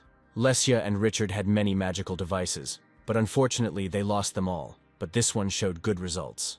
They were in the Holy Land of magical instruments in the magic kingdom of Rune. Lisi suggested going shopping, but Richard replied that they had to complete the task first. Lacey didn't understand why they had to look like that, if they were just going to report on the creation of the Umpala's blessing. Richard explained that there would be a lot of extra eyes at the Magician's Symposium and they should not be noticed. The Symposium of Magicians began. Noble people collected magical instruments as luxury items. And it was at the symposium that they showed off new magical instruments, where nobles came to boast of their acquisitions. Richard and Lisi have infiltrated the First Division's Thinker Mage Guild. They quietly bypassed the guards, although Lisi suggested simply killing them. But when they turned the corner, a huge golem stood in front of them. Richard began to attack this golem while no one noticed him and Lesya. Richard delivered a diagonal blow to the golem, causing his sword to break. When the golem collapsed, Lisi picked up its remains and noticed that it was an artificial golem. A female voice was heard behind them, saying that they had ruined the product they were going to show at the symposium.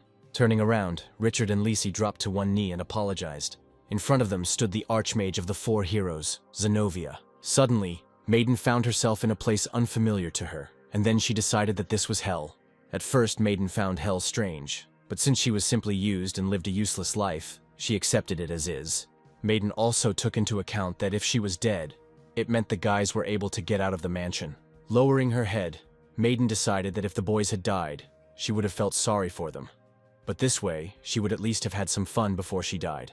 But while Maiden was thinking about everything that had happened, a dog passed by her and it surprised her. The dog turned around and told Maiden to stop whining about her death like a child, because it will all be over if Maiden stops moving forward. Looking down, Maiden realized that she was not in hell but still in Eric's mind. As she pulled herself out of Eric's mind, Maiden realized that his mind was filled with despair, anger, and trauma. But when Maiden looked around, she noticed that she was in a strange circle. Ether informed Addis that Maiden had left Eric's mind, and then Addis began to activate the operation. Afterwards, there was a powerful explosion of energy, which left a pretty big hole in the ground and completely demolished the house. After that, everyone remained alive, but Ether and Addis had a little hard time, as Eric crushed them with his body. Addis and Ether were happy that the magic worked, but Eric didn't understand what had happened and where the mansion had gone. Suddenly Addis noticed that it was morning, and there was almost no time left before the trial. Maiden also regained consciousness, but did not understand what was happening and who she was now. Addis explained to Maiden that he managed to reset her role, although her skills and abilities disappeared and she was now an ordinary person. Maiden decided that the guys wanted to hand her over to the Order, but Addis was ready to kill her if she took possession of Eric's body. Addis told Maiden that it was because of her that they would have to go straight to the prison camp, but Maiden called the boys crazy if they really thought she would thank them for saving her. Eric responded to Maiden that her words sounded rude and ugly towards them. And Ether said that Eli, the Great Land, was also used like Maiden. In Eric's opinion, prison wasn't such a bad place, and after getting a punch in the face from Ether for it, she offered him to sit in her place. Eric was already preparing to raise the Ether and swear when Maiden said that she had an option.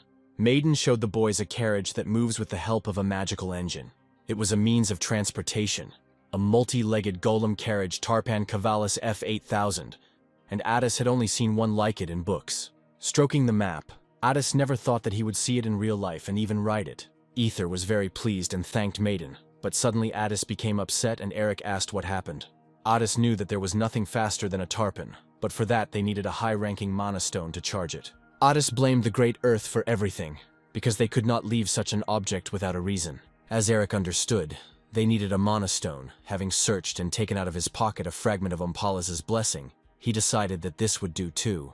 After that, Addis was already flying with all the guys, and was happy that he would not lose even to the last magical car. Maiden asked why they took her along, and Ether warned Addis that she was going to throw up. Addis was surprised at how powerful the fragment was, and most likely it was connected to the Thinkers. Eric suggested reporting this to the leader. Addis said that it was impossible because the leader was Zenobia, and she was the strongest Ratni mage who stopped the attack on the goddesses. She is also the queen of the magical kingdom of Rune, and all the aristocrats want to marry her. Eric wondered how old she was, and Addis continued. The 4 heroes were blessed, and their bodies never aged. Then Eric remembered that Ether had told him about them earlier, and Addis decided to tell him in more detail. The strongest swordsman of the Barreled Continent, the Sword King, is a Valtyrian warrior, but no one has seen him lately. The ultimate spiritualist Halion is a transcendentalist of life and death. She was once the most powerful nymph and is now the queen of the Spirit Kingdom. The best magical swordsman, Garhan the Terrible, is still active in his activities, and has been the monarch of the kingdom for thousands of years. Eric didn't believe that all these old men had been on the same team in the past. Addis added that if these 3, except for the King of the Sword, were to gather together, it would mean that this was a place where a war was going on, or a place of special importance. Zenobia, looking at all these aristocrats who were trying to look at her, again could not do anything. Zenobia also thanked Garhan for helping her sell her new inventions. Garhan guessed that Zenobia had called him not only to sell golems, looking also at Halion, who had not come at all right away. Halion explained her tardiness by saying that her long life had made her lazy. Garhan noticed that Zenobia was holding Omphalos' blessing in her hands. Zenobia said that they didn't have much time left and suggested that they get started. Zenobia and Garhan went to see the goddess Kivriel, who controlled the darkness. For Kivriel, darkness was emptiness, and emptiness was the end. But the end was the beginning. Kivir was the embodiment of the goddess of darkness who spoke for Kivriel. The same Kivir appeared before Zenobia and Garhan. Kivir asked Garhan the Terrible and Zenobia the Archmage if they really received the blessing of the goddesses. But in response, Garhan cut off Kivir's head without any words. Garhan reminded that they sacrificed their bodies to fight the aliens who were on the side of the demons. Although it was not for long, they were victorious and gave everything to defend this peace. After this, they received the blessings of the goddesses, rejuvenated bodies and status in society. But the goddesses let them know how much time they had left to live, and every second was like a countdown. Kivir replied that the heroes were given the highest position, but apparently, the goddesses treated them too well. In defense, Kivir asked Garhan and Zenobia to leave if they received an answer to their question. Garhan continued to cut off heads and say that his disappointment was not that his life was over. Garhan's disappointment was that they were dying unjustly, and the names of the goddesses were still on their breath. After all, the goddesses had given out their blessings and watched as the world fell into chaos. Garhan concluded that his greatest disappointment was the goddesses. Kivir began to loom over Garhan, saying that he was not seeing the whole truth. Garhan destroyed everyone and declared that the world does not need a god who simply watches. The world needs a hero. Garhan asked the goddesses to grant them immortality so that they could protect the world. Zenobia called out to Garhan, and when he turned around, he noticed that she had begun to dissolve. In a moment, there was nothing left of Zenona, and Kivir said that the death she bestowed was not a punishment. After Zenona, Garhan also began to dissolve, and Kivir continued to explain that they grant painless peace. Garhan tried to prove that the powers that goddesses have are thanks to the heroes. But as it turned out, the goddesses simply betrayed the heroes and the world. The guys parked their carriage at the courthouse and barely made it to the hearing.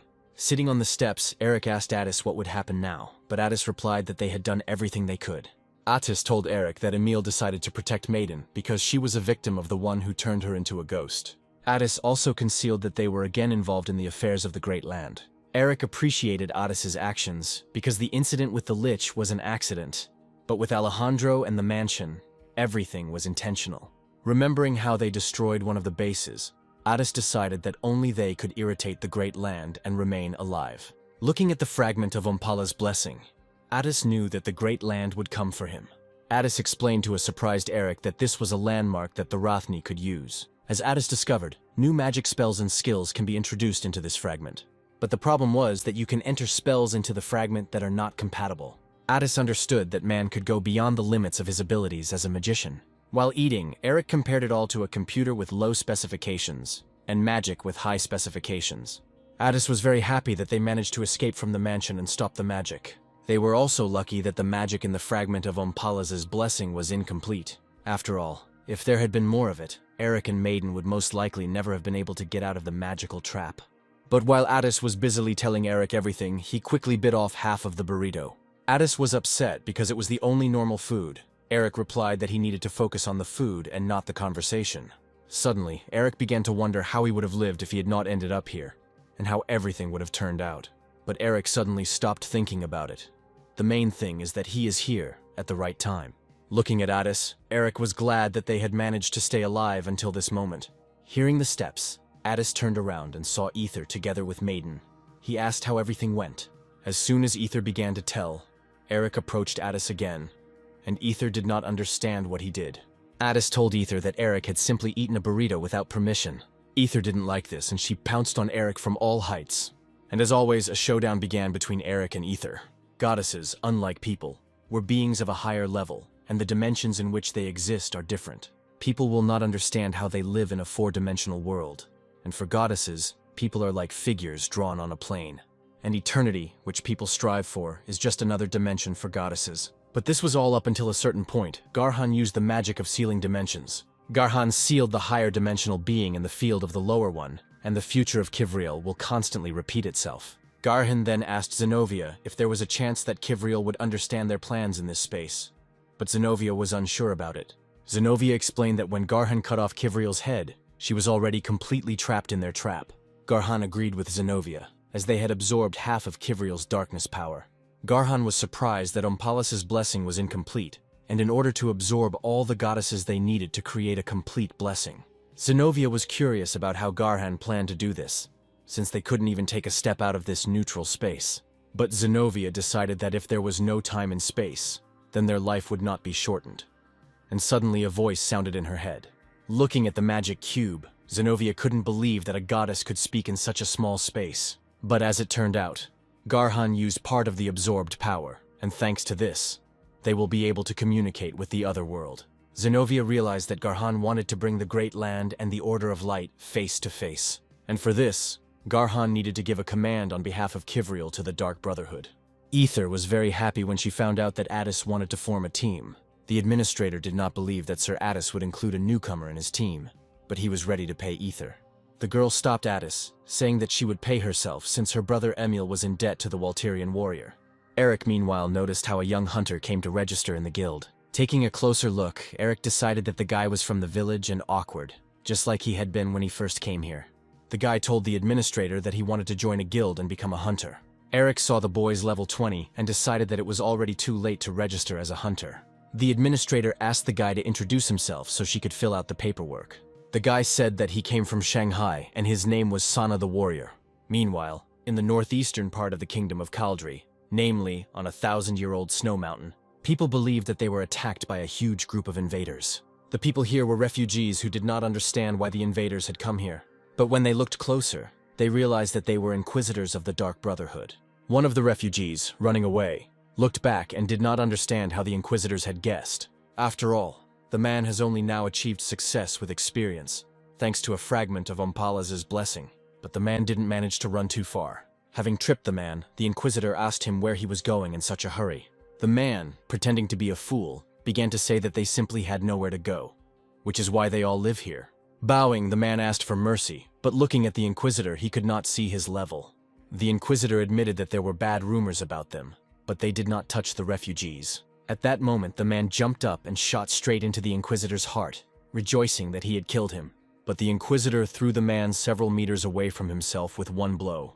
Judging by the fact that the man was shooting from a gun, the inquisitor guessed that he was new to this world. The inquisitor explained that everything has a reason and that the man's predecessors had not used guns.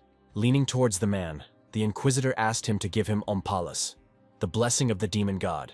But upon closer inspection, the inquisitor noticed that the box containing the blessing was empty, and a few minutes later, a purple light appeared from the highest point of the mountain. The man decided to use the very blessing that the inquisitors so wanted to obtain. Having grabbed the inquisitor, the man began to tell that all his indicators had increased, and his level was above 80. Having turned into a monster, The man did not understand how Alejandro could lose with such force. It still remained a mystery to the man how the Inquisitor knew that Omphalus's blessing was located here. But the Inquisitor warned the man not to touch his mask. After these words, the man immediately removed the mask from the Inquisitor's face. The man was shocked by what he saw and could not believe where the Inquisitor got such a level from. The Inquisitor reminded the man that everything has its reasons and began to use his magic. In the Crater Gorge, there was a battle with another monster, but the monster was stronger than the warriors and scattered them in different directions like bugs. At that moment, a man jumped from the bridge straight into the gorge. By this time, a level 50 warrior came to the aid of the knights, who was ready to show the monster all his strength. The giant caterpillar, which had a level of 61, immediately headed for a new victim. Suddenly, the knights noticed that something incomprehensible was falling from above. Taking a closer look, the knights realized that it was a man. It turned out to be Ether, who decided to help the knights and raise her level. Falling at incredible speed below, Ether pierced the monster's head with her sword. The knights admired the rookie huntress's work, despite her using a basic magic sword technique. The chief, listening to this conversation, answered the knights that he was already sick of this and they should not discuss other teams. But after the blows dealt to Ether, the monster did not die and Addis came to her aid. Addis improved his skills every day and could now destroy a monster with one blow. The chief looked at Atis and admired his impeccable magic. Addis had great attack, great support, and was the best mage for any team. Addis loved to use the magical tools he made himself, because no one could resist the highest level of magic. The chief also noticed that Sir Addis was becoming more and more handsome each time. The knights reminded him that Sir Addis was a man. One of the knights remembered reading about Sir Addis in the newspaper, as well as the Sword King clan and the Valtherian warrior. Following Addis and Ether, Brad and his friend, who were on their team, appeared. One of the knights decided that Brad was the Walterian warrior, but his partner told about the incident in the Hunters Guild that happened 2 months ago. It was because of this incident that the Valtherian warrior was imprisoned. 2 months ago, a judge came to the Hunters Guild with Emil. The judge was interested in how foreigners from that world and criminals would live in the guild building. Entering the building, the judge asked Emil what the name of the blonde girl who had recently been on trial was. Emil recalled the name Ifir. Ether did not give the judge any peace, since he considered her simply a beauty and was worried about which team she got into, so he looked into the guild. Emil noticed the judge's greasy look, but he could not say anything, since he donated a lot of money to the order. When I entered the guild, it was quite noisy, because friction between hunters is inevitable. It is a cost of the profession. Hunters always carry weapons that cannot be used within the guild, and anyone who breaks the rule may lose their hunter status. But there is an exception when a foreigner above level 20 tries to register as a hunter. Then the guild begins to suspect the hunter of belonging to another world. Having fallen to the ground, Sana the warrior asked Eric why he was pushing. Addis asked Eric if this guy was really from another world, to which Eric asked Addis if he had heard of Shanghai or Changrushan. Addis and Ether immediately wondered if Shanghai was another region, but suddenly Addis decided that this word is used on Earth, so Eric is sure of the identity of that guy. Plus, Eric, as a Valterian warrior, will attack first and block other hunters. In 22 years on the Rocky Mountain, it was hard for Eric to remember cities from other countries on Earth. Eric was sure that the guy was a newcomer who had recently come from Earth. Sana the warrior took out his sword and decided that everyone who wanted to become a warrior must demonstrate their abilities. It was a severe test for him, but Sana the warrior did not hide or run away. Sana the warrior knew that fighting the helpless was against a warrior's duty, and asked to clear the way for a muscular 5th-level warrior. After these words, Eric became seriously angry and hit San the warrior with all his might. From San's blow, the warrior flew over all the hunters, and Eric did not understand why he was advertising his level to everyone. The hunters heard the newcomer's words and began to vigorously discuss the 5th level of the Valterian. Eric asked Addis to do something for this, but Addis didn't understand what was going on at all. Brad immediately appeared and began to explain to everyone that a 5th-level warrior would not be able to destroy a boss above level 70. Eric thanked the strangers for covering him, but Brad reminded him that it was he who opened the window with the artifacts for Eric. Eric was surrounded by knights who ordered him to remain still, lower his weapons, and surrender. Noticing Emil, Eric was delighted and asked him to stop these people. But Emil angrily replied that these people were not from the order. Once in prison, the guard told Eric that the prison was intended for strangers from another world. It was designed by Grozny Garhan, who had an inkling of people like Eric, so the prison was built vertically, 6 floors above ground and 24 below. And if someone wants to escape, they will run into a cliff. The thickness of the steel walls is 15 meters, and the depth is 48 meters. Even the strongest Sword King, Beothold, could not destroy the wall. which means the Valterian warrior will not be able to escape. The guard looked at Eric and added that he was no longer a Valterian warrior and was sentenced to 100 years in prison. Eric didn't remember why he was sentenced to 100 years in prison, because it was an accident. Addis said that an appeal would not help, and Emil asked for Eric, but no one would even accept an indulgence. Addis also added that the owner of the crater prison is the same judge, and if a riot occurs, he can increase the sentence. Fear added that according to rumors, the judge loves money and there is a way to post bail. Eric looked around the prison and realized that even if he escaped, he would have to hide for the rest of his life. This meant that his plan to obtain the goddess's blessing through the order's donations would be pointless. Eric could only hope for Addis and Ether, and sit quietly all this time. At this moment, near Eric, other prisoners were beating up San the warrior, who was behaving too correctly. Sana Voitel was charged with attempted murder of a nobleman and sentenced to 100 years in prison. Eric was charged with attempted murder of a nobleman, as he threw an unidentified person at the nobleman, and was sentenced to 100 years in prison. Sana the warrior noticed Eric and greeted him. Eric was not very happy about it. The prisoners immediately turned to Eric, telling him to come to them, but Eric pretended not to know the guy. Sana the warrior explained to the boys that he was careless at first until he got a slap in the face from a level 5. Eric scattered the prisoners in different directions with one blow and approached Sana the warrior. Grabbing Sun the warrior's face, Eric asked him to shut up, while Sun the warrior was interested in Eric's skill that he had just used. Eric understood that if this guy continued to chatter left and right, he would be exposed immediately. And if Erica is exposed, then Addis and Ether will also suffer, and Erica had the thought of killing San the warrior. But with a smile on his face, Sana the warrior admitted that he was glad to see Eric and asked his name. Eric lowered his head and introduced himself as Felad, and Sana the warrior introduced himself as Chanrushan. Looking at Chanrushan, Eric asked how he was still alive if he was telling everyone that he came from another world. Chanrushan explained that everyone treats him like he's crazy, and on top of that, he's an alien from another world. Eric thought about how to teach Chanrushan to distinguish aliens from Ratni. Chanrushan extended his hand to Felad and said that it was a small gift for his help, and Eric looked and realized that it was a mana crystal. Chanrushan explained that he got them here when he destroyed the monster, and these guys wanted to take the crystals away. Eric looked at the crystal, and decided that it was possible to get from the prison into the dungeon itself. Chanrushan also added that if this crystal is given to the prison warden, he can reduce the sentence. Eric was surprised and told Chanrushan that he should have started with this right away. The chief watched the boys and said that if a foreigner killed a warrior even once, he would not be able to forget the taste of blood.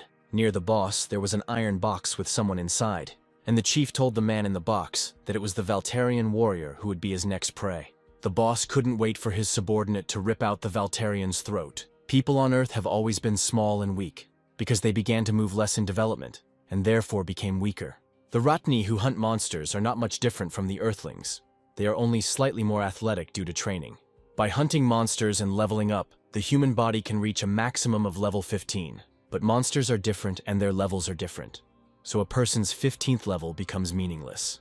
Therefore, in the battle, there are 4 main forces: the destructive spirit of the flesh, the aura; the second, the spirit of magic and energy, mana; third, the spirit of lightning and human strength, power; and the fourth, the spirit of rebirth and protection, prana. All of them have different characteristics. Hunters train and develop these powers to level up and hunt stronger monsters. But there were handcuffs that blocked the 4 main forces, which changed their color while being worn. Back then, a high hunter's level was just a number. Hunters were unable to use the 4 main powers and became food for monsters. The tough killer bees were like cannonballs to the imprisoned hunters.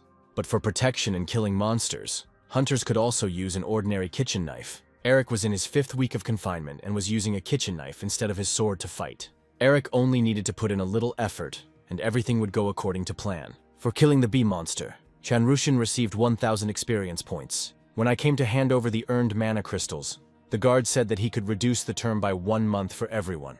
Eric also asked to exchange the bread for 8 kitchen knives. Eric knew that he could catch high-level monsters fairly quickly, but Eric could not abandon Chanrushan, since he needed to raise his level. Eric hoped that Chanrushan would be useful in providing information for meeting the goddess. Meanwhile, Chanrushan asked the guard to give him 100 loaves of bread instead of reducing his sentence. Chanrushan distributed bread to those guys who were unable to defeat the hooligans from above. The men thanked Chanrushan for such an act, because he spent all the crystals he had earned. Eric grabbed Chanrushan and asked him if he really wanted to rot in this prison. But their conversation was interrupted by the judge, who came down to them from above. To the judge, the The place seemed like a sewer where all the dregs of society were collected. Suddenly, one of the prisoners rushed to the judge, asking to see his family at least once. The guards reminded him that the prisoner had been sentenced to 15 years for failure to pay his landlord, and that his family was paying for him. Previously, this prisoner went down into the dungeon to destroy monsters and get crystals, but in the last battle he lost his leg. The judge decided that the prisoner needed another chance and ordered him to be sent to the dungeon. Turning around, the judge reminded his subordinate that such poor paupers from whom there was nothing to take had to be gotten rid of. But Eric and Chan Russian stood in the guards' way, and they immediately dropped the prisoner and took out their spears. The guards ordered the Valterian and his friend to get out of the way. Then Eric answered them that he and Chan Russian were also going to the dungeon, and they would have to go down there all together. The security guards didn't like these words and were stunned. Eric turned and looked at the guards, wondering why they had stopped. Meanwhile, in the northeastern part of the Thousand-Year Kingdom, the general was informed that the evacuation of residents had ended, and that there were no aliens from another world among them. But the general was clearly upset about something, because this was already the 6th nest that he had captured. One of the Inquisitors asked where the general was and was told that he had gone to headquarters, and Inquisitor Ethan heard this. Inquisitor Ethan also went to the headquarters of the Dark Brotherhood in the Chapel of the Saints. At the Chapel of the Saints, Ethan was praised and asked how everything went, and he said that the alien laboratory was discovered, and he also returned the blessing of the demon god. The Holy Maiden took the blessing of the demon god in her hands and did not believe that such a small piece contained so much energy. Ethan added that the goddess of darkness, Kivriel, deserves recognition as she helped him with this. After hearing these words, the Holy Virgin became interested in what Inquisitor Ethan was getting at, and he continued to say that the goddess sent prophets to watch over the earth, but she herself never participated in the affairs of the earth. Ethan also noted the fact that when they received the oracle and arrived at the scene, there were already more than 100 victims. Inquisitor Ethan was angry, because if the goddess had known about everything earlier, they would have been able to get there faster. The Holy Virgin could not stand it any longer and reminded Ethan that she had been a saint for 70 years and did not receive the oracle that often. The Virgin looked at the Inquisitor and told him that the goddess had always been concerned about the order in their world, and that now he was being too rude to her. The Holy Virgin reminded Ethan that he was no longer a child who could afford to be capricious. Looking back at the Inquisitor, the saint asked him to take off his mask next time, since he had a very pretty face. After all the talk, the Holy Maiden began to offer the blessing of the demon god, the ruler of darkness, Kivriel. Leaving the Chapel of the Saints, Ethan realized that everything was not as clean as he would like to believe. Meanwhile, Garn, having received Ompalus's blessing, realized that the Dark Brotherhood could be trusted. Garhan watched every % of the completion of the absorption of Ompala's blessing. Zenobia was curious about how much the blessing had grown, and Garhan replied that there were too few refugees, so the percentage was low. Zenobia then assumed that Richard had delivered an incomplete blessing to the dragon's nest. Zenobia also enjoyed being a regent and participating in political life, unlike Garhan. Garhan and Zenobia decided that the great land they had created was too weak, but they didn't think the Dark Brotherhood was strong either. Although the two knew that in the Dark Brotherhood, there was one blessed by the goddess who would be the hero of the next generation, and that was Leonhart. Zenobia offered to win Leonhart over to her side, but Garhan revealed that he had given up his career and remained in the Brotherhood, and if he found out that they had turned the tide of events, Leonhart would kill them. After these words, Zenobia decided that it would be easier to kill him first, but Garhan stopped her, since Leonhart specializes in hand-to-hand combat and healing. All this meant that the guys from the Great Land could attack at any moment in order to survive, but they would not cause any harm to Garhan and Zenobia. Even if the Great Land reveals the secret of the four heroes, the magical effect will be activated, and the body will be overcome by terrible pain, and then death will occur. And since healing magic does not work on corpses like other dead aliens, they will all turn to dust and disappear. Garhan was a little surprised that Zenobia didn't remember the magic that she herself had invented. Looking at Ompala's blessing, Garhan said that when it is fully formed, they will be able to absorb the powers of the goddess. Zenobia reminded Garhan that they still had one fragment left, but they had checked all the dragon nests. Garhan knew very well that in the crater prison that he created, there was one alien, and Garhan had already passed on all the information about him. Zenobia and Garhan could only wait for Lisi to enter the prison. Lisi understood perfectly well that Garhan and Zenobia were trying to cover their tracks, and if she didn't find another Earthling, she would die too. After examining the prison, Lisi wanted to take the blessing and escape from there as quickly as possible, but she was distracted by some screams. Listening closely, Lesia heard the prisoners discussing the Walterian warrior. who, according to her information, died back in the mansion.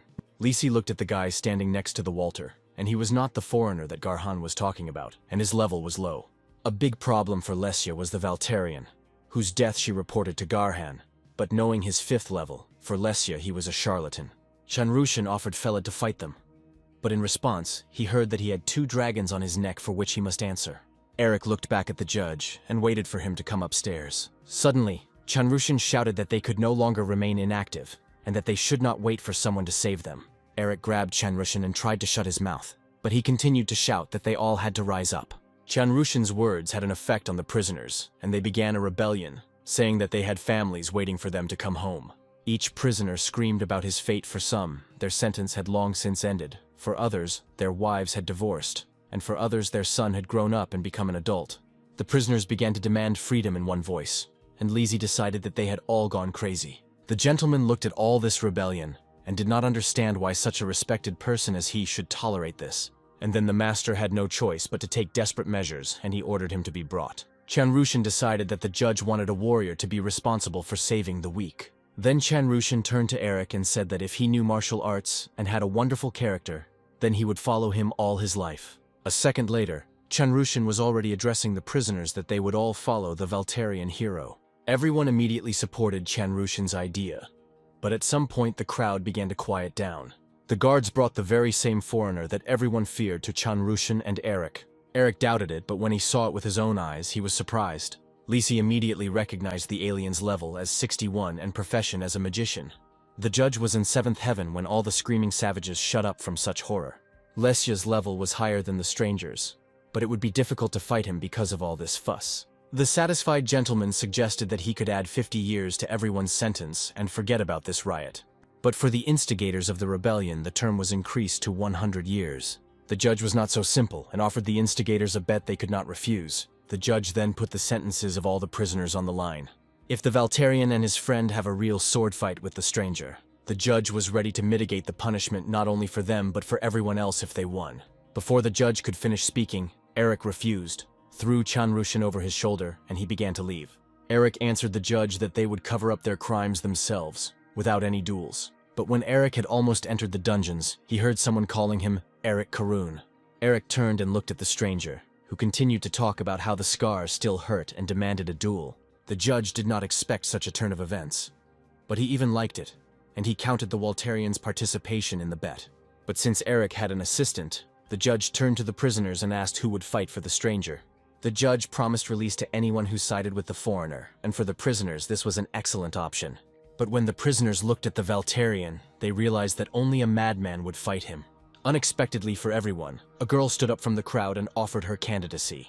Lisi felt that this would be the best option for her, and she would be able to resolve the issue with a blessing. And Lisi will also be able to destroy the charlatan, and her words about the death of the Valterian will not be a lie. The judge accepted the nomination and was glad that they had not had such fun mortal battles for a long time. Meanwhile, a tunnel appeared in the quarries from which Addis and Ether jumped out. Addis congratulated Ether on closing her first dungeon. But Ether was already exhausted and did not understand how Addis and Eric endured such regular raids. As it turned out, the regular raids were developed by Eric to increase the level of Addis. Eric exhausted the monsters but left them alive. Meanwhile, low-level Addis transformed into a dragon and killed all the monsters at once. By leveling up and absorbing a large amount of energy with the dragon core, Addis was now Eric's replacement for Ether. Ether was turned inside out by such a rise in level, but Addis said that it was also difficult for him at first. Addis continued to praise Ether, saying that she had stabilized the dragon's core and absorbed the energy very quickly. After all the praise, Addis suggested to relax and learn to digest the absorbed energy. Ether was glad that they were going home. While Ether was fighting monsters, Addis managed to get an artifact that he needed to check. Looking at the artifact, Addis was upset, because if Eric had been with them, then with the help of his landmark, he could have told the functions of the artifact. Ether walked up to Addis and reassured him, as it sounded like Eric was dead and not in prison. But Addis was very worried that there were a lot of prisoners in the prison, and that Eric could be made into a real killer. Ether calmed Addis down, and after everything they reincarnated, and flew home to the Crater Gorge. Several years ago, the aliens became enemies of the Ratni, and Garhan, one of the 4 heroes, agreed to create a camp in the crater's dungeon. While keeping the aliens in the dungeon, Garhan and everyone else began to notice many of their peculiarities. but all the information could only be collected by killing a huge number of Earthlings. Due to continued experiments with monsters, the aliens have become impossible to control due to their obsession with killing. The place was then given to the aristocrats, and they used it as a prison for the Rathni, but the experimental device remained, and now it was secretly used as an arena for competitions. The presenter announced through the loudspeaker that the long-awaited event had taken place, and the competition would be held according to simple rules. The host said that the dungeon around the stadium is filled with monsters, and the winner is the one who kills more monsters and gets more crystals. But if something unexpected happens, a fair judge will not judge them for what they did. In the blue corner was a devil from another world, who had not received a single injury in numerous battles, the King of Darkness. The stranger calmed the power of darkness in his left hand, telling it that now a bloody revenge would begin. Lisi couldn't listen to all this nonsense and couldn't bear the fact that they put this shameful costume on her. Then Lisi offered the stranger a small crystal, which, according to her, adds strength. But the stranger refused this, replying that Lesya's dazzling smile was enough for him. Before the competition, Raud recalled how he said goodbye to his name after he was mistaken for a foreigner and thrown into prison. In the red corner was a fearless savage, the strongest fighter of the army, the Valtarian warrior Phalod. Eric peered into the distance and could not understand who was in front of him, a stranger who knew his real name. Then Eric assumed that his rival was someone from the Great Land, and if he knew about him, then he knew about Addis and Ether. Eric's plan was simple: kill his rival as quickly as possible and get out of prison. But suddenly Chanrushan turned to Eric and said that it was not necessary to fight, since they could try to talk. Eric looked at Chanrushan and remembered that this boy knew nothing about the Great Land. By that time, there were monsters on all sides and there was nowhere to run. Eric suggested to Chanrushan that they talk about everything later, and now prepare for battle. The host shouted that they were starting the competition, and the prisoners who filled the stands began to shout loudly. High muscular abs, powerful back. The pectoral muscles twitch every time he swings the sword. All these muscles seem to be painted. So said Boronessa, watching Eric. The Viscountess, standing nearby, decided that the Valtarian warrior was to her friend's liking. But Boronessa replied that if he won the competition, he would work for her as a worker. The Viscountess reminded him that her husband might become jealous, and laughed. Suddenly, someone interrupted their conversation, saying that the Valtarian warrior would not be able to work in the mansion because he did not use magical items. Looking at the man, the girls recognized Lord Felix Prelsis from the Prelsis trading order, who was not a very well-known merchant. Lord Felix suggested that the ladies take a group photo using their order's new product, the image recorder. Boronessa decided that Lord Felix had a high level if he used a magic item, but it turned out that his level was low and Felix had nothing to be proud of. Holding the image recorder up to his eye, Lord Felix explained that he first needed to check if the item was working properly. Adjusting the lens, Lord Felix was able to get a closer look at the alien, but he could not tell if he was a real alien. Suddenly, behind Lord Felix, chuckling sounds were heard. Turning around, Boronessa and Felix noticed Count Elhauer.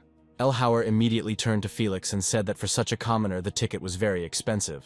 Lord Felix greeted Elhauer and was very pleased that he was concerned about his finances. Then Felix admitted that the ticket was sold to him by Marquise at a good price. Elhauer did not like this, because his competitions cannot be profitable.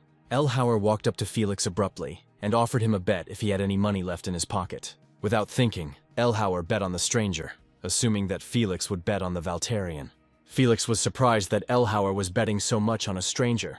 At the same moment, Boronessa said that monsters were still crawling from all sides. The host continued to comment that the Valtarian had amazing strength and was cutting down monsters with just a knife. Eric noticed that these monsters, taken individually, were nothing special, but their numbers did not decrease. While Eric was chopping down the monsters around him, there was already a wall of monsters in front of him. The presenter noticed that all the monsters in the dungeon were trying to pet only the Valtarian warrior. When the monsters completely surrounded Eric, he decided to cut across. After such a blow, the host shouted that the monsters simply flew away from the warrior and the whole hall was shocked. But suddenly, Eric heard strange sounds. Looking around, he noticed a bunch of monsters attacking Chanrushan. Lisi, who was preparing for battle, did not understand why the monsters were passing by her, knowing that these insects had low intelligence. Lisi suddenly noticed the strange abilities of the stranger, which she had never even heard of before, and she became interested in who he really was. In the past, Raud was transformed into a monster by the dungeon boss Tentacle Beholder, and the transformation is usually unstoppable. But in Raud's case, due to starvation and dehydration, the monster's cells stopped reproducing, and only Raud's left hand acquired the skill of mind control, and now he could interact with monsters and control if they were of a lower level. Raud did not remember what happened to him in the dungeon, but because of this skill, everyone took him for a stranger. After this, Raud was locked in a dungeon and forced to fight with other prisoners. Looking at his opponent, Raud knew that Eric was level 5 at the time, but after so much time he should have raised it enough. Raud watched as his opponent tore everyone to shreds with the monster, and then the thought crept into his head. What if he was mistaken? Eric, clearing his way, finally reached Changrushin, who was trying to defend himself from the monsters. It turned out that Changrushin was simply blown away by Eric's strong attack. When Changrushin recovered, he noticed that the monsters were only hunting Felad. But Eric understood that not only monsters were hunting him, but also a rival who, if he only killed him, would be the end of it all. The artifact is the source of energy for the dungeon, and a powerful tool that can be obtained by clearing it. It is a symbol of honor for hunters, but without knowledge, at a low level, it is nothing more than a common decoration. That's why hunters go to the examination to find out the power and price of their artifacts. Addis also brought his artifact and learned that it was suitable for his level, could be used 10 times a day, and the total number of uses was unlimited. Maiden said that the artifact's ability to store clothes, and therefore it can be sold for about 5,000 X. Hearing such a sum, Ether happily hugged Maiden, but Addis was embarrassed that they got an estimate for free every time. But Maiden understood that the guys were collecting money for Eric, who had gone to prison. For this, Addis even sold his books, but he kept the useful spells in his personal item. Maiden assessed Addis's magical item and said that it would be worth tens of times more than any artifact.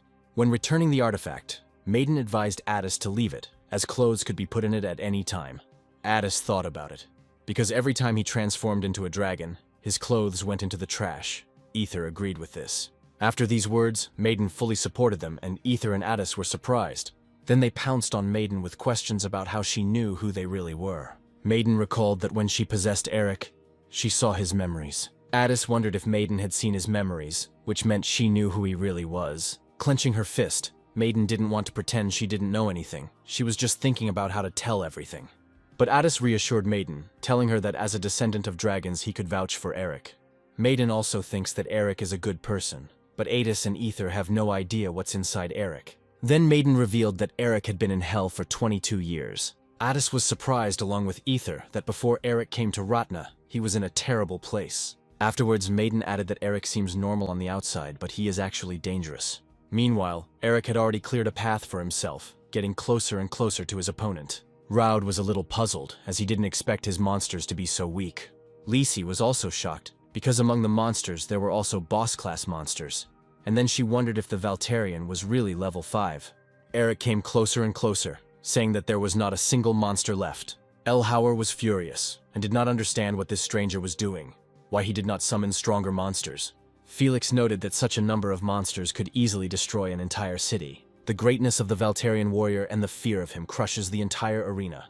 Eric, looking at his opponent, guessed that he had probably come up with something else. Raud decided that there would be no mercy for Eric and used mind control at full scale. At that very second, a huge tentacle appeared from under the ground and knocked down Raud and Lesia. Raud was pleased with his result, but Lacey was horrified. The boss of the dungeon was the level 80 Queen Antonina from the deepest part of the gorge of Crater City. When Queen Antonina saw that all her children were dead, she was ready for revenge. Looking around, she smelled a man, and realized that it was he who killed all her descendants. Eric looked at his sword, which had split, as if nothing had happened, and he was not embarrassed by the fact that he could be killed. Queen Antonina immediately attacked Eric with all her might, and the prisoners began to leave the stands in panic. Felix didn't understand why the prisoners weren't being evacuated, but Elhauer was busy watching the fight. Elhauer waited for the boss to start tearing the Valterian apart, because he was sure that the 20 warriors guarding the perimeter would be able to stop the monster. But Felix decided not to wait for this moment and grabbed Elhauer. Felix shouted menacingly at Elhauer that at the moment they needed to run away not from the boss, but from the Valterian warrior. Eric climbed on top of Queen Antonina and began to tear her apart alive. After tearing off one of the boss's tentacles, Eric decided to use it instead of his sword. Then Eric used his famous boss tentacle vertical slash, and after that Queen Antonina was destroyed. Long ago, foreigners were feared because they had a desire to kill, and the reason for such desires was the manual that all foreigners have, in which the quest and reward system were hidden. The reward for killing a warrior was a substance that, when it entered the brain, brought immeasurable pleasure and awakened suspicion in it. This feeling was highly addictive, like the greatest drug that has an immediate effect. Maiden told the boys that if a stranger killed a warrior even once, he would no longer be able to escape this impulsive feeling. Ether assured Maiden that Eric had never done anything like that, and Addis completely agreed with her. But Maiden emphasized the fact that Eric had simply never killed a warrior before everyone he had killed was a foreigner. Killing foreigners brings no pleasure, but how long luck would be on Eric's side no one knew. After all, the monsters that had chased him before in his complete solitude, Eric had to kill them, or they would kill him. And what is normal for Eric is not normal, and he came to Ratna physically, but in fact Eric is still on that mountain. Also, if Erica is being pursued by an enemy, suppressed instincts can manifest at any moment. Ether was becoming more and more surprised with each passing minute, and Maiden asked Addis if he had ever felt a desire to kill from Eric. Addis remembered their first meeting, but at that moment the whole situation immediately became clear, and then they fought together against the Lich. After Queen Antonina was destroyed, all the aristocrats who were watching the competition fell from the shockwave. The ladies were pounding on the doors and asking for them to open them quickly, and Felix wondered if the Valterian warrior was in control of his powers.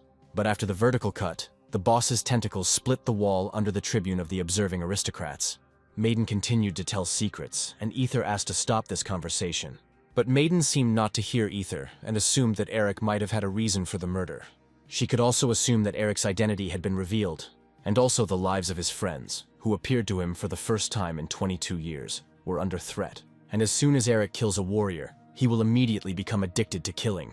Eric wanted to kill his rival, but suddenly Chanrushan jumped out to his defense, and the worst thing happened. Chanrushan reminded Eric that people should resolve issues with words. After these words, Chanrushan fell unconscious in Eric's chest. 2 weeks passed. Brad obtained a huge crystal for Ether and Addis. Seeing the size of the crystal, Addis and Ether understood that it would cost no less than 500 X's. For Brad, it was a debt to the Valterian warrior who had previously helped them and given him such an artifact. Brad looked at Ether, became a little embarrassed, and said that it was all for her sake. Ether's joy knew no bounds. She thanked Brad for such help.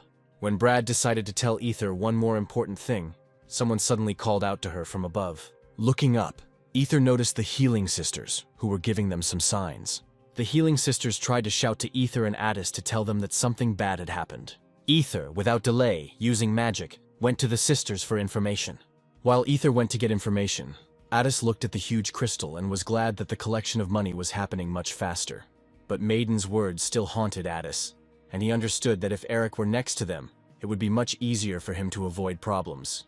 When the Healer Sisters told her what had happened, Ether could not contain her emotions and reacted very loudly to the information.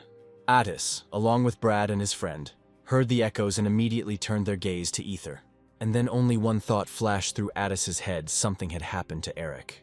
A couple of days later, Felix delivered information about the aliens from the crater prison, as Hyun Nim requested. Felix confessed to Hyun Nim that he almost died because of him, and he couldn't even offer him a cup of tea. Hyun Nim asked Felix to shut up. But Felix asked why he should do the dirty work, when everything could be done much faster with the Dark Brotherhood. Hyun Nim took out a photo of Raud and informed Felix that this guy was not a foreigner since he personally checked him. Then Hyun Nim realized that El Hauer had deliberately presented this guy as a foreigner and got rid of all his notes. Hyun Nim was depressed by the whole situation, because it turned out that there was no real alien in the prison crater either. But while looking through more photos, Hyun Nim came across Eric, and Felix said that the enemy was a Valterian warrior. Looking at the photo better, Felix added that according to rumors, this guy killed the enemy leader when the Order of Light attacked the dragon's nest. Felix told how the Valterian killed boss monsters with one swing of his sword. Hyun Nim interrupted Felix and asked if he remembered how about a year ago Hyun Nim borrowed some money from him for an urgent matter. Felix couldn't forget about the debt, because then Hyun Nim arrested the wrong guy and had to pay compensation. Felix decided that now the debt would return. Hyun Nim put on a mask and told Felix that he needed to catch a level 5 person. Have you ever heard of withdrawal symptoms? In real life, it looks very serious. A few years ago, Zenobia and Queen Holian observed this syndrome, and people were out of their minds back then. Queen Holian confessed to Zenobia that after she became queen, she learned even more about this syndrome. Then Zenobia, looking at everyone, remembered one girl, whose name was Lisi. She was the quietest of all those present.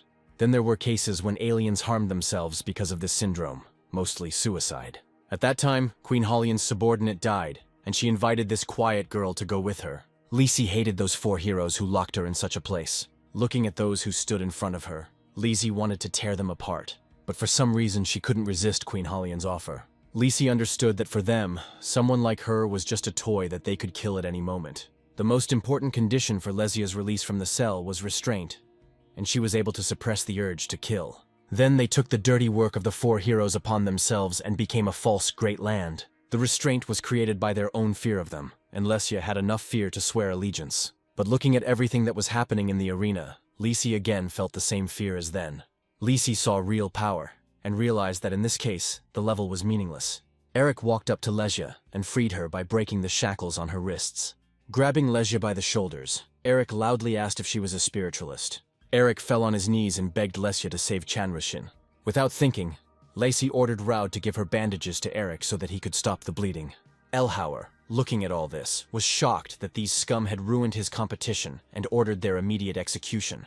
At that very moment, an army of soldiers, ready to carry out the order, approached the gate. Eric couldn't believe that despite the fact that a man was dying, the soldiers were ready to carry out such an order. Looking at Chanrushin, Eric asked him to wake up as the situation was getting worse. Lisi explained that they hadn't even finished providing first aid, and if they stopped, the boy would bleed to death. For the soldiers, the Valtarian was simply a monster, and they were already preparing the ballista for battle. When the chief commander called out fire, a huge arrow was already flying towards Eric, but Raud stopped her in her tracks, grabbing her with his magical hand. Turning sharply, he redirected the arrow towards the ballista and broke it. Looking back, Raud shouted at Eric and Lesia to speed up, as Raud couldn't let the guy who saved his life die.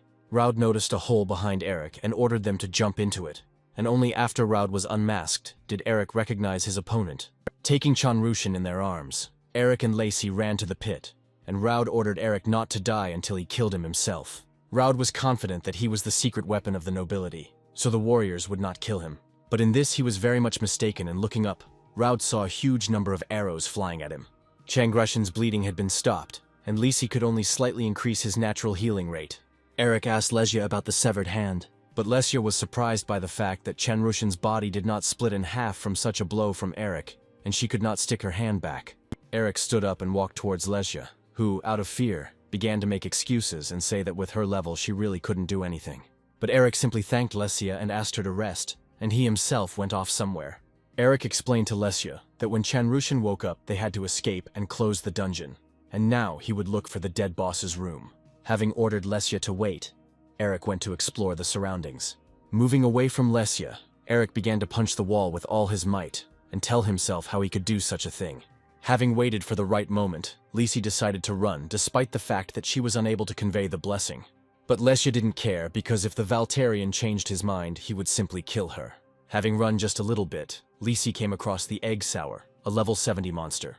While the prison is in total chaos, flyers about Falad's search are already hanging all over the city. Addis and Ether, seeing this, began to believe a little and understand why Eric ran away. Then Addis immediately collected all the crystals, money, and told Ether that they needed to leave the village with Eric.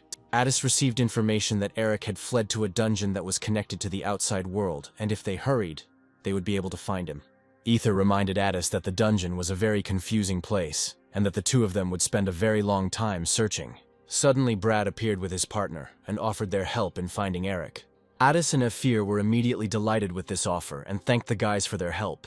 At that very second, they agreed to meet at the 24th lift, after Ether had exchanged the crystals and Addis had bought the dungeon maps. Having agreed, no one wasted a minute. Addis understood that if they hesitated, external organizations would take care of this, and Eric would not be able to avoid murder. Having run to the right place and opened the door, Addis did not expect to meet the Inquisitor, and the Inquisitor himself also did not expect to meet Sir Addis. When the monster approached Lesia, the wounded Chanrushin came running to her aid. Pushing Lesia to the side, Chanrushin shouted at her to run since the monster had a high level. The monster was unhappy that his prey was taken away, and so he decided to feast on Chanrushin. But Lacey did not run. She stayed to protect the wounded Chanrushin and used her magic. Lacey created a magic stone with which she shut the monster's mouth. Eric also appeared in response to the strange sounds and continued to deal with the monster. Without a sword on him, Eric used his spear skill and pierced Lesia's magic stone with his hand. From such a powerful blow, the stone split and the monster flew into tiny fragments. Eric turned to Chanrushin and Lesia with the words that they should return to prison and ask for forgiveness, accusing the Valtaran of threatening death. Looking over his shoulder at Chanrushin, Eric asked them to hurry up, but Chanrushin found this funny and replied that they would not leave just like that. In anger, Eric grabbed Chang Rushan and said that it was enough that because of him he lost his arm. For Chang Rushan, a hand was a small price to pay compared to when there was a danger that someone might find out that Chang Rushan was a foreigner. Hearing this, Lacey was shocked. Then Chang Rushan told Lacey that thanks to Feilad, he found out what the foreigners had done in the battle. Eric didn't understand why Chang Rushan wanted to reveal his identity so much. Did he really want to die? Chang Rushan explained everything. He wants to prove that not all of them are villains, and that someday the warriors and earthlings will be able to live in peace. Looking at his hand, Chang Rushan was ready to fight the earthlings who do evil. But for this he needs a partner. Bowing before Feilad, Chang Rushan asked him to become his partner and help him. Lacey looked at all this as an illusion, and the words that foreigners could live peacefully made her feel uneasy. Clutching Ompala's blessing in her hand, Lacey decided that Chang Rushan had gone crazy. Then Eric asked Chang Rushan if he could kill the earthling, since in words everything was easy. Chang Rushan bowed his head and replied that murder was unacceptable. But he was ready to kill someone who had already ceased to resemble a human being. Smiling, Chang Rushan repeated his words about first solving problems with words. Agreeing, Eric extended his hand to Chang Rushan. Listening to all this, Lacey understood that they were committing suicide. Eric asked Chang Rushan what his plan was, and he suggested that they first arrange an escape at night. Returning to his place, Chang Rushan lay down to rest, and Lacey healed Eric's wound. Lacey made Eric happy by saying that he still had an aura that protected his body. Looking at Eric, Lacey explained that unused aura strengthens the body, and healers mainly specialize in defense. Eric thought about it, because it turned out that it was precisely because of the unused aura that his abilities had increased. But Lacey interrupted Erica, as she was concerned with a completely different question. Eric immediately realized that if they found out that Lacey had healed the stranger, then nothing good could happen. Looking at Lesia, Eric apologized for dragging her into this and said that she could blame him for everything. Lacey lay down, turned away, and muttered that it was the Valtarian who had caught her and forced her to heal. Deciding to rest before escaping, Lacey took out the blessing and looked at it piercingly. In his office, Elhauer was furious that there was still no news about the refugees. But the servant explained to the master that the hunters would do nothing until the reward was at least equal to the national budget. Elhauer understood that if the Valtarian came out, he would immediately tell that the foreigner in prison was not real, and this would reach the order. One of the soldiers entered Elhauer's office, reporting that someone wanted an audience with the master. Elhauer ordered the soldier to tell the man to get lost, and if he didn't understand, to put him in a cell. But suddenly, the office door flew out like a bullet, knocking the soldier and the servant off their feet. The Inquisitor entered the office with Addis and Ether, who asked for assistance in their investigation. The Inquisitor apologized for the fact that they had come without a warrant due to haste, but it didn't matter to him. Having met Addis a couple of hours earlier, the Inquisitor said that it didn't matter whose side they were on, since it had nothing to do with him.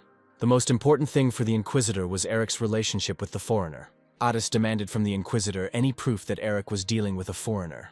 The Inquisitor wanted to obtain evidence from Eric personally. Deciding that they all had the same goal, the Inquisitor suggested that they go together. When Elhauer saw the Inquisitor, he immediately thought that he knew about the false foreigner. The Inquisitor immediately asked Elhauer where the escaped prisoners had gone. Without any answer or hesitation, Elhauer jumped out of his office window and descended down the rope. Elhauer wanted to find the fake alien as quickly as possible, otherwise he would disappear. All along this descent near Elhauer there was Ether, who asked the judge about the fake alien. Elhauer fell in fear, but quickly got up and started running. Along the way, Elhauer shouted at his soldiers to close the entrances and exits as they were being captured. Continuing to run and look back, Elhauer did not understand why the hunters came to him with the Inquisitor. Unexpectedly for him, Addis appeared through the tunnel, asking where Eric was now. Without a second thought, Elhauer quickly jumped off the bridge into a passing carriage. As he left, Elhauer ordered that the hunters be stopped at any cost. Addis and Ether were determined and asked the soldiers to leave and not interfere with them. But they preferred to carry out Elhauer's orders, and ended up getting a good shock from Ether. Having stopped the soldiers, Addis looked around and noticed that the Inquisitor had disappeared.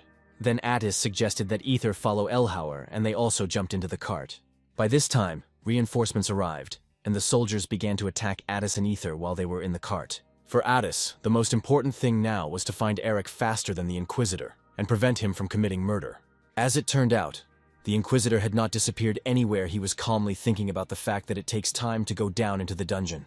Following Elhauer's trail, the Inquisitor recalled the entire chain of events. There was immediately a small town where the Inquisitor arrived in the footsteps of the Lich from the Great Land, the city of Onfros. However, soon all traces of the Lich disappeared. most likely because he simply died. Then Alejandro's dragon nest was destroyed. But the Demon King's blessings obtained through the goddess's oracles are still in the dragon nest. This could mean that there is a high probability that Alejandro invented the Umpala's blessing, and the person involved in all this had a level much higher than the fifth.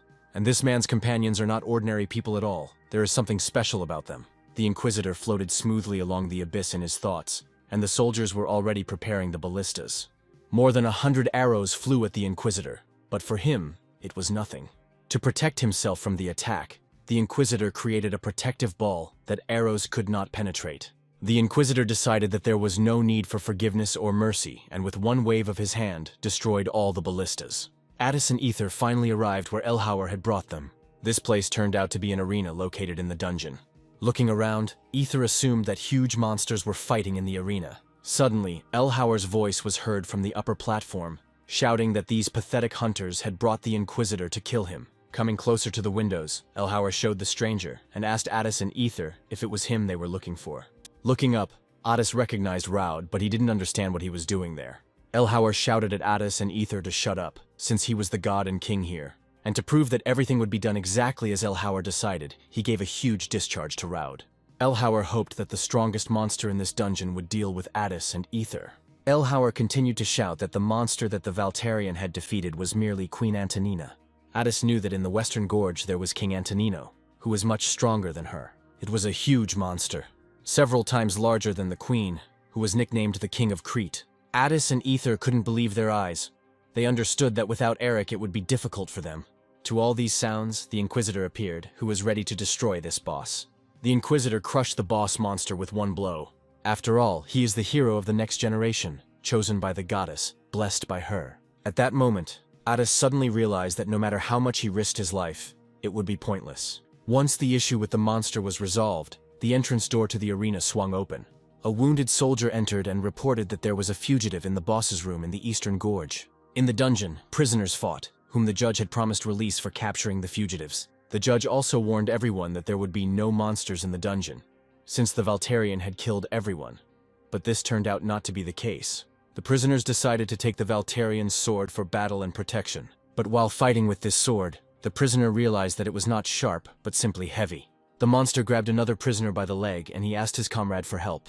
Realizing that he had a hard time with the sword, the prisoner remembered the artifact and decided to try it out. But he didn't know how to use the artifact and simply shouted random phrases that were of no use. At some point, the monsters began to be blown away, as if a strong hurricane had arisen. As it turned out, it was Eric who was wandering through the tunnels of the dungeon. Having found his sword, Eric was delighted and asked the prisoners if the judge had sent them. Behind Eric appeared Chanrushin and a huge crowd of prisoners. Changrushin ordered a crowd of prisoners to attack the monsters. The prisoners were promised freedom if the escapees were found. But Chanrushin quickly won everyone over to his side.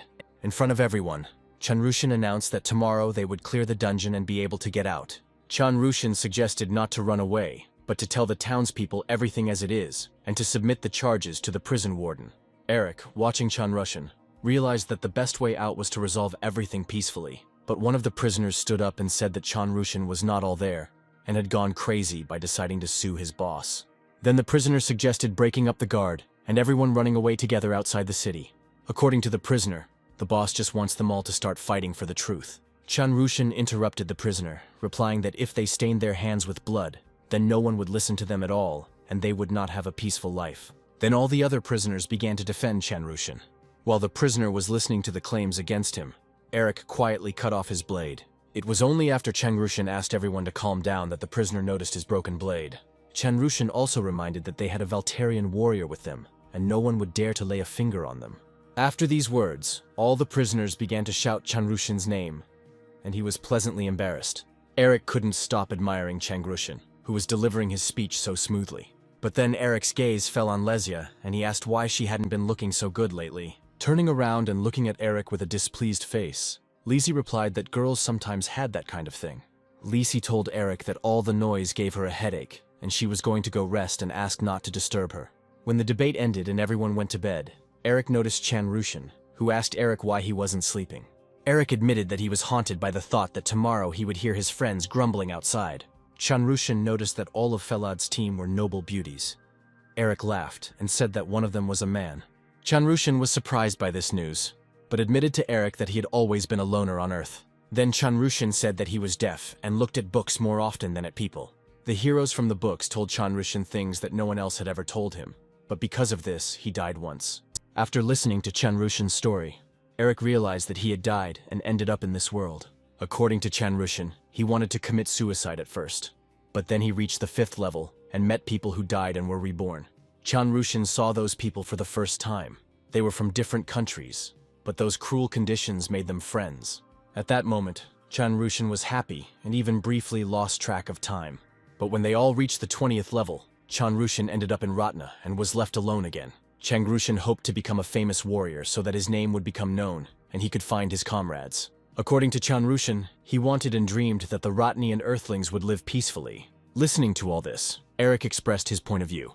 Eric said that money, fame, peace of mind are all a dream and every person has the right to it. But the most important thing Eric emphasized is that you are looking for your own benefit, or you are trying for the sake of other people. Looking at the huge number of nests in which people slept, Eric noticed that they all owed at least their lives to Chanrushan's egoism. Having said this, Eric wondered if he had sounded too frank, but after thinking some more, Eric remembered that he was already over 40 and could well talk about such things. Suddenly Chanrushan turned to Eric and bowed, adding that he was now his idol in life. Chanrushan continued to say that he would bow at Eric's feet all his life and write a book about him so that all descendants would know about such a hero. While Chanrushan and Eric were having heart-to-heart talks, Lacey tried to get as far away as possible. But when Lacey fell to the ground, she realized that there were no reports from Zenobia. When Lesney found the knife, she knew that sooner or later she might die. Suddenly, the same violent prisoner who had been looking for her all this time appeared behind her. Coming closer and putting his hand on Lesia's shoulder, he asked her not to be afraid of her. The prisoner leaned over and said that he had arranged a meeting with the military, who offered him a good reward for it. After these words, Lesia seemed to have changed, and she plunged the knife straight into the prisoner's stomach. Then the sacrifice for the great cause was completed. Lacey destroyed the warrior and received experience points. When the military came to meet the prisoner, they found the fugitive sitting on the corpse. And Lesia, looking up, whispered for everyone to die. Bad things start where they are hard to notice. When Eric and Chanrushan went to look for Lesia, the fugitive and the guard were already dead. But the problem was that the guard was killed by a prisoner. The guys decided that Lacey tried to commit suicide but was still alive. Eric looked at the armed guard and realized that only Lacey could have killed him. But Eric was more worried that the guard was alone. Looking a little into the distance, Eric noticed another spear, and this was already a big problem. Chanrushan sat over Lesia and tried to bring her to her senses. Standing up, Eric ordered Chanrushan to wake up all the prisoners and go to the boss's room, and Lacey could temporarily heal herself. Approaching the abandoned spear and examining the place, Eric informed Chanrushan that one of the guards was still alive. Chanrushan asked Falad what he planned to do in this situation. Eric used the tracking skill and realized that the guard had gone in the opposite direction, and so Eric would block their path. Looking at Chanrushan, Eric indicated the meeting place. It was the eastern part of the dungeon. Chanrushan didn't even have time to answer before Eric set off. Eric was worried and had a bad feeling the whole way. Moving so fast, Eric felt like he was being pierced through and through. Eric stopped and looked at his chest and couldn't understand what had just happened. When the dust settled, Eric noticed the Inquisitor, who thanked Eric for not having to search for so long. Looking at the Inquisitor with an intent gaze, Eric understood that this meeting was not accidental. The Inquisitor agreed with Eric, telling him that he had come on business. Meanwhile, Chanrushan, having raised everyone and carrying Lacey on himself, ran to the designated place, but the prisoners were worried about where the Valtarian was. Chanrushan confidently replied that he would distract the guards so that they could escape unnoticed, and then they would all meet outside. So the prisoners liked the plan, and they imagined how unlucky the guards would be when they met the Valtarian. The whole way, Chanrushan thought that Lesia probably had her own reason for such an act. Seeing the door, Chanrushan realized that he could not hesitate for the sake of those who believed in him. But this world is not so welcoming to allow the heroes to stay alive. Running into the room of the boss, Chanrushan and the prisoners, a surprise awaited them in the form of guards and ballistas. After meeting with his comrades and the Valtarian warrior, Chanrushan thought that everything would be fine now. But alas, Chanrushan shouted at the top of his voice for everyone to take cover. But unfortunately it was too late. Chanrushan realized that it was all his fault. Some helpless crowd tried to administer justice, and that's how the story ended. As in standard books, a moderately intriguing and cheap plot with a predictable ending. But suddenly Lesia's voice said that there was an afterword left, and she handed over the book. Lacey told Chanrushan that the ending he wanted would not happen, He would not become a hero, and he would have to give up the truth and his dreams. After the shelling, Lesya healed herself and came to her senses. In front of her lay the dead Chanrushan. Having quietly taken out the blessing and placed it in Chanrushan's mouth, Lacey realized that Chanrushan would blame and curse her until her death. The guards turned over all the prisoners in search of the Valterian. One of the guards discovered a survivor with an artifact hanging around his neck. The prisoner begged for mercy, but the guard explained that they had orders to make it look like they all died in the dungeon. But the guard suggested that the prisoner tell where the Valterian was hiding, and then they would secretly spare him. The prisoner looked past the guard and continued to talk about salvation. The guard did not understand why he was still asking to save him. When the guard turned around, he noticed something strange, mutating. After the blessing entered Changrushan's body, it began to mutate. Eric told the Inquisitor that the judge was increasing sentences without reason and killing prisoners. But the Inquisitor was more concerned about the fact that the judge was passing off a warrior as a foreigner. Then the Inquisitor compared the priest to a shepherd leading the sheep on behalf of the 6 goddesses. And the Inquisitor's task is to find the wolf in sheep's clothing. Exhaling, Eric realized that he didn't have to pretend to be a Valterian, since the Inquisitor saw his level and knew that he was not a foreigner. On that note, Eric turned and began to leave, informing the Inquisitor that he had much to do.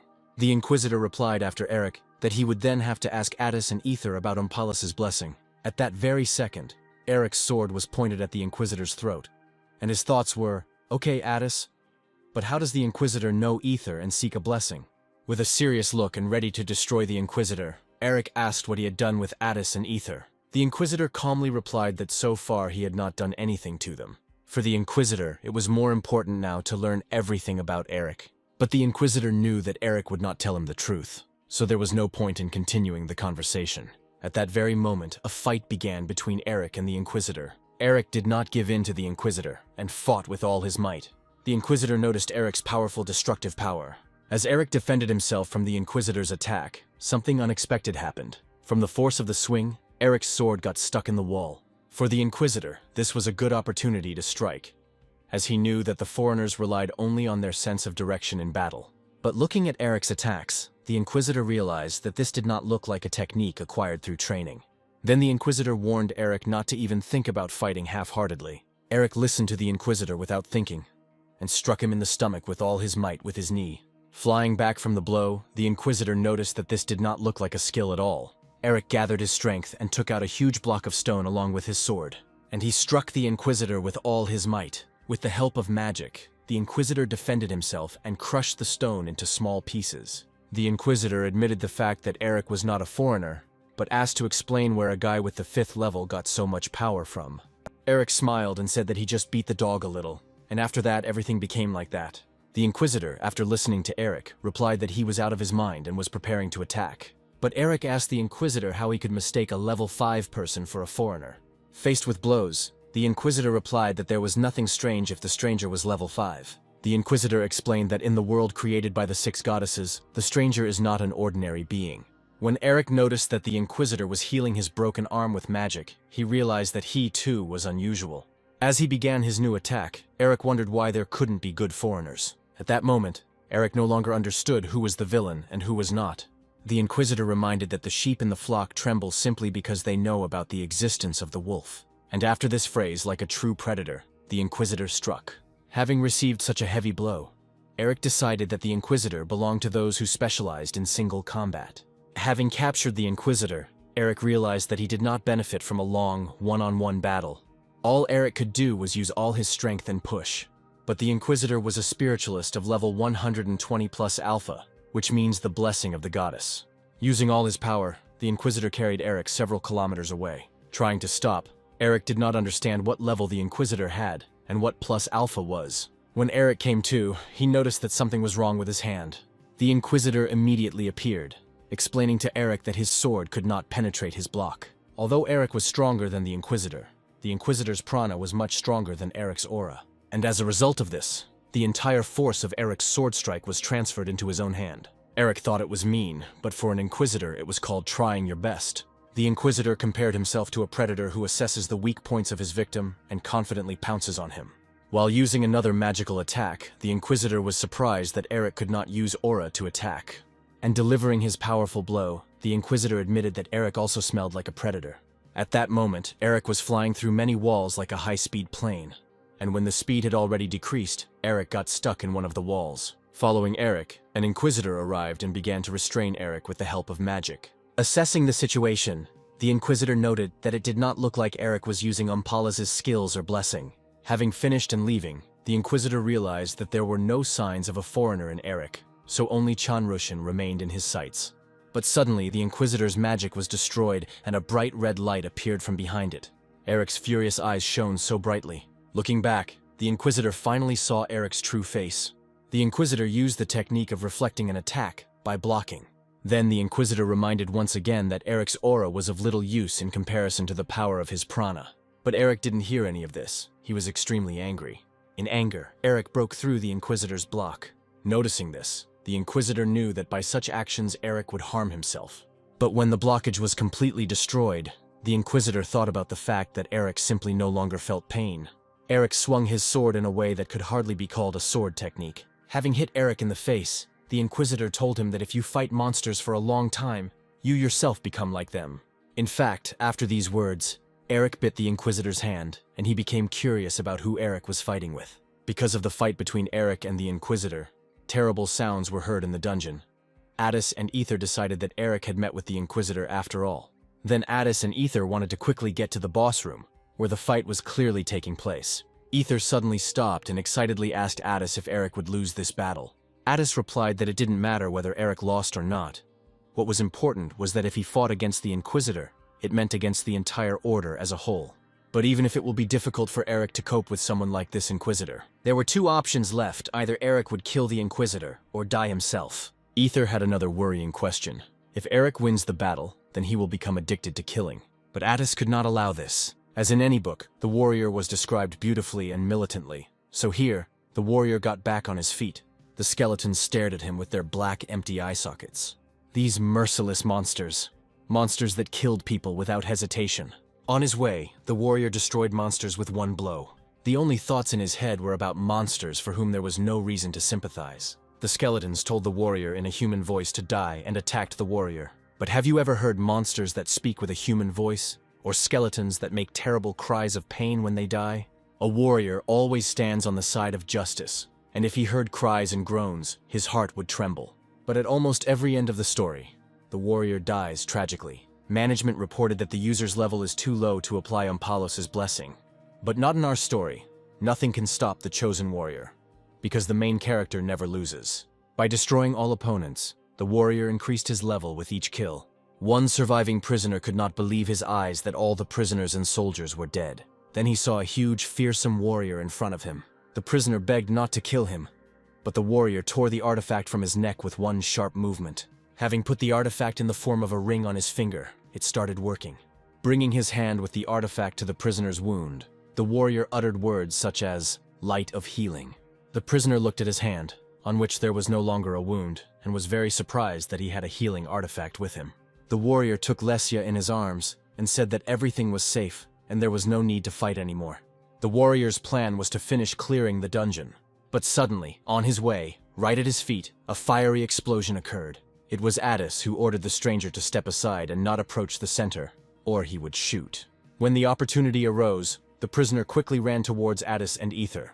Ether, looking at Chanrushin, asked Addis if this really was the foreigner. Addis agreed with Ether, but wanted to test it with the blessing of Umpalas, which was contained in his staff. Addis had used the blessing before, but over time he had forgotten the skills. When Ether noticed the many corpses, she did not believe that the Great Land was hunting for the city's inhabitants. Addis replied that they could not speak with certainty about the Great Land, since in the past they had experimented on the warriors to create monsters.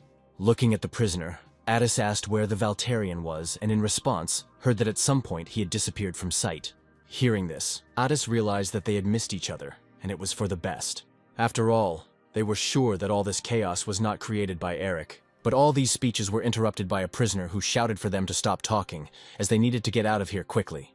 Looking at Chanrushin, the prisoner said that he dismembered the warriors, who were in armor from head to toe, with one movement. Standing confidently behind Addis and Ether, the prisoner guessed that they did not believe him, because they had not seen it themselves. Ether said that if the stranger gets outside, other hunters might suffer, and then he will become stronger. Addis was sure that of all the hunters, only they had experience fighting such monsters. Unexpectedly for everyone, the stranger moved so close to Addis and Ether to pronounce the name Eric.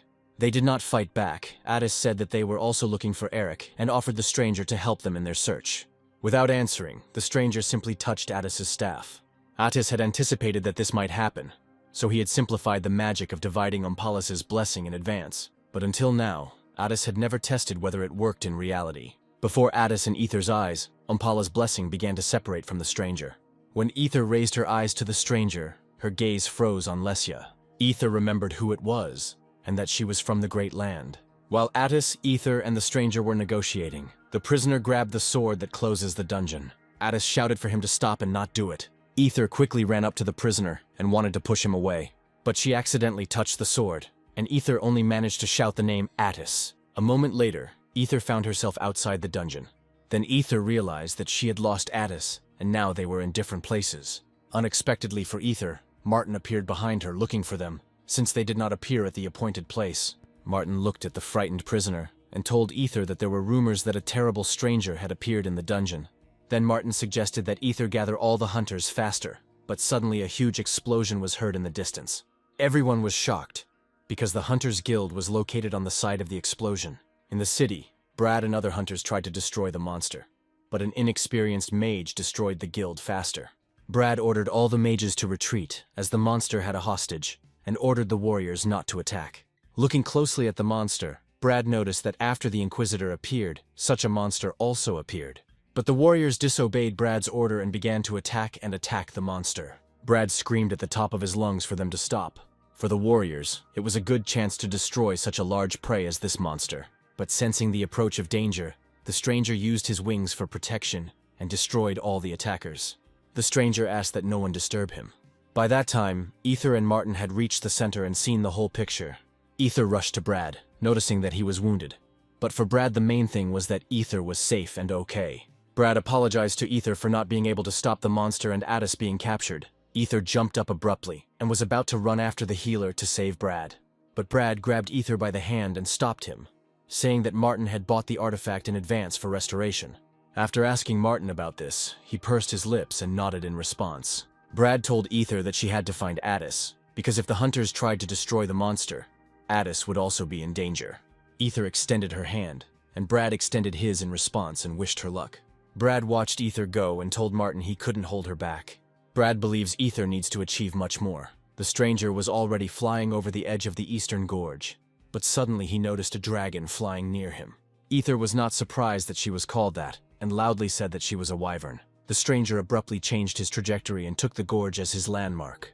Ether told herself that she wouldn't let him escape, especially in the sky. Flying closer to the alien, Ether decided to use fire to attack, but noticing that Addis was on the alien's tail, she redirected her fire to the side. Ether needed to quickly come up with a new plan of attack. The alien received a warning from the leadership that the limit of regeneration of the Ompala's blessing had been reached. Ether came up with a plan and, flying as close as possible, she grabbed the alien's wings with her paws. But the stranger had his own response to this turn of events.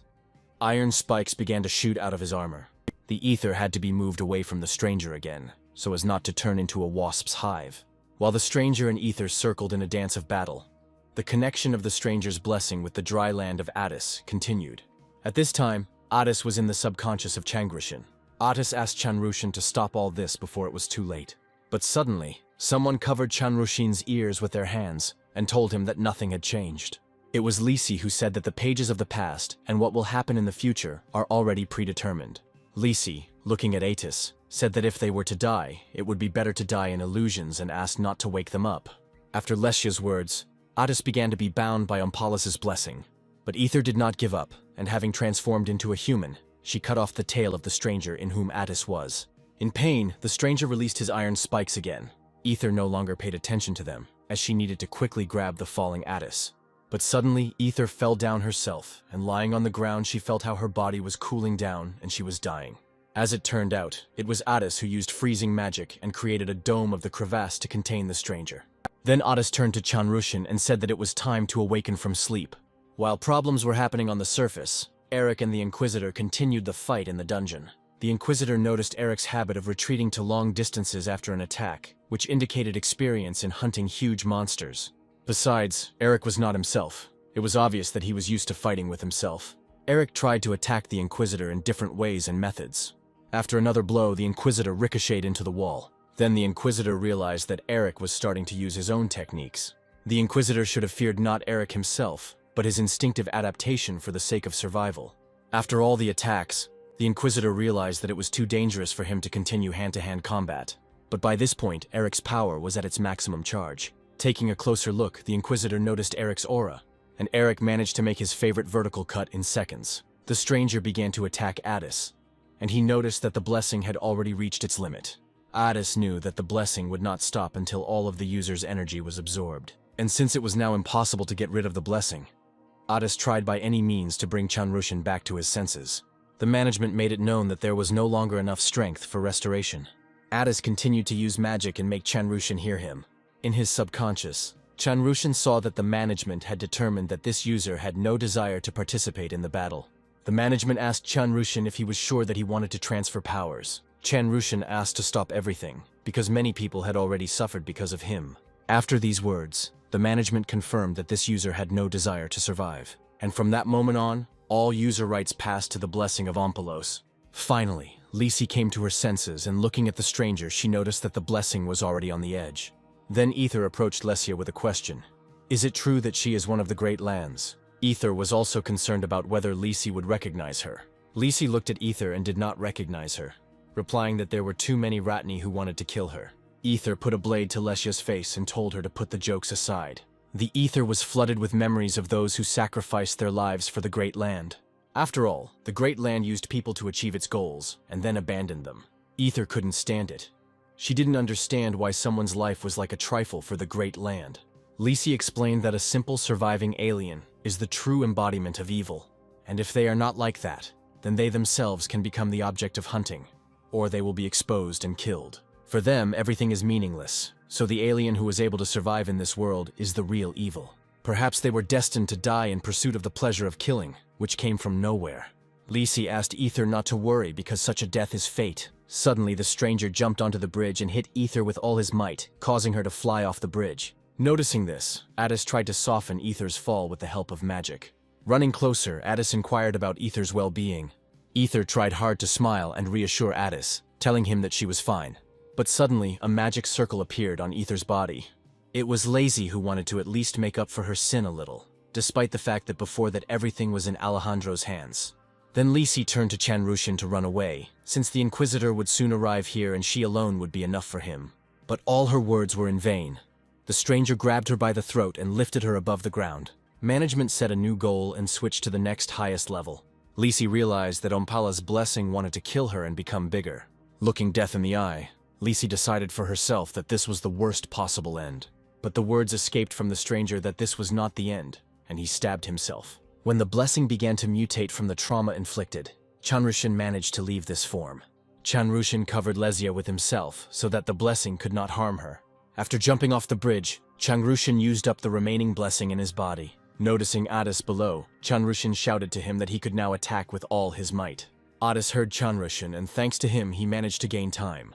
Gathering his strength, Addis began to use the magic of the fire dragon, the beam of ignition, and the imposition of fire circles. The magic was so strong that the mutated body of the blessing burned before our eyes. From such powerful magic, a huge hole was formed in the gorge. Ether ran up to Addis and asked why he hadn't used this magic before. Addis replied that this magic was above his level, and therefore he could not control it. Seeing Lacey and Chanrushan in the distance, Ether asked Addis if he could still fight, but his strength was at its limit. Looking at the exhausted Addis, Lacey stopped the fight, as there was no point in fighting further. Lacey remembered that Addis and Ether wanted to free Eric from the Inquisitor, so if they can defeat her great land, then the Inquisitor will have to go back, because he is chasing the blessing. Chanrushan did not believe Lesia's words, because if she fell into the hands of the Inquisitor, there would be big problems. Lisi looked at Chanrushan and said that he should save Eric and follow him. Listening to all this, Addis did not believe that Lisi repented. Ether, looking at Lesia, said that she just wants to run away from her fate. Perhaps that was true, but Lacey didn't want it to end so senselessly. But this whole conversation was interrupted by a huge explosion, ejecting auras. The Inquisitor's healing was very slow due to the remaining aura. The Inquisitor was mistaken in thinking that Eric would not be able to use the aura, although the Inquisitor didn't think that the aura would be used to counter his prana. By that time, Eric was no longer able to control what had burst out of his body. Eric's aura continued to burst out. It was huge. Looking at this, the Inquisitor did not understand how, under such conditions, Eric's body had not yet collapsed. But if it happened that the aura completely left Eric's body, then its power would destroy half the city. The Inquisitor would like to capture Eric alive and get the information he needs, but that won't work anymore. The Inquisitor and Eric continued to confront each other in a brutal battle. Eric used all his skills against the Inquisitor's magic, and when they collided, it was a powerful wave of energy. Lisi no longer understood who Eric really was, if he was fighting with someone who had received the blessing of the goddess. Addis knew that Eric had an aura, but how he summoned it during the battle was a mystery.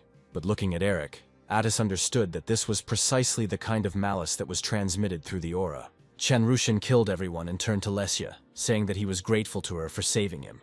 And his mentor is now fighting, bleeding, with an opponent who is also not a criminal. Those who died because of Chanrushin were not criminals, just like those who mourn the dead. Chanrushin addressed everyone with the words that it was his fault, and he must bear responsibility for his sins. Looking at Lesya, Chanrushin told her that the place to atone for her sins was definitely not here, and tearing himself away from his place, Chanrushin flew into the very heat of the battle. The Inquisitor used the manifestation of a giant right hand to give Eric a good blow. In response, Eric used the cutting skill and nothing remained of the Inquisitor's giant hand. The Inquisitor then decided to use the incarnation of the giant right and left hand with the seal of the airflow. But for Eric, this was not an obstacle. He destroyed it with the infinity skill with a cut along and across. After that, Eric decided to immediately use the piercing skill. The Inquisitor suddenly became curious as to whether Eric was really the strongest. But when Eric approached the Inquisitor, he was unable to resist the aura. Eric was in pain from the wounds he had received. Blood was oozing out from everywhere. The Inquisitor looked at Eric and thought that there was no point in fighting any further. Suddenly, Eric turned to the Inquisitor to spare Addis, Ether, and Chanrushin since they were good guys. Even though it sounded funny, Eric asked the Inquisitor to pretend that he had not seen any of the boys. Possessing the blessing of the goddess, the strongest warrior, and the last stronghold, the Inquisitor agreed. But the Inquisitor could not afford to lose. So today, there was no blessing of the goddess, no Inquisitor, no foreigner with the 5th level. Eric listened to the Inquisitor attentively and agreed with everything he said. At the end, the Inquisitor said his name, Leonhardt Catel Francis, and asked his opponent. Looking into Leonhardt's eyes, Eric revealed his real name, Ryu Hanbin. Unexpectedly, the two heard a strange sound. It is unclear where Chanrushin fell from, and he admitted to Eric that he was worried about him. Leonhardt stared at Chanrushin, and Eric portrayed him as just a crazy fool. But Chanrushin introduced himself to the Inquisitor, saying that he was a foreigner. After showing Ompalas's blessing, Chanrushin also confessed that it was he who killed those innocent people. Eric was furious. He didn't understand why Chanrushin was saying all this, but Leonhardt ordered the two of them not to move. In this confusing situation, Leonhardt needed an explanation. Chanrushin was ready to tell everything he knew and then receive his punishment, whatever it might be. Only Chanrushin asked to stop waging senseless battles. Suddenly, Brad's spear flew into Chanrushin's back. Martin stood on the mountain. Behind him was a huge crowd of hunters.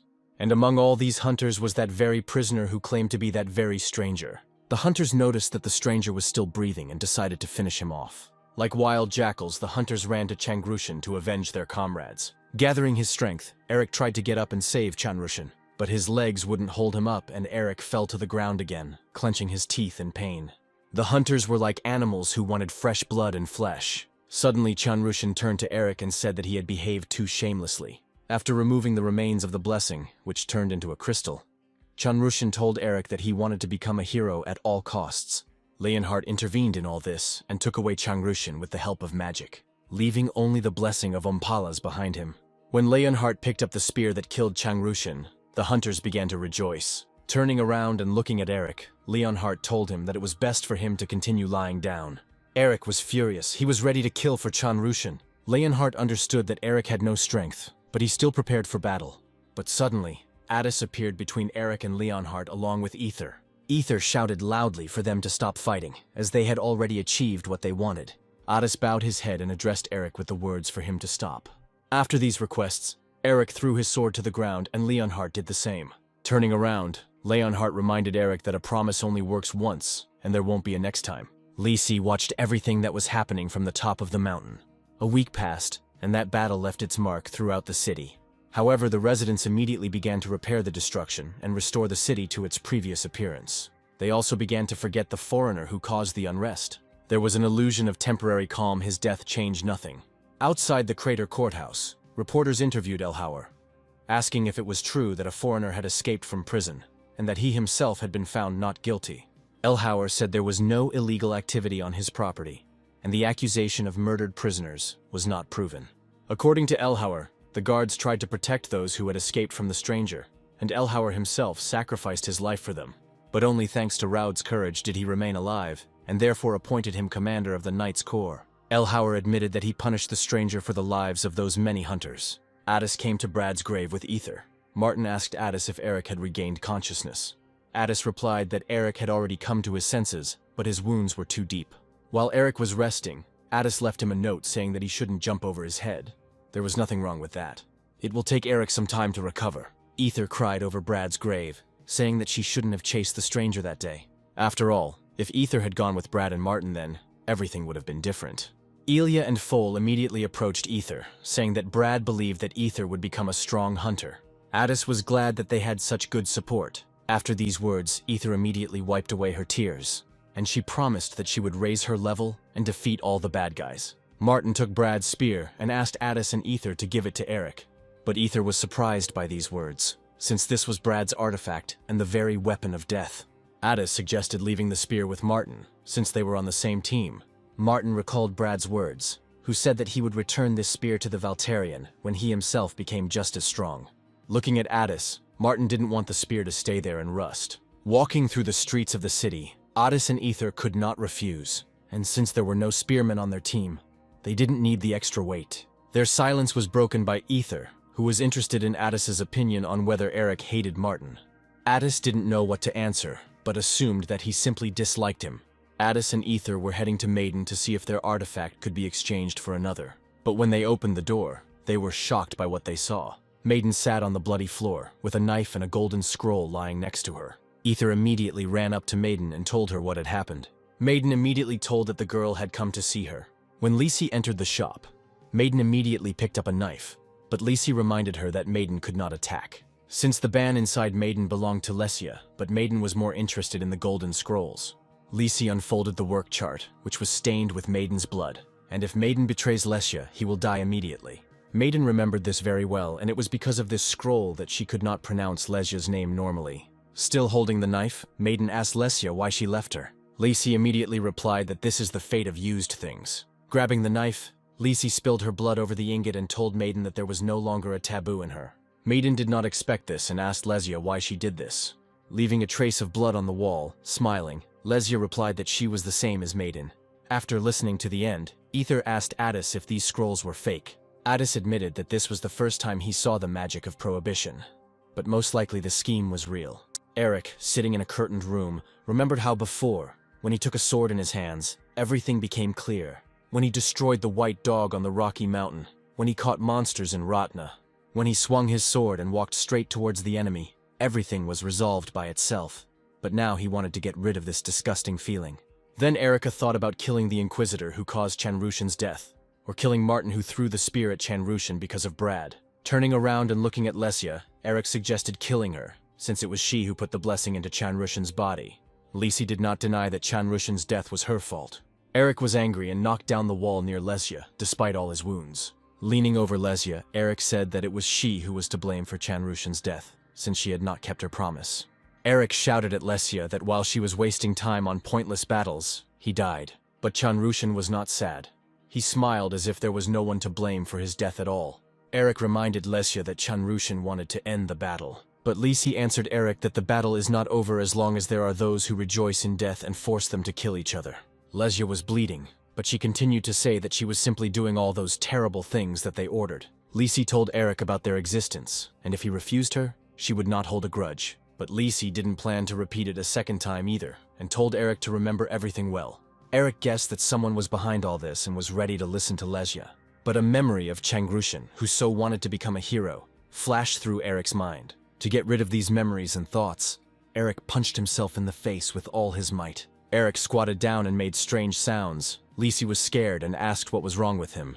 Eric apologized for cutting Lisi off mid-sentence and explained that he had been a little out of sorts lately. Addis and Ether immediately appeared. surprised by the whole scene that was happening. In order to discuss everything calmly and normally, it was decided to have dinner. For the first time in a long time, Eric prepared his signature meat dishes. While eating, Addis could not enjoy the taste of the tenderly cooked meat. Eric recalled that for more than 20 years, he ate only meat. Lisi got up from the table and asked what they were all doing here. Looking at Lesya, Eric answered her that Chenrushin dreamed of foreigners and warriors living in harmony. But Lisi didn't believe in all this while those same people were still alive, and the guys didn't even know who they were. Addis interrupted Lisi by saying only, "Archmage Zenovia." Lisi was surprised, and Addis continued, "Foreign magicians only use existing techniques and do not know how to create new magic." And when Addis saw the hedgehog technique, he was convinced that only an archmage could use such magic. Lisi asked Addis if he really understood that technique. But since Addis's level was low, he couldn't personally use such magic yet. Then the guys started discussing that Addis had rid Maiden's house of magic, and that similar magic had been seen in Alejandro's nest. They remembered that all the nests now belonged to Garhan, which means Lisi is trying to tell them specifically about Zenovia and Garhan. Lisi looked at the boys silently and couldn't answer, but if she was silent, it meant the boys were right. But Lisi knew that they were not the kind of people who could allow themselves to be discovered so easily. After so much time, Ether reminded Lesya that she did not believe that Ratni and foreigners could talk peacefully. Addis told Lesya that they were the ones who fought a lot with the foreigners. Lisi continued to be in some kind of shock. And then Eric decided to ask Lesya a very important question. Does she know what kimchi is? Lesya was completely knocked off her feet by this question. Addis told Ether and Lesya that this was food from Eric's country. Something similar to a spicy, pickled salad. Realizing that everyone was as calm and relaxed as possible, Lacey sat down and began to eat. Lisi then explained everything, that the four heroes created the blessing of Ompalis for their own purposes. But she did not know what and where they were doing. The good thing was that Sword King Beotold was not inclined to cooperate with the other heroes. The only one whose location was known was the Queen of the Fairies, Halyan, who transcended life and death. The journey to the fairy kingdom on foot takes about 2 months, and along the way there are dungeons with dangerous monsters. Lisi admitted that her information would not be of much help to the guys, and that fighting with the heroes would be suicide. Eric knew they couldn't win now, so they needed to get stronger. Looking at Lesya, Eric said that the more of them there were, the better, and suggested that she go with them. Lisi didn't expect such an offer. And in Crater's prison, Raud, sitting in a huge chair, reminded Elhauer that in court he paid someone to let him go. But the Brotherhood of Darkness learned that Elhauer had passed off Raud as a foreigner, and now he was facing punishment. Elhauer knelt before Raud and begged him to save him, telling the Brotherhood of Darkness that it was all a misunderstanding. But since Raud is called to do justice, and could not watch someone say goodbye to life, Raud set Elhauer a price of 20 million X's every month. Elhauer didn't have time to think, as the Brotherhood of Darkness was already standing outside the office door and demanding that the door be opened. Having sent Raud into the next room, Elhauer asked him to come out when the Inquisitors came in and tell the whole truth. Standing outside the door, Raud was glad that his life was starting with a clean slate, and now he didn't have to worry about anything. Listening closely, Raud heard that the Inquisitors had already entered, and now it was his turn to go. Leaving the room, Raud asked to wait for the Inquisitor, explaining that this was all a misunderstanding and an absurd mistake. But when Raud opened his eyes, he saw Elhauer lying dead in his own blood. Raud decided that Elhauer was killed by the Inquisitors. Lisi explained to Eric that there was a prohibition inside her, so she couldn't leave them. Having collected all the necessary things, Eric and the guys were ready to leave. Studying the map, the boys were glad to be together again. The Inquisitor arrested Raud, accusing him of murdering a high-profile suspect. After delivering the blessing to the Brotherhood of Darkness, the maiden informed Leonhardt that Kibriel would be very happy about it. But the maiden also warned Leonhardt that the crater would not overlook all the damage. Moreover, the sentence was carried out right before the eyes of the residents, and this did not look like Leonhardt. Leonhardt explained that the stranger had almost surrendered, but there were circumstances that forced the Inquisitor to take action. Leonhardt had some news for the goddess regarding this stranger. Suddenly, the maiden turned around and praised Leonhardt for the action he had performed. Leonhardt did not expect this turn of events. Bowing, Leonhardt was glad to meet the goddess of darkness, Kibriel. The goddess praised Leonhardt for returning Ompalos' blessing, and also for destroying the wicked foreigner. But the goddess was interested in where such a strong warrior came from, who challenged the one who had the blessing of the goddess. Zenovia possesses a maiden and introduces herself as a goddess to gain more information. Leonhardt revealed that his opponent was a descendant of the Valterians, and it was he who prevented Leonhardt from fulfilling his duties, so it was necessary to put pressure on him. the goddess stopped Leonhardt, saying that he could wait for the goddess's oracle. And now the goddess has forbidden Leonhardt to engage in battle until she personally gives permission. After talking with Leonhardt, Zenobia believed Lycia's words about the Valtarian and the foreigner appearing. Zenobia told Garin that Leonhardt was the best inquisitor, because if it weren't for him, their plan would have failed. Zenobia noticed that Ompalos's blessing had barely increased. Garhan explained to her that the blessing was removed early due to Leonhardt acting without instructions. Because of this, Zenobia and Garhan were thrown out of the plan, as the blessing should have fully formed at this time. Zenobia knew that absorbing all of Kibriel's divinity would be too much, but Garhan had no other choice, and besides, this intermediate dimension would not last long and could disappear. Garhan was ready to open the seal of Kibriel and absorb a little of her divinity. Zenobia warned Garhan that he could not control the goddess's divinity, and that it could upset the balance of the world. After thinking, Garhan decided that he needed to absorb all the divinity before the world collapsed. And a destroyed world can always be repaired after Garhan becomes a god. Driving from the Brotherhood of Darkness, Leonhardt said that he was on probation due to which he could not conduct investigations yet. It was strange to Felix that the one who had the goddess's blessing was punished. But what was even stranger to Felix was that Leonhardt said that the goddess of darkness did not exist. Leonhardt had many reasons to doubt due to recent events. Someone reminded Leonhardt that the last time Eric called himself a Valtarian, he lied to the goddess herself. Felix couldn't believe that 6 goddesses could let such a lie pass. Leonhardt asked Felix to calm down, sit down and listen. When the third man removed his hood, it turned out to be Changrushin. Leonhardt told Changrushin that if he remained silent about Eric, no one would know about his essence. But Changrushin had many questions about why Eric saved him and how he managed to survive it all. Leonhardt looked at Changrushin and said that the Inquisitor's goal was to take prisoners for interrogation. However, those enraged hunters could no longer be calmed down, they thirsted for revenge. Therefore, Leonhardt used a powerful technique that blocked visibility and covered Changrushin with a protective layer. But since Leonhardt was in a weakened state due to fighting with Eric, he simply threw Changrushin down. After this story, Changrushin understood why his whole body ached as if all his bones were broken. Felix added that after death, foreigners turn into dust and not even a corpse remains. But he did not understand how all this served against the goddesses. Leonhardt repeated that a man can be deceived, but a real goddess cannot. But when Leonhardt talked to the goddess, she claimed that he destroyed the foreigner, which meant that whoever was in the Dark Brotherhood was not the goddess Kibriel. Leonhardt knew very well that they wanted to get the entire Dark Brotherhood, or their goal was divine power. After all the information, Felix decided that Leonhardt needed to return to the Dark Brotherhood immediately. But this was impossible. Leonhardt assumed that there might be a traitor in the Brotherhood, and it would be necessary to act in secret from the Brotherhood. The problem now was that Leonhardt was under punishment and couldn't conduct an investigation. Suddenly, Leonhardt noticed a frightened Raud in the passing carriage of the Dark Brotherhood. Leonhardt then immediately ordered Felix to turn around. Leonhardt addressed the stranger, saying that he should have died. But he survived and there was a reason for that. Changrushin had a chance to become a hero. Leonhardt asked for help. Everyone knew that the goddess of darkness, Kibriel, controls darkness and the end of everything. So people turn to her when they pray for the repose of their souls. The bandits also discovered a nearby shrine to Kibriel, where elves may pray to the goddess. In this sanctuary was Leondel Atransis, who was surrounded by bandits. Looking at the bandits, Leondel asked them how they dared to treat a representative of the Atransis clan like that. Then Leondel threw the robbers the money they loved so much. Leondel offered them to take the money, because if the bandits wanted a ransom for him, then his clan would take their lives. Some of the robbers were happy with the gold, because with this money they could buy several houses. But the leader of the bandits informed Leondel that they had already received payment, and much more than his handouts.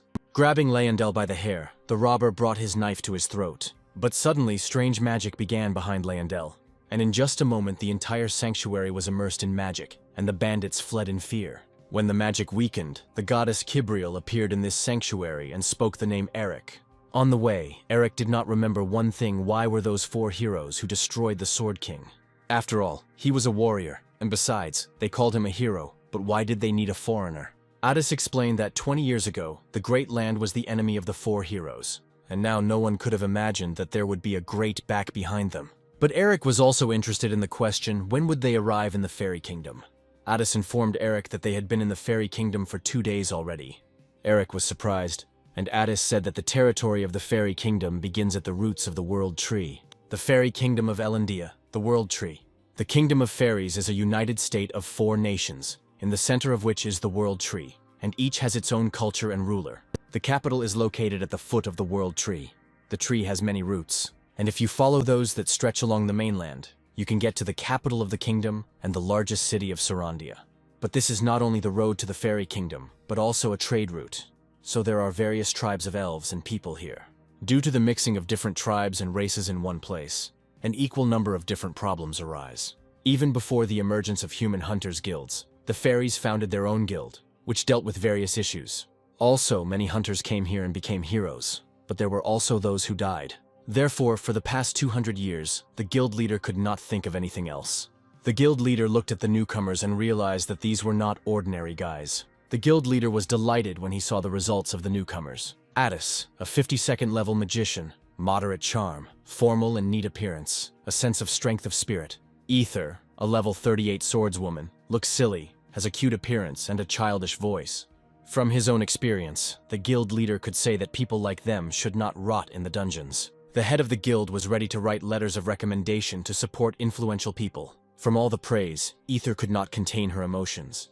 Addis thanked the head of the guild and said that they were registering simply as hunters. Addis also thanked them for not measuring Eric's level and said that the hunter exam was cancelled 10 years ago. Eric looked at his exam results and was upset about his score. Ether peeked and laughed, and then offered to help with the lessons. Eric was outraged, since other guilds did not require this, and the guild leader was surprised that the exam was cancelled 10 years ago. Addis asked the head of the guild not to bother and offered to register Eric as a guard. The guild leader took out a huge book and said that he would check if there were any exceptions, but it would take about 6 months to check.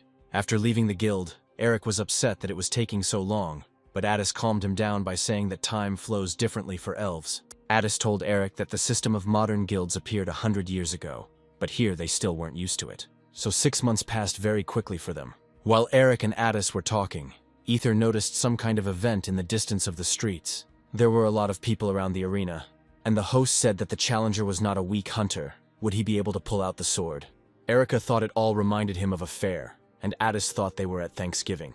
Attis said that the elves were created by the earth goddess Sarandi. In the distant past, the land of the elves was barren, and when famine came, the king of the elves offered his prayers, and the goddess heard them and gave him a sword. As soon as the king stuck this sacred gift into the ground, it immediately became fertile, and the elven state began to prosper. And now Eric understood that once a year, a festival was held as a sign of gratitude to the goddess. Looking at the top rows, Eric assumed that the elven nobles were sitting there. But while Eric and Addis were talking, Ether disappeared somewhere. Addis didn't even understand how they could not notice her absence.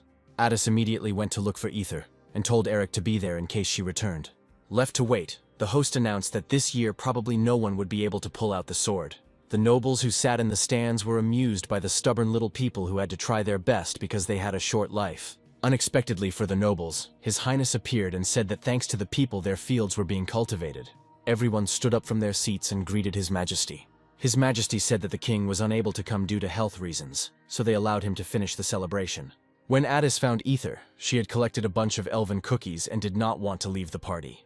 Ether told Addis that the sword could only be pulled out by the elven king, but Addis replied that this was just a legend. In fact, the sword was stuck into the ground with the help of magic, and many people tried to pull it out, but they couldn't. The king appears, removes the effect of the magic, takes out the sword and inserts it into the ground again. This is to show the fair choice of the goddess. Then Ether realized that there was no one who had actually applied force in trying to pull out the sword. But according to Addis, no one would have been able to pull out the sword anyway. And even if they had pulled it out, that person would have been dealt with quickly. While Addis was looking for Ether, Eric couldn't resist and decided to try his hand. Seeing Eric in the middle of the arena with a sword in his hands, Addis and Ether's expressions changed. The Elven Kingdom connects the land of fairies with the mainland, and is the largest city. Upon arriving in Sarandia, Kibriel thanked Leondel for her help. But Leondel asked Kivia to be quieter, since no one should know that he had come to the city. Leondel asked Kivia to be careful, since she was now an escort. Walking through the streets, Leondel knew that people could not be trusted. People know neither honor nor nobility, but Kivia was very strange. Even after she became an escort, she answered strangely when asked who she was and where she came from. Kivia said that she was a separate being, born from the darkness, and repeated incomprehensible words that were impossible to believe. Having found the boy's carriage, Kivia immediately crawled under it, looking for something there. Leondel knew that this girl was simply not herself. But suddenly Leondel heard a conversation among the passers-by that in a sword-drawing competition, some hunter had broken his sword. Leondel did not believe this, because this could not happen. Kivia found a thread and smelled the scent of a young dragon, which meant that he and his companions had arrived in this city. When Kivia turned around and wanted to tell Leondel that they needed to go to the guild, she didn't find him. Meanwhile, in the arena, the elves captured Eric with magic. An elf shouted from the stands that there was no place for a Valtarian here and demanded that he confess who had sent him. Eric walked out of the stone prison as if nothing had happened, saying that he simply thought the competition was funny. But when Eric came out, some stones flew up to the upper stands and scratched His Majesty's face. Then the elf shouted that an attack had been made and the Valtarian was attacking the air. Hearing this, all the people began to run away, shouting that they had a terrorist in the square. The huge crowd scattered in different directions, and no one even noticed that one of them had fallen. Eric ran up to the baby lying on the ground and asked how he was. But when Leondel stood up, he answered furiously that he was not a baby. And after that, he suddenly screamed about the monster, and Eric asked not to call him that. But when Eric turned around, he noticed the unique magic of the elves, the stone giant. His Majesty was informed that this golem was connected by magic to the roots of the world tree. After all, no matter how strong a Valtarian is, he will not be able to do anything when strong roots bind him. Holding onto the huge roots, Eric was indignant that no one cared that another person had suffered. Eric was touched by this, and destroyed the stone giant with one blow using aura. His Highness was surprised because it is not so easy to meet a Valtarian warrior who uses aura. The elf did not understand how this was possible and who this person even was. Eric told the elves that they sometimes need to listen to words so that something like this doesn't happen. After this, Eric spat out the clot of blood that had accumulated in his mouth. The elf was glad that the attack worked, but Eric disappointed him by replying that he simply bit his tongue. Eric himself understood that because of the aura, the load on his body was still too great. Then Ether and Addis appeared, carrying Leondel. Eric was extremely displeased and warned what they would get. Addis approached Eric and reminded him of his request that he seal the aura until he mastered it. While the conversation was going on, the boys were already surrounded by warriors. His Highness turned to Eric, apologizing for simply standing and watching his behavior. However, Eric had to surrender and suffer the punishment for the broken sword. Addis suggested surrendering rather than fighting with all the warriors, and warned that the minimum prison term for elves was 3 years. Eric apologized and said that he had no desire to leave the heroes for 3 whole years. Ether supported Erica, adding that they would be grateful if they learned about the conspiracy. After listening to everyone's opinions, Addis suggested changing their plan. Kivia appeared before the boys, preparing for battle. Kivia advised the boys to listen to the elves, because if they didn't, Ratna would have no future. Eric asked the girl what she was even talking about. Then, looking at her, Eric decided that the girl had a high level, but the management began to give out a bunch of mistakes about her. All these errors and spam gave Eric a headache. Eric looked at the girl again and asked who she was. Kibriel replied that now was not the time to share information. Now they needed to end this situation. Eric demanded an explanation, but Kibriel headed towards Leondel. Kivia spoke the name of Leondel Atransis and he opened his eyes.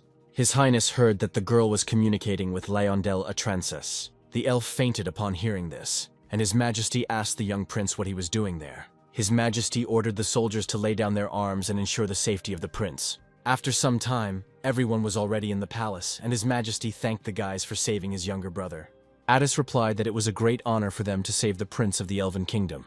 Eric got tired of all these thank yous and pleases, and asked directly whether this prince was the son of the fairy Queen Holian. Addis immediately apologized for such directness, but His Majesty found it funny, since the Valtarian warrior could have misunderstood everything. His Majesty began to explain that the race of fairies includes elves, nymphs, gnomes, and sylphs, so the 4 kingdoms united and are called Elendia. And Holian is one of the 4 heroes who received the blessing of the goddess, a representative of the union of fairies and the queen of the nymphs. Eri found out that they were not servants of Holian, but he was more interested in who this girl was. After all the story, Ether was worried about their perfect deed, that they split the sword of the Elven King. But His Majesty calmed everyone down, saying that it was a copy for the festival, and the real sword could not be broken. Leondel expressed his displeasure, saying that because of the jock, the whole festival went wrong and they would not forgive him. His Majesty immediately raised his voice to his younger brother, saying that he could not speak like that to the people who saved him. His Majesty also reminded Leondel that he was forbidden to leave the castle, and demanded an explanation from him. This angered Leondel, as his older brother always tried to lock him in, even during the holiday. During the heated proceedings, A servant approached His Highness. Having whispered something in His Highness's ear, he asked about his father. His Highness stood up and apologized to the boys that he would have to leave them due to urgent matters that had arisen.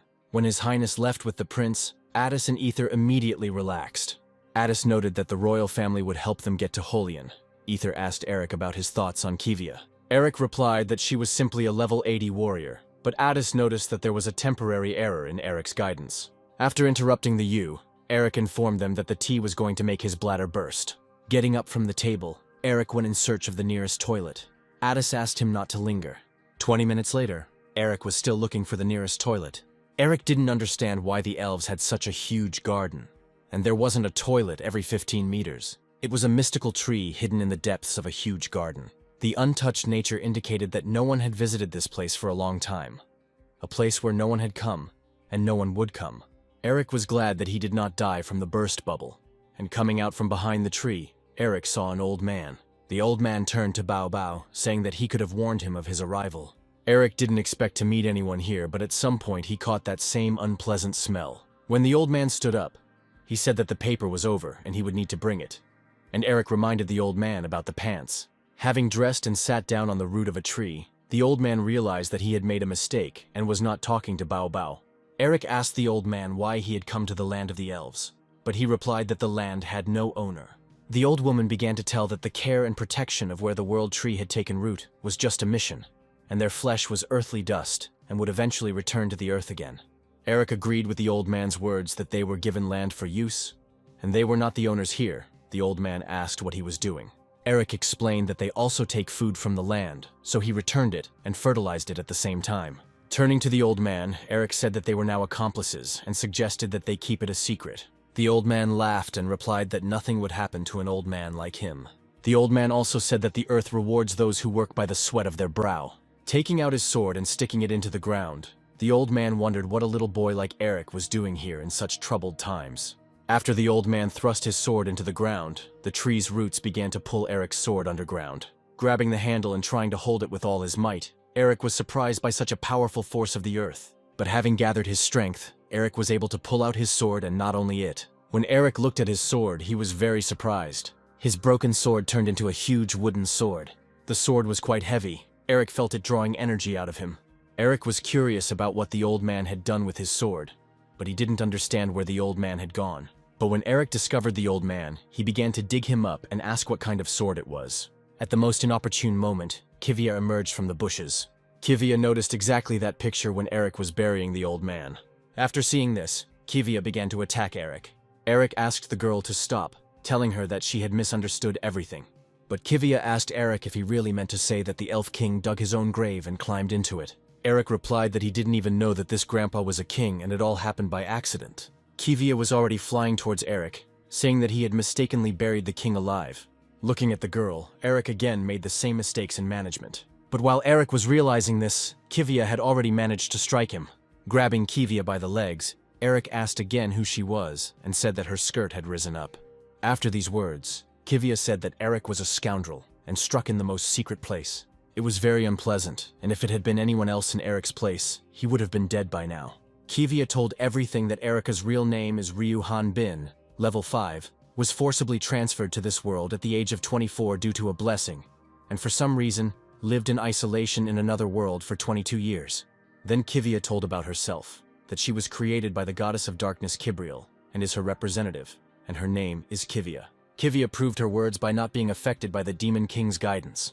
Eric did not believe that the goddess of darkness Kibriel decided to kill the stranger herself. But Kivia explained that her orders were to find a candidate to be Ryu Han Bin's assistant and test him. Eric knew that the goddess and the Demon King were enemies. How could she choose a foreigner, and what kind of assistant were we talking about? Eric's mismanagement and uncertainty left Kivia baffled. But after Eric attacked the Elven King, Kivia began to doubt his competence as an assistant.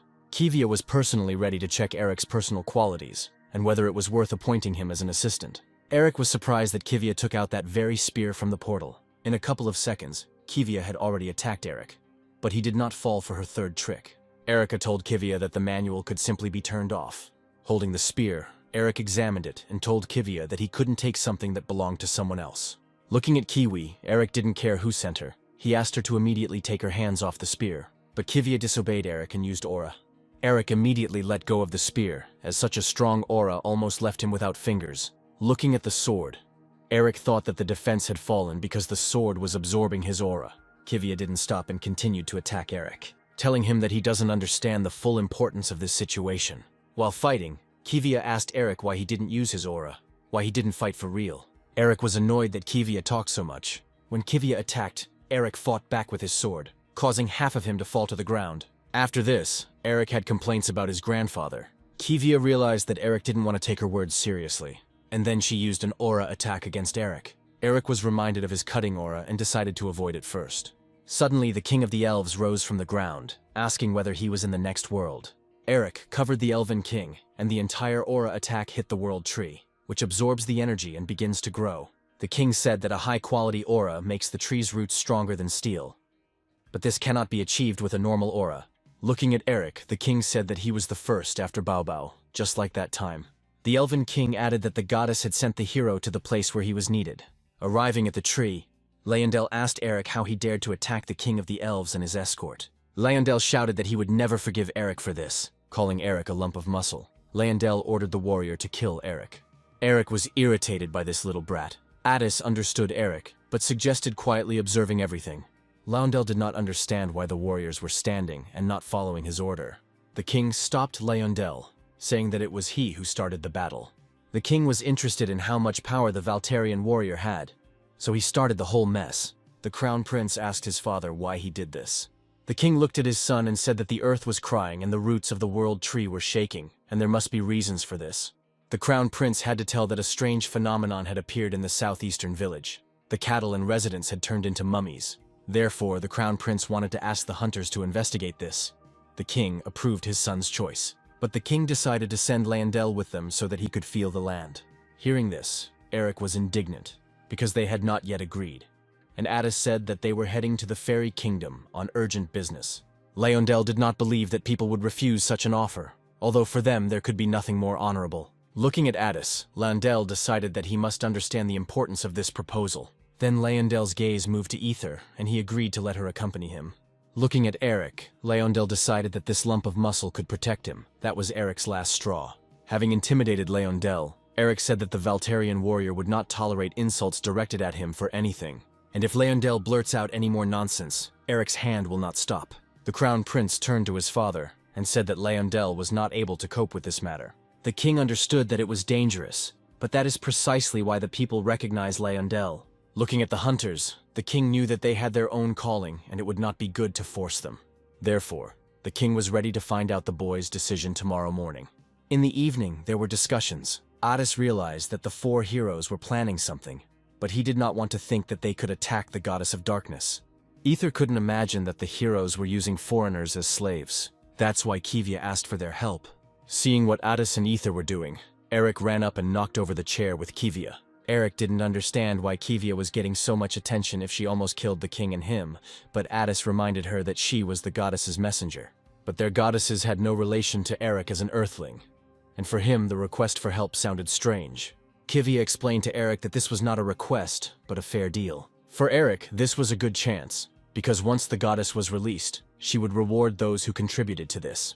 And the reward will be the fulfillment of one wish that does not go beyond the bounds of world laws. As an exception, she can even send Eric back to Earth. After listening, Eric replied that there was someone who promised a similar reward.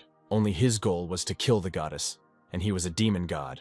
The boys were surprised by what they heard. Addis immediately said that the promise of the demon god was a lie. But Eric will never forget how he rotted in the mountains for 20 years because of this demon god. Eric reminded everyone that they were going to catch Holian without asking. Kivia replied that there was no need for that, since the goddess Kivriel only trusted the boys with one task. The terrible Garhan, the archmage Zenobia, Holian who surpasses life and death. The task was to find a warrior who is recognized as stronger than these three combined. The guys must find the Sword King Beotold. According to Kivia, they just need to guard her until they get to the king, after which he will destroy the fallen heroes. Eric felt that the task seemed too easy in words compared to the reward. Kivia warned that failure was not an option in this task. After some thought, Eric agreed, deciding that they had the same goal. Hearing a positive answer, Kivia said that it was necessary to send it right now, and climbed out the window. Eric did not think it was so serious. Then Eric asked what they should do with the task of guarding the baby. although they didn't care, and they could refuse the Elf King. Kivia said that they would refuse, as it would interfere with the fulfillment of the mission of the goddess Kibriel. In the morning, the Crown Prince informed the king that the hunters who were in the outbuilding had disappeared. The king assumed that those guys were in a hurry. The Crown Prince was ready to inform his brother that his mission was cancelled due to the lack of guards. But the king decided to send Leyendel on an expedition to his eastern roots. Anyway, the Crown Prince reminded him that Leyendel was just a child. The king answered his son that one day Leyendel would lead the kingdom of the elves, and he must earn the recognition of the people. The Crown Prince dared to say that there would certainly be those who would not have the best opinion of Leyendel. But the king told the Crown Prince that protecting a child is not the only purpose of a parent. Suddenly, Leyendel entered the hall, saying that Leyendel's knights had finished preparing for the military campaign. The king couldn't stop admiring how well the uniform suited Leyendel. The Crown Prince was surprised that all the hunters were there. As it turned out, that evening Kivia told the boys that Leyendel would die anyway. Eric did not understand Kivia's words, and asked her to explain more clearly. Kivia said that 6 goddesses are the creators of the war. They know about everything, and even about what goes beyond time and space. However, even goddesses who can foresee the future act with caution when interfering in the affairs of the war, since they should not violate the free will of beings and laws. But the prophet of the goddess does not have the ability to foresee the future. Therefore, Kivia has no right to exceed her powers given by the goddess and in any way influence the fate of others. But the problem was that because of Kivia, the prophetess who was created by the goddess, Leyendel did not die, but remained alive. Ether understood that the future where the prince dies remained unchanged. Even Eric was surprised that Kiwi didn't care, even though the baby was naughty. Kivia reminded once again that she was created to free the goddess for the sake of the survival of the Ratna. But the future of the entire army and the life of one boy have different values. The death of Leyendel Atransis is his destiny. While in the palace, Kivia knew that Eric and Leyendel were not in such a close relationship. But why did he make such a decision? Eric's answer was very simple. He told Kivia that he simply didn't like her.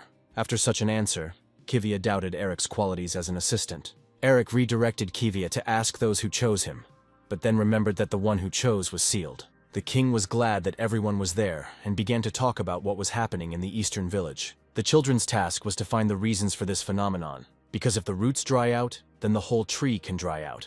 The infection threatens to spread throughout the entire territory in the shadow of the world tree. Therefore, this concerned not only the Elven Kingdom, but the entire Fairy Union also showed interest in this matter. The king added that if they resolved this problem, the representative of the Elven Union, Holian, would personally thank them. Eric liked this because they would be able to meet Holian. The king also said that Leyendel would participate in the expedition not as a prince, but as a leader. Sitting behind the wheel, Leyendel was glad that his father knew his worth. And for Leyendel himself, all these phenomena were just trifles. Leyendel rode so slowly that Ether told the prince that they would die by the time they got there. But Leyendel asked to be called chief, and in general, Leyendel told Ether that a little girl like her should be grateful for such a trip. Addis decided to figure it out, and told Leyendel that if he got tired, who would protect the people, and asked him to entrust the helm to him. Leyendel agreed with Addis, but looking back he realized that he had not had time to demonstrate his driving skills to Kivia. Leyendel noticed that while he was busy driving, the Valterian was chatting with Kivia. Along the way, Eric learned that Kivia did not know where Baotold was, and she replied that even if she were a goddess, she would not be able to know the dungeons that belonged to the Demon King. Kivia explained that the goddess could know a person's thoughts if prayers were offered to her, but there was no record of Baotold's prayer. On the way, a cart overtook the boy's carriage, and an intelligent man asked if he could go first. The man explained the situation, that he needed to get to a village in the east before the sun set. Addis of course let the man through. Addis also told the man that they were also heading there, and the man warned that strange things happen in this forest when night falls. The man apologized again and overtook the carriage. Ether was glad that they could just follow that carriage and not get lost. But for Leyendel, it was outrageous that some guy would ride in front of him. So Leyendel decided to go around the man and press the gas pedal. There was a fence ahead, but for Leyendel it was no obstacle. Having flown over the fence, Eric thought that someone was attacking them, and that was why they were driving so fast. But Leyendel warned the boys that he was being guided by the goddess of the earth, and that they had nothing to fear. A few meters away, the boys' carriage was burning with a beautiful flame. Everyone looked askance at Leyendel, but he answered everyone that this happened by the will of the goddess of the earth. Leyendel said that he knew the way and they could go on foot, and ordered his savages to follow him. At that moment, the guys were trying to put out the carriage, and Eric joked that he could still hear the voice of the prince who died in the fire. Wandering through the forest, Loundel pointed out a new direction each time. Eric wondered why Loundel was so confident. Kivia replied that it was because of his royal blood. Kivia said that the royal family has been caring for the roots of the tree since ancient times, and therefore, once every 20 years, they can prepare a gift from the world tree. Eric looked at his sword and realized how valuable it was. Kivia added that Loundel did not have the skill of an elven king due to his age. However, Loundel is able to perceive the roots of the tree that stretch across the earth. Because to begin with, the blood of the royal elves flows in it. Eric wondered what the beginning meant, but their conversation was interrupted by Loundel. It turned out that Loundel had found the very same cart passing by them. Ether didn't even expect that their leader could be so useful. Loundel turned to Kivia, that now she could notice the difference between the muscular savage and him. Eric did not understand what he had to do with it at all. Then Loundel suggested asking the owner of the cart to give them a lift. Kivia approached the cart to inspect it, and she told the boys that Loundel's proposal was impossible. From childhood, the Elven King's favorite was Prince Loundel, despite the fact that he was a late child. The Crown Prince felt uneasy. Suddenly, a younger half-brother appeared from somewhere, and with such an origin. There were various rumors about Loundel. He was hidden in the palace, but those who needed to know knew that this was a big mistake of the Elven King. Because of all this, Loundel's mother fled from the palace. When Loundel opened his eyes, he did not understand what had happened. And in front of him, he saw that same dying man who was asking for water. Loundel got scared and jumped up screaming loudly. Eric told Loundel to calm down and asked him not to faint again. Loundel asked what happened. Eric said that when he saw the man, he thought he was dead and lost consciousness. Addis explained that the man's organs had been sucked out, and the situation was quite critical. But the man was still holding on. Then Ether added that all they had to do was go to the nearest village. But the problem was that the one who knew the way was unconscious. Eric said in a serious voice that the situation did not allow her to wait for Loundel to come to her senses. Eric told Loundel to turn around so that he could see the whole situation for himself. Ether didn't understand why wild monsters were chasing them. Just like in the good old days, Eric decided to shoot his stones. And one of the stones hit the bloodsucker, a ghost-type monster that inhabits the bodies of dead monsters and controls them. Kivia suggested that these same monsters sucked organs from people and turned them into mummies, the kind Eric had only seen in the haunted house. Loundel knew that there were no dungeons nearby. But where did the monsters come from then? Kivia replied that the reason was unknown. It was only known that the monsters wanted to get the aura. Loundel, having learned this, immediately told the savage to get out. But Eric reminded that Kivia also had an aura. But suddenly, Kivia told the boys that if they continued to drive like this, they might get into trouble. Taking a closer look, Addis noticed a cliff ahead. Addis told everyone to hold on tight and asked Ether to help. Ether immediately understood what needed to be done and used her skills. Throwing her sword into the tree, Ether created an electric rope, and thanks to this, they sharply dodged the cliff. But Loundel decided not to listen to Addis's words and fell out of the carriage. Noticing this, Eric quickly jumped out of the carriage and managed to catch little Loundel. Eric warned Loundel that the savage's hands were beginning to weaken, and that he needed to say a magic word. Looking up, Loundel thanked the Valtarian. Then the boys drove up to the main gate of the small village of Root. A menacing man came out to the boys and shouted that he would not let them in, and that they could go back. Loundel explained to the man that they had come to investigate the matter on the orders of the Elven King. Hearing this, the rest of the residents began to say that they had asked for their help 2 months ago, but they had not lifted a finger. Not only was the road not easy, but Eric was also surprised by the situation. Kivia said that initially people lived in this village, but because of the roots of the world tree, elves came here, and so disputes over the land began. That's why Kivia doesn't have the best impression of the elven race. Addis intervened in this conversation and said that there was a patient with them who needed urgent help. The man replied that they would accept the patient, but said that they refused to enter the domain of the Elven Kingdom. Therefore, their rule was that the feet of elves should not set foot on their territory. Kivia whispered to Eric that if they did not make concessions and could not find the cause of the incidents, then they would begin the goddess's task. Continuing the pointless conversation, Kivia told Loundel that they were going back.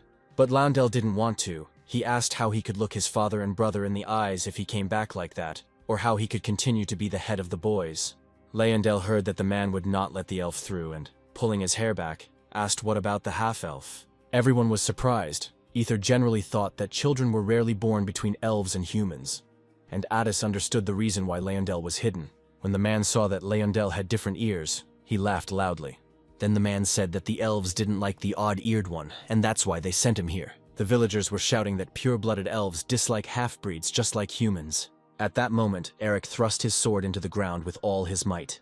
Loundel looked at the Valtarian with incomprehension, and Eric answered him that he could not tolerate this any longer. Eric addressed the residents with the words that this little one is temporarily their leader, and those monsters that people are so afraid of are susceptible to aura. Eric had a red light in his eyes, and he said that an aura was about to start coming out of him. This made the residents a little nervous, and after these words, their laughter quickly stopped. Then the villagers took a closer look and found out that this was a Valtarian warrior, and if they did something wrong, the problem would no longer be the monsters. The main gate of the village suddenly opened and a man asked where the patient was. Then the man who was negotiating warned that it was dangerous to go out because these people came from the kingdom of the elves. The man asked again about the kingdom. Eric was surprised and did not understand what was happening. Loundel also did not expect this, and did not even think that he was here. As it turned out, it was not a person, but Loundel's second brother. Then the elf asked the baby if he was really Loundel. Loundel replied that it was him, and then the middle brother began to hug his youngest. While Tiskaya Loundel, the middle brother asked how his father was doing, how Loundel was doing in school. Eric noticed that the middle brother looked exactly like the crown prince. Kivia replied that they had the same genes. It turned out that he was the half-brother of Loundel Atransis, and the twin brother of the crown prince. At the hospital, the man the guys brought felt much better after taking the medication. Ether was glad that the man's complexion had improved, and that their efforts had not been in vain. The elf said that the medicine was created using his meager knowledge, and since he is the only magician in the village, he acts as a healer. Since there are many sick people, it is difficult for the elf to take care of everyone alone, and some are being treated at home. Because of this, the elf asked his family for help. Loundel did not understand why his brother did not indicate that the letter was from him, because then Loundel would not have come alone. But his brother reminded him that he was in exile, and if anyone found out that he was here, it would harm the village. Loundel no longer remembered what had happened 10 years ago, but he was sure that his father had long since forgiven his brother. Ether began to push Eric to the exit, but he did not want to leave because now the most interesting moment had begun. But Ether said that the brothers hadn't seen each other for a long time, and they had a lot to talk about, and at such moments they needed to know when to leave. Eric agreed with Ether that standing and eavesdropping was not very good, but Eric was confused by the strange sounds. Looking around, the boys noticed that Kivia had stuck her hand into the patient's mouth. Everyone ran up and started asking what she was doing. Eric pulled Kivia away from the sick man, but Kivia pulled something out of the patient and told Eric to take a closer look. Looking closely, Eric saw that it was a bloodsucker larva. Kivia explained that even those whose organs were sucked out by the bloodsucker can recover with normal treatment. But all the patients who were in the hospital did not recover because larvae were parasitizing in their bodies. The elf understood that the bloodsuckers deliberately leave people alive so that their larvae can reproduce. Addis was surprised, and Ether knew that the monsters of the dungeon only wanted to kill and appeared on their own. Then it dawned on Eric why there were more and more monsters in the area. Kivia informed everyone that their mission was complete and they could return to the kingdom and report everything to the king. Loundel told Kivia that his brother and the others were in danger, but Kivia reminded him that their job was to find out the cause of the anomalies. Eric stopped Kivia and asked her to know her limits. They can't just up and leave when people are dying in the village. Kivia replied that the guys don't think about future victims who are not visible now. Looking at Eric, Kivia asked if he had forgotten how many innocent people the one he thoughtlessly saved earlier had killed. And in the end, he couldn't even take responsibility for his misdeeds, allowing him to simply die. Addis couldn't stand it. He swung his hand and wanted to hit Kivia, but the elf reminded him that this was a hospital. Then Addis stopped. He didn't know how much Kivia knew about that matter. But he said that the best choice led to the worst result, and asked Kivia not to throw words around. Addis knew that Kivia had not seen what Eric had gone through because of the heavy burden of his responsibility. The elf interrupted Addis, saying that he would ask that the building of the former hotel be prepared for them, and that tomorrow they would decide what to do. In the room, Ether was furious at Kivia's impudence. Addis asked Ether to calm down, since he himself had allowed himself to go too far. With a sly smile, Addis reminded that Kivia had a task concerning Ratnu's fate, which is why she was in a hurry. Looking at Eric, Addis asked his opinion on whether they should carry out the goddess's task while listening to such insults. Eric admitted that he didn't feel insulted, but his mood was spoiled. Eric then compared it to the feeling of having a 4-year-old sister asking him why he doesn't have a girlfriend. All this time, Leondel's elven ear was shaking. The hotel had thin walls, and the guy's entire conversation could be heard perfectly. Listening to all this, Kivia turned to Loundel, saying that she was curious about something. Kivia asked Loundel if he thought she had angered the boys. Lyondell didn't know the exact answer, because if Kivia did something that the guys didn't like, then she made them angry. Although Lyondell decided that they didn't care, because they didn't care even when they found out that he was a half-elf, and the Valterian was a completely normal guy. Lyondell looked at Kivia and suggested that she simply apologize to Eric. Kivia thanked Lyondell for his advice. Satisfied, Lyondell turned away from Kivia and suggested leaving important matters for tomorrow. Kivia agreed with Lyondell and fell asleep. Not understanding, Kivia decided that the memory lapses were due to a head injury. Kivia's body was damaged because she was chasing the monster. The monster asked Kivia why she told him that she hid her children. Kivia looked at the monster and wondered what she was doing in this place. The monster replied with a smile that she could be anywhere. Kivia woke up in a cold sweat and realized it was a dream. Looking to the side, Kivia noticed that Lyondell was not in his place. Standing up and running to the door, a surprised Ether suddenly opened it. Kivia asked Ether if they were looking for Lyondell. Ether didn't understand at all what Lyondell had to do with it, and replied that all their weapons had been stolen. On the street of the village, residents fought with the bloodsuckers that attacked them. Bloodsuckers were everywhere, on the street, on houses, in houses. Eric dealt his powerful blows to the monsters, but after each blow, the monsters simply separated. Addis came to the rescue, trying to burn the attackers. Addis explained to Eric that without his magic staff, magic was spatially limited.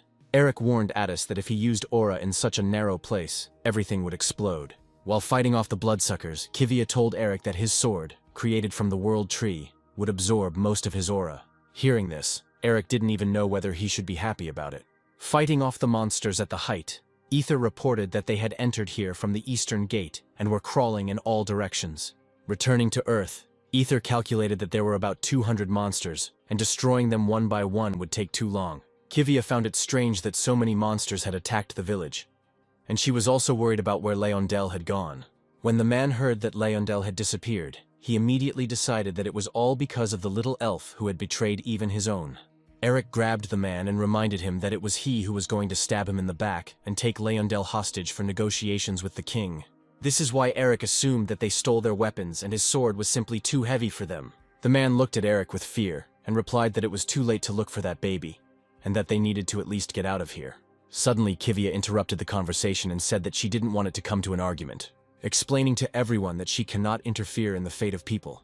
This concerns not only the inhabitants, but also the matter of life and death of Lyondell. Kivia should not do anything that is not related to the fulfillment of her assigned mission. Having killed another monster, Eric asked Kivia if she really meant to say that Lyondell's death had nothing to do with her mission. Eric reported that if Lyondell died, he would no longer help her. Kiwi needed to find Lyondell in order to complete her mission. Unhappy with this arrangement, Kivia nevertheless went in search of Lyondell. Watching Kivia go, Eric noticed that she wasn't as cold as they thought.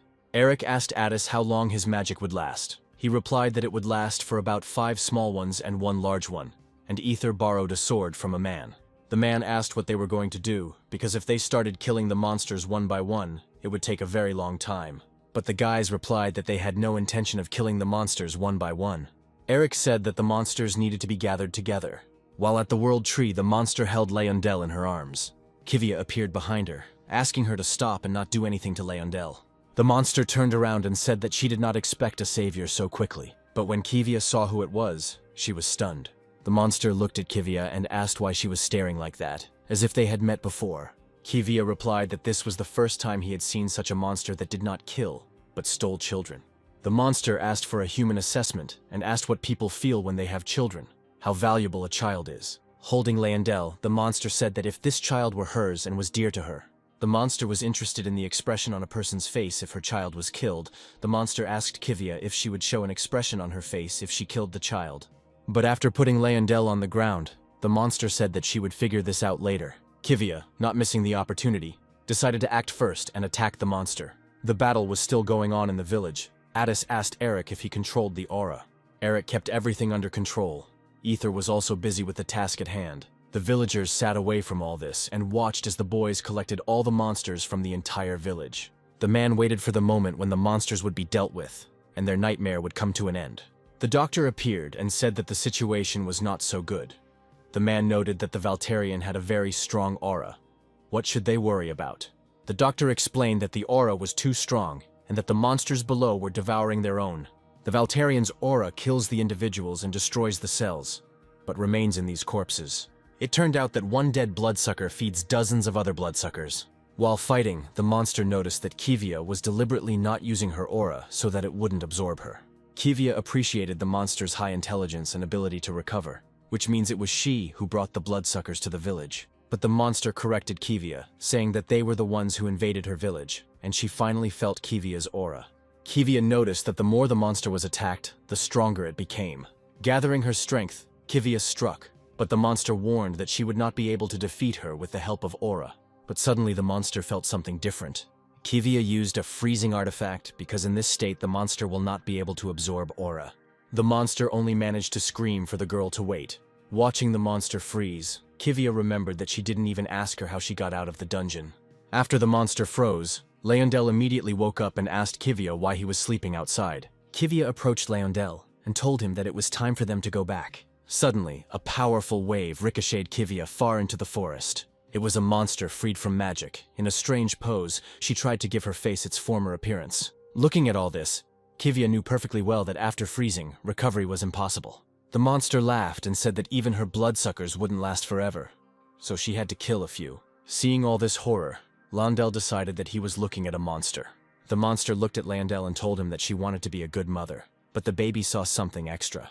Kivia got to her feet and ran to help Leondel, remembering her prophetic dream. The pleased monster admitted that she had heard about some strong man. Eric was already standing in front of her, and the monster assessed him, saying that he was her type. Eric, tearing her hand away, replied that there were plenty of strange women in his circle. But before Eric came to the monster, fighting with the bloodsuckers, he felt that these creatures had risen in level. Ether reported everything that she would take on the small suckers, but her 38th level would not go for the large ones. Addis looked at Ether and gave her a special sign. As he continued to fight, Eric remembered that Addis had some kind of plan. Then Eric noticed a strange magic that looked like a countdown. When Eric looked up, he saw Addis grabbing Ether and flying away. A pleased Addis and Ether shouted at Eric to be patient for a little while. The boys left Eric as bait for the monsters, but after a certain time, a huge and powerful explosion occurred. Addis and Ether were happy that the plan worked, but the man was shocked that their colleague was burning in the fire.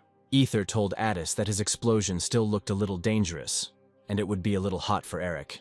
As he emerged from the huge fiery flames, all Eric could say to Addis and Ether was that they were idiots. Addis apologized and explained that they were originally supposed to all escape from there together. But there were more monsters than they thought. The men looked at the body of the Valterian, which was not damaged anywhere, unlike the monsters, of which there was no trace left. On the other side of the village, deep in the forest, I also noticed a huge amount of aura. Addis told Eric that something might have happened to Kivia. Eric looked into the distance and assumed that something could have happened to the baby too. Eric told Addis and Ether to check everything in the village, and he would check the forest and quickly ran away. But as soon as Eric ran away, the villagers began to behave strangely. Addis and Ether didn't like this and decided to follow them. The world created by the goddess is like a precise clock, as long as it runs continuously. What should happen happens, and does not go beyond the framework of her script. But even if reality goes beyond the limits, the problem is not the prediction, it's just that reality changes. Kivia wondered why a future was appearing that shouldn't exist. Eric noticed that Kivia was out of action after the headbutt, but Kivia replied that she was created in the image of a Valterian woman, and was also strong. Kivia asked Eric to focus on the enemy in front of them. Kivia also noticed that after the battle with her, the recovery power dropped, but due to the aura, she is not affected by slashing attacks. When the monster recovered, the villagers appeared behind her. The monster said that she was only interested in the boy, and that hunters like the boys were rare in such parts. To everyone's surprise, the monster happily says that he will allow everyone to live in the village. After her words, Eric swung his sword with all his might and smashed the monster to the ground. Kivia was shocked. She knew Eric was strong, but not that strong. For Kivia, the strength of this stranger was beyond reason. After Eric smashed the monster, an instruction appeared stating that this was not a boss-level monster, but just small bloodsuckers. The villagers ran to the place where Eric had crushed the monster. Everyone started yelling at Eric and saying that he was worse than animals and killed an innocent lady, because she was like a mother to them. Eric tried to prove that it was a bloodsucker, but Kivia didn't understand what her mother had to do with it. But then it dawned on Kivia that the entire village was already infected. Kivia realized that the villagers were pretending and that the village was infested with parasites long before they arrived. Something strange began to happen to people, and the voice of the monster was heard again, who said that all these people were afraid of wild monsters. and the monster simply protected them. And in return, people gave her a place to live. For her, it was a symbiosis. But for the fact that people accepted foreigners, they had to pay for it. Kivia explained to the monster that manipulating other people's lives is not symbiosis, but slavery. The monster replied that people were happy in this slavery and did not even suspect it. Leondel shouted at Eric to grab Kivia and quickly go to his father and tell him everything. But the monster shut Leondel's mouth, saying that she wanted to live quietly and peacefully in the village, especially since they had already killed many of her children. Even though their blood was now on everyone and the monster, everything turned out just fine. Kivia realized that the carrier of the infection was blood, and her gaze smoothly switched to Eric. The last thing Leondel saw was Eric knocking out Kivia. After some time, Leondel woke up from a terrible nightmare. Looking around, he did not understand where he was. The door to the room opened and that same monster entered. Leondel was frightened and asked the monster what she wanted to do with him. But the monster replied that she was not a monster, but his mother. And the man standing next to him asked him to watch his language before his daddy punished him. Leondel didn't understand anything at all, and didn't believe that there was a Valterian near the monster. Kivia's dreams were often prophetic, but it was very difficult to explain them. It was the same this time. Kivia woke up with a terrible sore throat. When Kivia cleared her throat and looked at her hand, she saw a bloodsucker larva. Looking around, Kivia realized that she was in a hospital, and next to her lay the same man who had vomited a maggot. Then it dawned on Kivia that the entire hospital was full of patients infected with bloodsuckers. At that moment, the doctor entered the room and dropped the tray of food out of fright. Kivia quickly jumped out of bed and grabbed the doctor by the throat, pressing him against the wall. Looking the doctor in the eyes, Kivia did not believe that he was in league with those monsters. The doctor burst into tears and pitifully asked to save the village, saying that he would tell everything as it happened. It all started about 6 months ago. The doctor lived in this village and treated people. An elf of royal blood was driven out of the palace in a fight for the throne, and while in the village, he felt a bad aura from the roots of the world tree. Then, together with the villagers, he went inside the cave to the roots of the world tree. Then everyone saw an incomprehensible crack from which a red light was streaming. When they were there, an incomprehensible creature came out of this crack, but the elf lost consciousness. And when he came to, the people had already managed to kill each other. The elf did not become infected, as he belonged to another tribe. But since then, people began to become infected, and that creature forced the elf to heal people. All this was for the sake of the village, which had to constantly give its energy to the monster. Kiwi wondered why the doctor didn't tell them anything right away, because then they could have returned to the kingdom. As it turned out, the doctor told people about this last time, but they were already infected outside the village. Then the doctor realized that this was the monster's game to check whether he would turn out to be a traitor. The doctor reminded Kivia that even the monsters that were chasing them were infected with bloodsuckers. And when the doctor saw the boys for the first time, he had hope, and he allowed them to enter. The doctor apologized to Kivia for all the nuances, explaining that he had not seen normal people for a long time. After listening to the whole story, Kivia noticed that the crack from another dimension and the monster from there coincided with her vision. Kiwi was very interested to know what happened to Leondel and the rest of the boys. The doctor said that they were all with that very monster. Sitting at the table and having dinner, the monster treated her man to various delicacies. Then the monster noticed that her son Leondel was not eating anything. She asked why he was not eating. Leondel began to shout and say that the monster did not make him laugh and was not pretending. Having shouted to the monster that she wanted to fatten him up and eat him later, a knife immediately flew into the back of Leondel's chair. Daddy Leondel threw a knife to shut his mouth. Father didn't like the way Leondel spoke to his mother in his father's presence. The monster took a knife from the back of the chair and asked her lover not to do that. Since Leondel is half-elf, it will take them some time to become a family, Mommy said kindly. Leondel looked at Eric and thought that the same fate awaited him in time. But closing his eyes, Leondel hoped that they would come and save him, and that he just needed to be patient. The maid Ether entered the room and brought the main dish. Approaching Leondel, Ether said that this was a special dish for the master. When I opened the lid, I found the intestines cleanly washed and filled with blood. The sight, smell, and composition of the dish made Leondel immediately vomit. The maid Ether shouted loudly for the cook to come immediately. The cook Atis entered the room, and his maid Ether was scolding him for the terribly prepared dish. The cook justified himself by saying that he had prepared the pork that the owner had caught according to his signature recipe. The maid decided that the cook wanted to blame everything on the owner, who ordered this stinking dish to be prepared. The owner didn't like this. He was outraged, because before he had prepared sausage from mountain animals.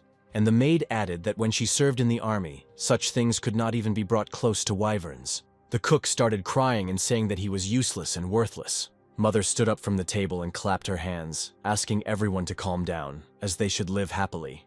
But the problem had to be solved, because if Leondel didn't eat, he would die of hunger. And if his mother forced him to, he would be a bad mother. Suddenly, Addis raised his hand and declared that it was all his fault because he had prepared bad food. Then Mother decided to fire such a terrible cook by releasing bloodsuckers on him. Seeing that the monster wanted to kill Addis, Leondel quickly grabbed his fork and began to eat the food.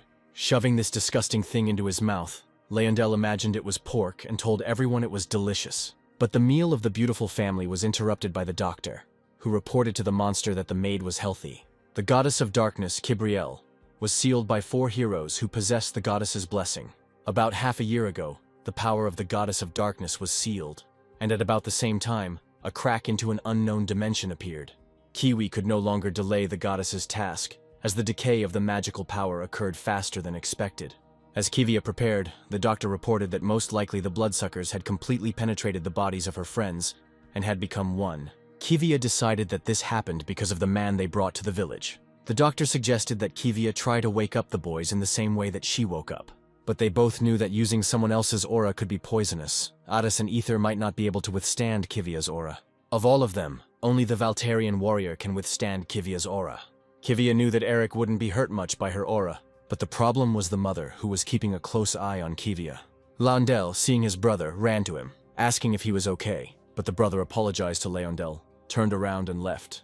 Leondel did not expect this, and looking at Kivia, he did not believe that she was also infected. A monster approached Kivia, touched her hair, and said that she envied her strength and beauty. But the monster was happy that the girl was now just a doll in her hands. Leondel grabbed the knife and pushed the monster away from Kivia, injuring her hand. Holding the knife in front of him, Leondel told the monster that the boys were not guilty of anything. After all, it was because of him that they had to come to this damned village. Kivia leaned over to Leondel and said that in moments like these, you just need to apologize. Leondel immediately dropped the knife and apologized to the monster. Somewhere far away in the cold quarries was Raud, who, using his mind control powers, tried to stop the monster.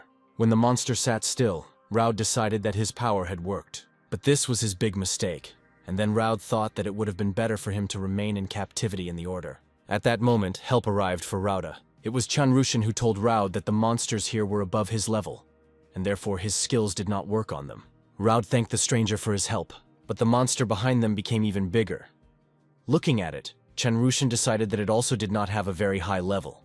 Raud suggested using Chanrushan's hand to climb up, but Chanrushan said that his hand was stuck. The monster was already ready to swallow these sweet guys. But fortunately for them, help came to them, which they will owe for this. Leonhard informed the two that they were being pinned down by a normal nature monster. Changrushan thanked Leonhard and said that he would serve him loyally. Raud was interested in why they were in such a place. Chanrushan answered that there was a dungeon here, and Leonhard asked Chanrushan if he knew why they were going down into the dungeon. Chanrushan suggested that it was for the sake of the raid, so that the monsters would not attack people. Here Raud intervened, saying that monsters come in different forms. The one that attacked them was a Ratni, and he attacked because they invaded his territory. Leonhard explained that the dungeon monsters were created by the demon god, and they cannot eat anything that belongs to the Ratna, and therefore they cannot cause harm. Chanrushan became interested in why the hunters went down into the dungeon. Temptation was to blame for everything, because for completing the dungeon they could receive powerful items and glory. Therefore, the Ratni voluntarily go to their deaths. In other words, this is the first stage of the capture of Ratni by the demon god. Now it became clear to Chanrushan why there were objects in the very heart of the dungeon. While the interesting and informative conversation was going on, they came to an interesting point. It was another unstable rift into another dimension, in the name of an abandoned homeland and sacred gods. Chanrushan and Raud were very surprised and wondered what it was. Leonhard explained that the Order had reported about 100 such cracks, and that there had never been anything like this before. Leonhard thought that if it could be seen using the landmark created by Ompalas, then it must be related to the demon god. While Leonhard was thinking, Chanrushan decided to look into the crack, and Raud quickly grabbed his hand. Not far from that very village, a carriage stopped, and a man, a Komodo, tried to get through with a blessing. When someone answered on the other end, the man immediately began reporting that the prince had been captured, and that a monster was ruling the village. Due to poor communication, Kronprince had trouble hearing and asked again if they had really caught Leondel. But the man could no longer answer the prince, as these were his last minutes. Receiving no answer, the crown prince hung up and resigned himself to the fact that something was indeed happening in that village. In front of the crown prince sat Holian, who informed him that this problem was no longer limited to the elven kingdoms. But the crown prince reminded that even a representative of the fairy union could not interfere in the elven kingdoms without discussing it with the union. Holian replied to the crown prince that she had no such thoughts. Then Richard interrupted their conversation. Richard told Holian that he didn't have time to get permission for every issue, and that Lady Zenobia had to be quicker. But Holian didn't let Richard finish. She made a remark to him that he shouldn't fall in without warning. It brings inconvenience to the elves. The elven king entered the hall, saying that they had not seen Miss Holian for 15 years. The Holians apologized to the king for visiting so late, but he knew she must have had a reason. Looking at Holian, the king noticed that she came without messengers, which meant that she was here as Holian, superior to Death, one of the 4 heroes. With sadness, Holian replied that the king was right, but the king also noted that Holian was going to the very village that rejected the elves. The elven king asked Holian to be careful and not to harm the inhabitants, and when the morning came, she could set off. Holian thanked the fairy king for allowing them to go to their territory. The elven kingdom was a small country compared to other states, its population and national power less than half. Although diplomatically the fairy kingdom is superior, thanks to Holian who transcends death. The crown prince told his father that he would set out with Holian the following morning. The king looked at his son and said that the elven nobles were waiting for the power to weaken, so the king should not rush off so easily. The crown prince did not like this, because as the eldest son of the royal family, he has the power to control the roots of the world tree. The king wondered if the crown prince was angry with him for sending Leyendel to that dangerous place. Turning to his father, the crown prince replied that he simply did not want to end up in hell a second time. Sitting behind bars, Leyendel tried to dig a tunnel with a spoon. When one of the bricks fell out, Leyendel looked through the crack. But on the opposite side were the roots of the world tree, which you couldn't even scratch. Leyendel wondered why the house was built so strangely, but he had to get out of there by any means necessary. At an inopportune moment, Leyendell's mother came to him and asked him if he had thought about his behavior. With a sweet smile, Leyendel replied to his mother that he regretted his misdeeds. The mother noticed that her son was still trying to escape from her. Then the monster asked everyone to leave, and leave them alone with Leyendel. When everyone left, Leyendel looked at Kivia and hoped that she had woken up. Otherwise, she would not have returned here. Leyendel felt that Kivia and his brother had some kind of plan.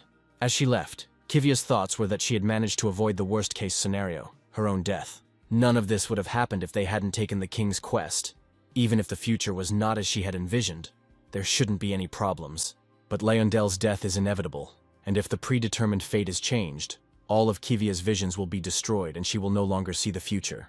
For Ratna's sake, we must save Eric, leave this village, and find Beotold.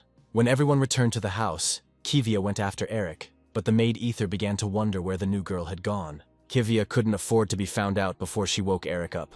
Now was the right moment, while Leyendel was distracting the monster, because it was unknown when she would be separated from Eric. Ether continued to call Kivia, and she noticed that she was acting strangely. But suddenly someone knocked on the door and everyone looked around. Opening the door, a doctor stood in front of them, who had business with the lady.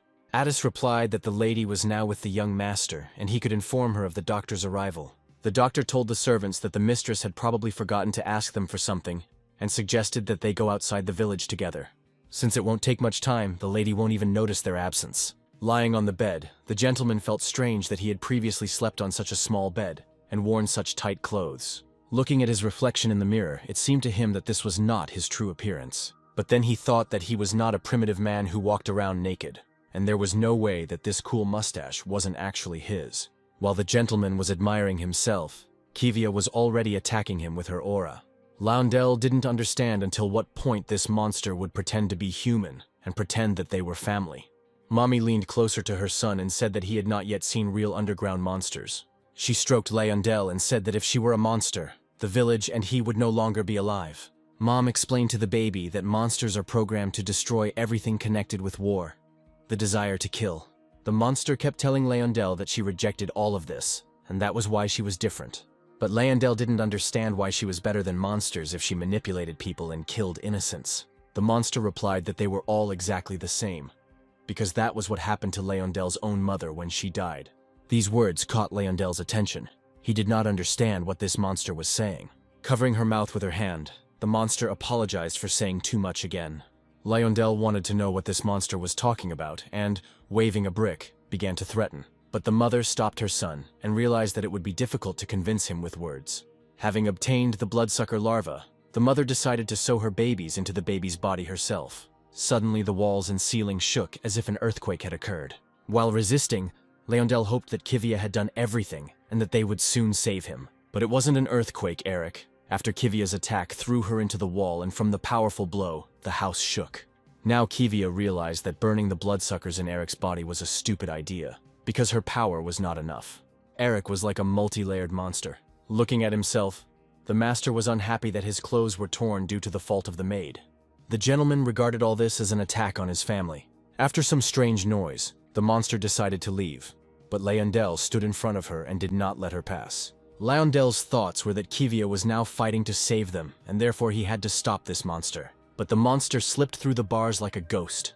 And then Leondell had only one option left: the roots of the world tree. The master told the maid that he had been wandering for 20 years. He was also a foreigner, but the people of this village accepted him. And now here is his home, his family, and his friends, whom he will not allow to be hurt. After hearing all this, Kivia realized that real memories and false ones were mixed up in her head. The master decided that their new maid was simply crazy. Kivia noticed that a normal attack using the aura would not expel the parasites from his body. Kivia still had one more way left to force Eric to use his aura. When Kivia used powerful aura energy, Eric blocked her attack with earth. Kivia suspected that Eric wouldn't be able to resist for long without using his aura. Now Eric attacked Kivia first, and the blow caused her to drop her spear. Kivia turned to Eric and said that she couldn't summon his aura with her own powers. Looking again at the maid, the master was surprised that she continued to talk this nonsense. Kivia turned to Eric and said that he needed to use the aura. But then she appeared, walking slowly towards her master. And then she answered Kiwi that he couldn't use aura. Otherwise it would completely destroy the village. Kivia guessed that it was the monster who forbade Eric from using the aura. Pressing Kivia against a tree, the monster asked her who she really was. After all, she was very interested in why her parasites did not work on her. This could only happen to children who have few memories. Kivia said that despite how it looks, it has only been 4 weeks since it was launched. This made the monster laugh, as she knew that women should not be judged by their appearance. The monster emphasized that Kivia has a strong influence on the child in the dungeon. During this time, while the proceedings were going on upstairs, Leondell managed to dismantle half the wall in order to get to the roots. After he had the opportunity, Leondell came into contact with the roots of the world tree. As soon as the reunion occurred, the monster and those who were under its influence began to have a sharp headache. The monster didn't understand what it was and who could interfere with her signal. While she was thinking, Kivia suddenly attacked Eric and knocked him down. Holding Eric's hands, Kivia leaned towards his lips and performed artificial respiration to transfer the aura. But the monster, noticing this, immediately pushed Kivia away from Eric. The monster explained to Kivia that the parasites had already completely taken over Eric's body and it was too late to transfer the aura. Having grabbed Kivia, the monster said that no one doubts the life that she gave, because new memories are superimposed on top of the happy ones. But Eric appeared behind the monster. She did not understand how he was able to wake up on his own. In front of Kivia's eyes, Eric raised the monster, and she told him that his memories were perfect. Eric agreed with her, because he had a house and a wife, and also a child to feed. A normal life. Piercing the monster with his hand from which an aura emanated. The only thing that was strange about Eric was that he didn't remember kissing anyone. From Eric's powerful aura, the monster seemed to evaporate, and Kivia told Eric that it was not a kiss, but artificial respiration. Returning to the house, Eric thanked Kivia for kissing him, or rather, performing artificial respiration, and for him coming to his senses. Kivia asked Eric to be more serious, as Mom might come back to life. In general, for Kivia, this was an extreme method that she did not want to use. Eric decided that it was because of his headache that everything worked out for Kivia. When Kivia and Eric came to Leondell, they noticed that the roots of the world tree began to suck the baby into themselves. Leondell, seeing Kivia, was glad that she remained alive. Eric immediately bent the bars of the grate so they could enter. Kivia cut the roots of the world tree with her spear using aura. When Leondell fell on Kivia's shoulder, he was immediately glad of such relief. It was known that people were controlled by a signal coming from the world tree. Whoever received the signal was immediately under control. The monster used the tree's roots for its own purposes, which means the source is hidden somewhere underground. To free people, it is necessary to destroy the source and restore the world tree. Then the signal will disappear, and all charged ones will heal naturally. Kivia told all the information that Leondell received when interacting with the world tree. Looking at Eric, Kivia told him that he looked like a clown without clothes, but Eric had no clothes and his sword. But Leyondell reminded everyone that in order to restore the World Tree to its previous state, he personally needed to touch it. This meant that Leyondell also had to go down into the dungeon. Kivia didn't even want to hear about it, and immediately said that Leyondell would stay upstairs while they destroyed the enemy. Leyondell tried to persuade Kivia, saying that the road leading down was like a labyrinth and it would be difficult to find the way. Also, Leyondell said that he was engaged in fencing, or he would be able to distract the monsters. But Kivia insisted on her own, and even more so, after contact with the World Tree, one of Leyondell's eyes began to see worse. Suddenly, Eric picked up Leyondell and put him on his shoulders, realizing that the weight was just right. Eric said that even 3-year-olds go out to battle among the Valterians, and Leyondell will be their navigator. This idea pleased Leyondell, and sitting on Eric's shoulders, he shouted that Leyondell's squad was ready for battle. The doctor, along with Ether and Addis, descended into the dungeon and walked along the tangled paths. Ether didn't believe that the lady had a task for them in such a terrible place. Having already gone deep enough, Ether wanted to touch the tip of the root, but Ether was frightened by someone's mooing face in the roots. Addis and Ether were surprised where it came from, and why the roots of the World Tree were absorbing it. The doctor explained that with the help of the World Tree, it sucks out energy, even though the roots are infected. All this bears fruit on the branches. The high concentration of life force and energy turns into red crystals. After that, bloodstones appear and all this is done for her. Arriving at the place, the doctor gave the order to find the sword of the Valterian warrior. But the same monster who said she wanted to accept him into her family turned to the doctor. The doctor didn't expect Kivia to wake up the Valterian so quickly. Then the doctor turned to the queen and asked what had happened, and she sternly replied that the cunning doctor knew everything and did not tell. But the doctor tried to convince the queen that he knew nothing about it and had no idea. The queen told the doctor that she would never forgive him. Then the doctor approached the queen and asked what she would do with him, kill him or something. But if the queen kills him, she will turn into a monster who is unable to resist the thirst for murder. If the doctor dies, his magic will disappear and the queen will not be able to live like an ordinary person. The queen turned away from the doctor, saying that he simply had nowhere to go because he had been kicked out of the kingdom. It was not in the interests of the two of them for this village to become known. But Eric, along with Kivia and Leyondell, were already on their way. The queen warned the doctor that she would make Eric pay the price for cheating on his wife by kissing another. Hearing this, Addis offered to kill Eric for such an act. Seeing his brother, Leyondell was glad that he was alive. Eric was surprised that Leyondell's brother was also not infected. And Kivia said that thanks to him, she got close to them, and only people are susceptible to influence. Then Erica wondered how people could be influenced. The doctor told Leyondell that he was indeed a true descendant of the royal elves, since he was able to touch the roots. Suddenly, Ether jumped out from somewhere waving her swords. Eric started yelling at Ether to come to her senses, but Kivia told Eric that if it was that simple, she wouldn't have woken him up that way. At the moment, Ether and Addis mistook Eric and Kivia for enemies. When Addis tried to attack, Eric managed to block it, but noticed that Addis's skills had become more powerful. Eric decided to talk to the guys again, saying that the fact that they were fighting now looked very strange. But Addis did not see anything strange in this, since he was trying to kill the enemy who invaded his territory. Eric kicked the ground with all his might, causing it to shake as if there had been an earthquake. As the impact tore a hole in the ground, Eric grabbed Ether and Addis and fell into it with them, shouting to Kivia that there was a way. Kivia was surprised that Eric spoke so confidently about this. The queen immediately appeared and wanted to kill Kivia for breaking up someone else's family. Kivia immediately entered into battle with the queen. Turning to the doctor, Kivia ordered him to take Leyondell away from here. Of course, Leyondell was against this.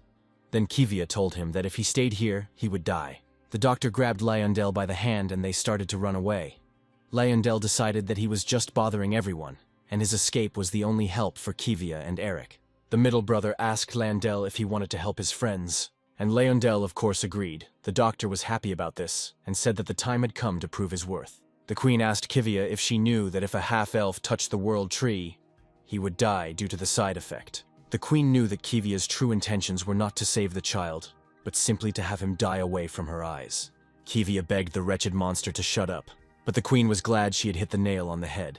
The queen continued to talk about how Kivia only needed the boar she could take in exchange for Leyondell. At one point, there was already a whole crowd of monsters, and each one said that Kivia could have killed Addis and Ether, and told the Valterian that they were killed by a monster. Kivia thought about freezing this crowd with an artifact, but using aura on bloodsuckers is not the best option. During the time spent in the village, Kivia realized that the bloodsuckers quickly recover and feed on the energy of the tree. And in order for Kivia to deal with everyone, in addition to Aura, she needed 4 main powers. The queen turned to Kivia and asked her if she understood the queen's weakness. The queen was also curious about what Kivia thought about why the queen did not kill the mage and the swordsman. The queen told Kivia that there was no way to return the mage and swordsman to their previous state, and the only thing left to do was to kill them. Eric immediately appears and asks Kivia to help him, since he lacks a level. The queen doesn't understand how the Valtarian is still alive. Kivia takes out a polymorph necklace that can suppress users of the dragon race. After activating the necklace, Addis and Ether immediately turned into dragons. The queen was amazed that the magician and the swordsman were dragons. Addis was furious that the monster wanted to harm Eric and Kiwi with his hands. Addis grabbed the monster by the hair and began to spit fire right into her face. Eric watched all this, and for the first time he saw Addis so furious. Ether grabbed Eric and began to slam him into the ground, telling him to die. Eric started hitting Ether in the face and telling her to come to her senses. When Ether came to her senses, she immediately went to help Addis. Eric asked Kivia where Leondel was, and she replied that she had sent him and his brother outside. Kivia told Eric that as long as the main monster was in the crosshairs, no one would be able to harm Leondel. But no one expected that the village's world tree would turn into a monster. The monster began to attack the village with its aura. Addis told the monster that it was precisely such actions that made her a monster. Eric, sitting on Ether, went to help Addis. But Eric didn't just strike, he cut the monster with his aura. It was the first time Eric had seen someone bigger than Addis. With his strength and aura, Eric smashed the monster to pieces. Eric destroyed every millimeter of the monster, getting closer and closer to her. After Eric's aura, the monster could no longer regenerate. And then Eric got as close to her as possible and was ready to strike. But Eric's sword couldn't withstand his powerful aura and broke. Noticing this, Kivia made a good run and threw a spear at Ermic, saying that she had already used it and it was time to return it. Eric caught the spear and thanked Kivia for returning it. The world tree sucked all the energy out of the monster, while Eric cut off her head. All the energy of the world tree will leave through this gap. Leondel told his brother that he couldn't move, and his brother replied that this was enough to prevent the queen from regenerating.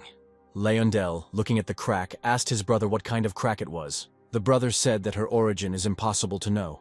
But thanks to her appearance, the bloodsuckers can operate outside the dungeon. And the larger the gap, the further they could crawl according to the doctor's calculations. The bloodsuckers could even reach Elendia. Leondel did not understand what his brother was talking about. But he continued to say that if he opened the crack and killed the queen, he would be able to control people throughout the entire fairy union. Hearing this, Leondel immediately began to detach himself from the world tree. But his brother pushed him away and told him not to act rashly. The doctor said that he began studying bloodsuckers 20 years ago. Even then, he noticed that they were responding to signals from the world tree, but they were simply creatures that fed on energy. At that time, the doctor thought that they couldn't be used to manipulate people, so his father kicked him out because of these studies. The doctor wanted the elves to be able to rule over numerous nations, and then not only would peace come, but their kingdom would become great again.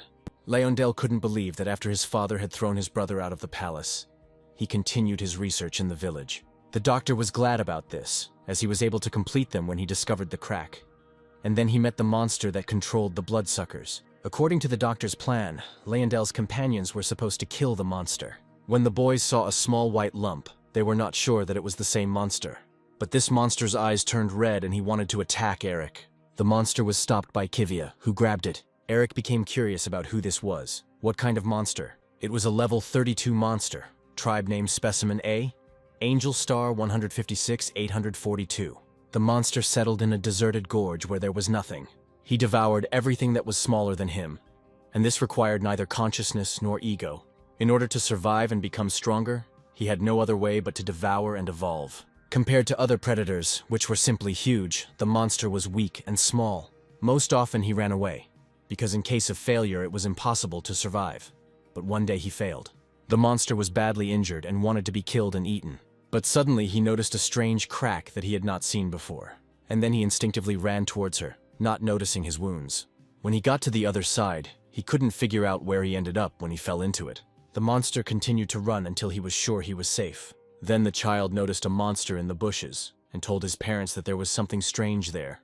The monster was in an unfamiliar environment. He didn't have to hunt anymore, and food was given out on a schedule. People didn't understand where he came from, because in terms of recovery speed, he was like a wild monster. The child was delighted that they had discovered a new species. but the father warned his son that he could not keep it at home. The father warned his son that this monster was still a puppy, but could also be dangerous. The child told the monster that his dad was a veterinarian, and if he ate well, he would soon get better. The monster grabbed the bowl of food in his paws and said that it was delicious. Everyone was surprised by what they heard, as no one expected this monster to speak. Immediately after this, the father and son began to persuade their mother to let the monster stay with them. But mother was against it, afraid that the villagers might find out that they were keeping a wild monster at home. But the monster was able to persuade his mother, looking at her with his huge eyes. Then the monster realized that these large creatures were not scary and began to learn more and more about them.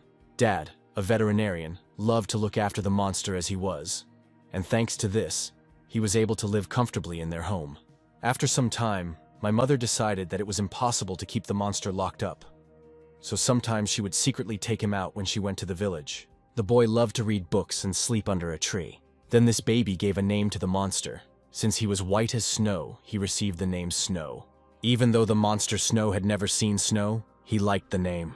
After some time, the baby fell ill as an epidemic spread throughout the village. The parents called the doctor, who asked them not to worry. But the parents said they would bring a special doctor. There were many other doctors before this one, but no one could identify the disease. But it was that special doctor who was able to cure the boy, and the parents thanked him. The doctor assured the parents that he had simply replenished the body's internal energy. At that time, the village was hostile to elves, and the parents had a hard time deciding about such a doctor. Sitting in the boy's room, the doctor admitted that this was the first time he had encountered such a type of animal. The father told the doctor that they accidentally found Snow wounded and are now monitoring him. And an interesting ability is that he takes the form of objects that he ate. After the conversation, the father reached into the inside pocket of his jacket for his fee. But the doctor asked without this, since the baby had not fully recovered. In return, he asked to put in a good word for him to stay in the village. Father was surprised that there were still such amazing elves. The doctor had medicines to treat people, and he used this to his advantage. Although the doctor did not look like the villagers, to Snow, he was like a human. The father helped the elf and convinced the residents, but at first, everyone reacted strangely to this. But the people he cured began to treat him as a doctor.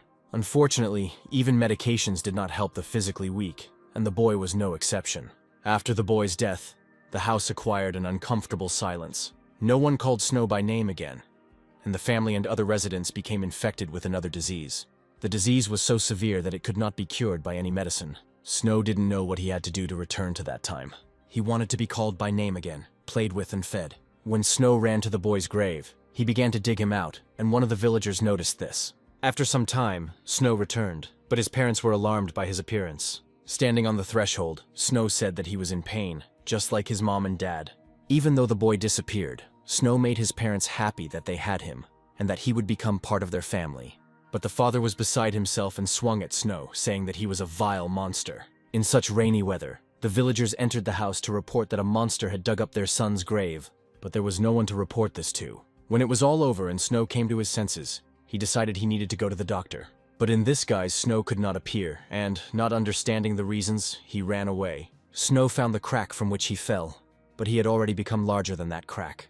He thought he could push it open and crawl inside, but Snow didn't want to go back to the mountains. When the residents shot Snow, they began to worry more about the incomprehensible crack, which they decided was the cause of the illnesses. Snow stood up and started crying, telling the villagers that it wasn't because of him. It was at that moment that people began to kill each other. Snow realized that he had forced them to do this, and then he gained the ability to control the bloodsuckers. As it turned out, the cause of the disease in the village was blood-sucking monsters, and the same thing happened to the boy who became infected with this disease. And when Snow ate the boy, he became infected with this disease. A doctor appeared from somewhere in the dungeon and saved Snow. The doctor extended his hand to Snow and offered to help him live as a human. After all this, the doctor cast magic on Snow so that he would not accidentally kill anyone. Then Snow gave the doctor his 2 eyes, and all this was so that he could use his abilities. The boys realized that Snow was just a pawn of the elf to control people. Kivia began to threaten Snow and ask where the doctor and Londell were now. But Snow didn't even think about helping the guys, because they also consider him just a monster. Addis intervened in the conversation and said that he had also lived like a wild animal before and had to kill people to survive. Addis admitted that he now regretted it, and Kivia asked Addis to step aside. Eric pulled Kivia towards him and asked her to leave it as is for now. Snow decided that Addis was asking him to repent and move on with his life. Addis explained that taking people's lives by using bloodsuckers and attacking them was wrong. Snow didn't like all this, since he couldn't turn into a human like Addis. These words made Snow angry, because everyone looked at him like he was a monster. Addis hugged Snow, telling him that the two of them were essentially monsters, and no matter how much they denied it, it wouldn't change. Addis asked Snow not to use all this as an excuse anymore. When Addis asked Snow if no one had ever been kind to him, Snow remembered that boy's mother. From such mental trauma, everything inside Snow was screaming. Kivia didn't remember why Eric and Ether were just standing there watching all this. And when everything calmed down, Eric suggested finishing off the second prince and finding Leyondell. As Snow climbed higher, he ordered the villagers to go very far away so that the signal from the World Tree would not affect them. Eric suggested waiting until the residents left. Addis praised Snow. Snow also erased the memories of people seeing the dragon. Unexpectedly, Ether said that she had gotten out of the habit of flying in the form of a wyvern, that now even her shoulders hurt, but Eric said that she had simply gained weight. Ether attacked Eric with the words that she was 3 times lighter than him. Eric replied that weight is determined by true appearance. Noticing Kivia a little further, Eric approached her and saw that she was sad, most likely because of Leyondell. Kivia replied that she was worried about Leyondell, but sad because of Eric. Since Eric was not a warrior, even the goddess could not accurately predict his actions, and if this continued, all of Kivia's predictions would be false. So now Eric must follow only Kivia's decisions. Eric, without denying anything, simply agreed with Kivia. Along the way, Kivia praised the boys for stopping her when she tried to kill the creature. Eric was glad that Snow was alive, and said that he had an interesting race. When Eric named the race Angel, Kivia's face changed, but Eric continued to say that there were still strange numbers there. Addis and Ether heard of such an angel race for the first time, and Snow himself admitted that he did not know such a thing. Eric was outraged that the guys themselves didn't know this, and they called him a foreigner. At that moment, a huge bunch of monsters similar to Snow flew out of the tree. Everyone was surprised and decided that these monsters came here just like Snow. Kivia pushed Eric down sharply, grabbed Snow, and told Addis and Ether that there was a change of plans. Kivia ordered Addis and Ether to kill the monsters called angels so that they would not leave the village. Kivia jumped after Eric and shouted that they would close the gate in that time. When strange monsters began to penetrate, Leyondell blocked their path. The doctor, looking at the crack, suggested that there might be a connection with other lands, since this was the first time he had seen such monsters. Leyondell turned to his brother and said that he had made the wrong choice, since he himself would not be able to control it. Leaning towards Leyondell, the brother replied that it was for this very reason that he asked him for help. Leyondell was even afraid to imagine what his father and older brother would say to all this. But the doctor replied that they were all dirty liars. The doctor said that neither the Crown Prince nor he could control the World Tree, only Leyondell could do it. This ability is possessed by the eldest sons of the royal elven family. The Crown Prince forgot his duties and fell in love with a human girl, and then the king declared his own grandson to be his son to hide the prince's stupidity. The Crown Prince wanted to pass the throne to the half-breed when the time came. But if that happened, the royal blood of the elves would be forever defiled. As with Leyondell's mother, the middle brother sent mercenaries to kill the younger brother. But then the doctor gets hit in the face by Eric, who was very happy to hit such a filthy scumbag. Eric explained that for some reason he couldn't kill, but if Kivia had hit him, the doctor's head would have flown off his shoulders long ago. The doctor did not expect to see the Valtrin here, and he became interested in how they knew his location. Snow came out from behind Eric, who had thought the whole time that the doctor was caring for him and therefore was hiding this place. Snow was so angry that as soon as the doctor appeared in the village, he infected everyone with bloodsuckers. Seeing the monster, the doctor was even more surprised that now they were all on the same page. Kivia noticed that the doctor had given Leyondell poison to drink and wanted to help him quickly. But suddenly Leyondell ran over to his brother. Eric and Kivia did not understand what he was doing. The doctor knew that even half-elves could be controlled. Eric asked Snow if there was anything he could do, but he replied that now only Elf could control Leyondell. The doctor asked Leyondell if he remembered his request, and Leyondell touched the roots. Kivia asked to stop, as this was not just a dungeon. These were the gates leading to another world, the world of Ompalas. Kivia quickly explained to Eric that the goddess of darkness had lost her power. The balance of power that protected the battlefield had cracked, and that was why a gap had appeared. As for the angel, it was not created by the goddesses. Most likely it was a biological weapon against the Ratna that Ompalas was testing. The doctor suggested that Kivia kill him and Leyondell to save the world if Ratne was already in danger of destruction. As he said this, the doctor was sure that Kivia would not do this, since all her words were lies. Eric grabbed his sword and ordered the doctor to move away from Leyondell if he did not want to die. The doctor found it funny that Eric decided to break the gate with his stupid sword. A monster of level 148 burst out of the crack. Tribe name Specimen A, Angel Lattice 1537. The monster grabbed the doctor and ate him. Kivia realized that this was the next step in Ompala's plan to take over the Ratna.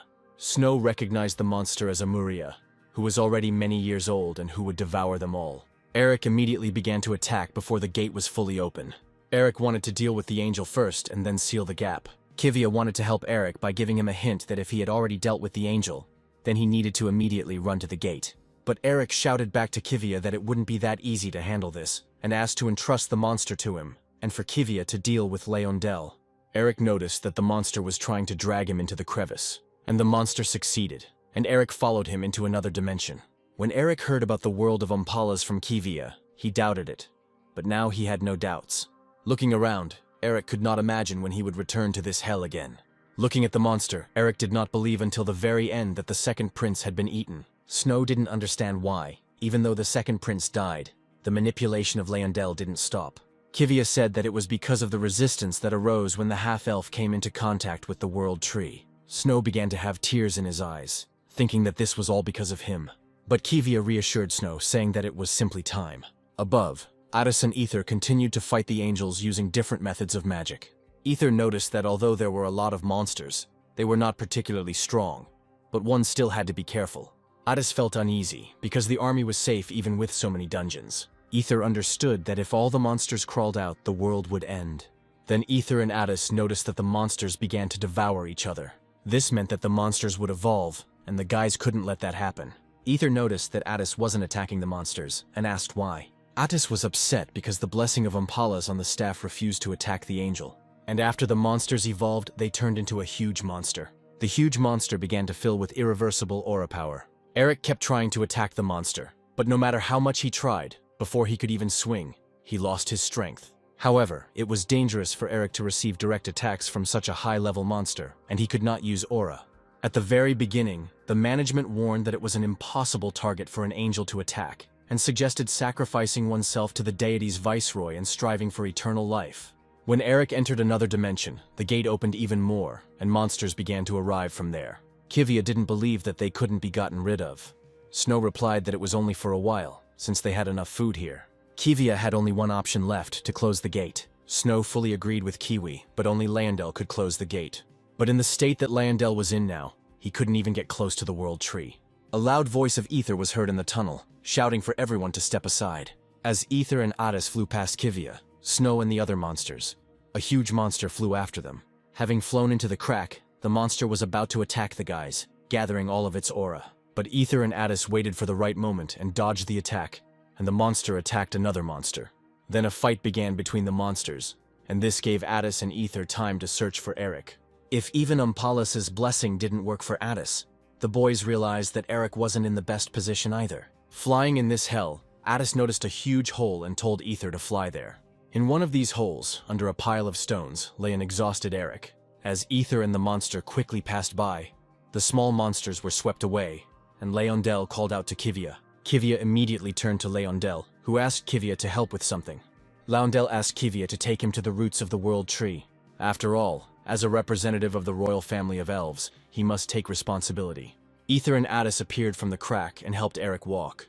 Eric reassured the boys that when he lived in the mountains, such fights were commonplace. But no matter how hard Eric tried, Addis saw that Eric's wounds were serious, and he would not be able to take the blow and fight as before. Kivia approached everyone and said that there was no point in fighting anymore. Looking away, Kivia said that the gate would close soon, as Leondel was already working on it. Everyone immediately ran to the roots and asked Leondel to wake up. Snow replied that Leondel was already unconscious, and now he could control the bloodsuckers so that they would not kill Leondel. Turning away from everyone, Kivia reminded that at the very beginning she had spoken about the fate of Leondel, and in order for the will of the goddess to be fulfilled and the war to continue to exist, it is necessary to save people from death. But Eric didn't like all this and began to get Leondel from the roots of the world tree. Kivia started screaming and asking Eric if he still didn't understand her words. While trying to get to Leondel, Eric shouted to Kivia that he didn't understand something.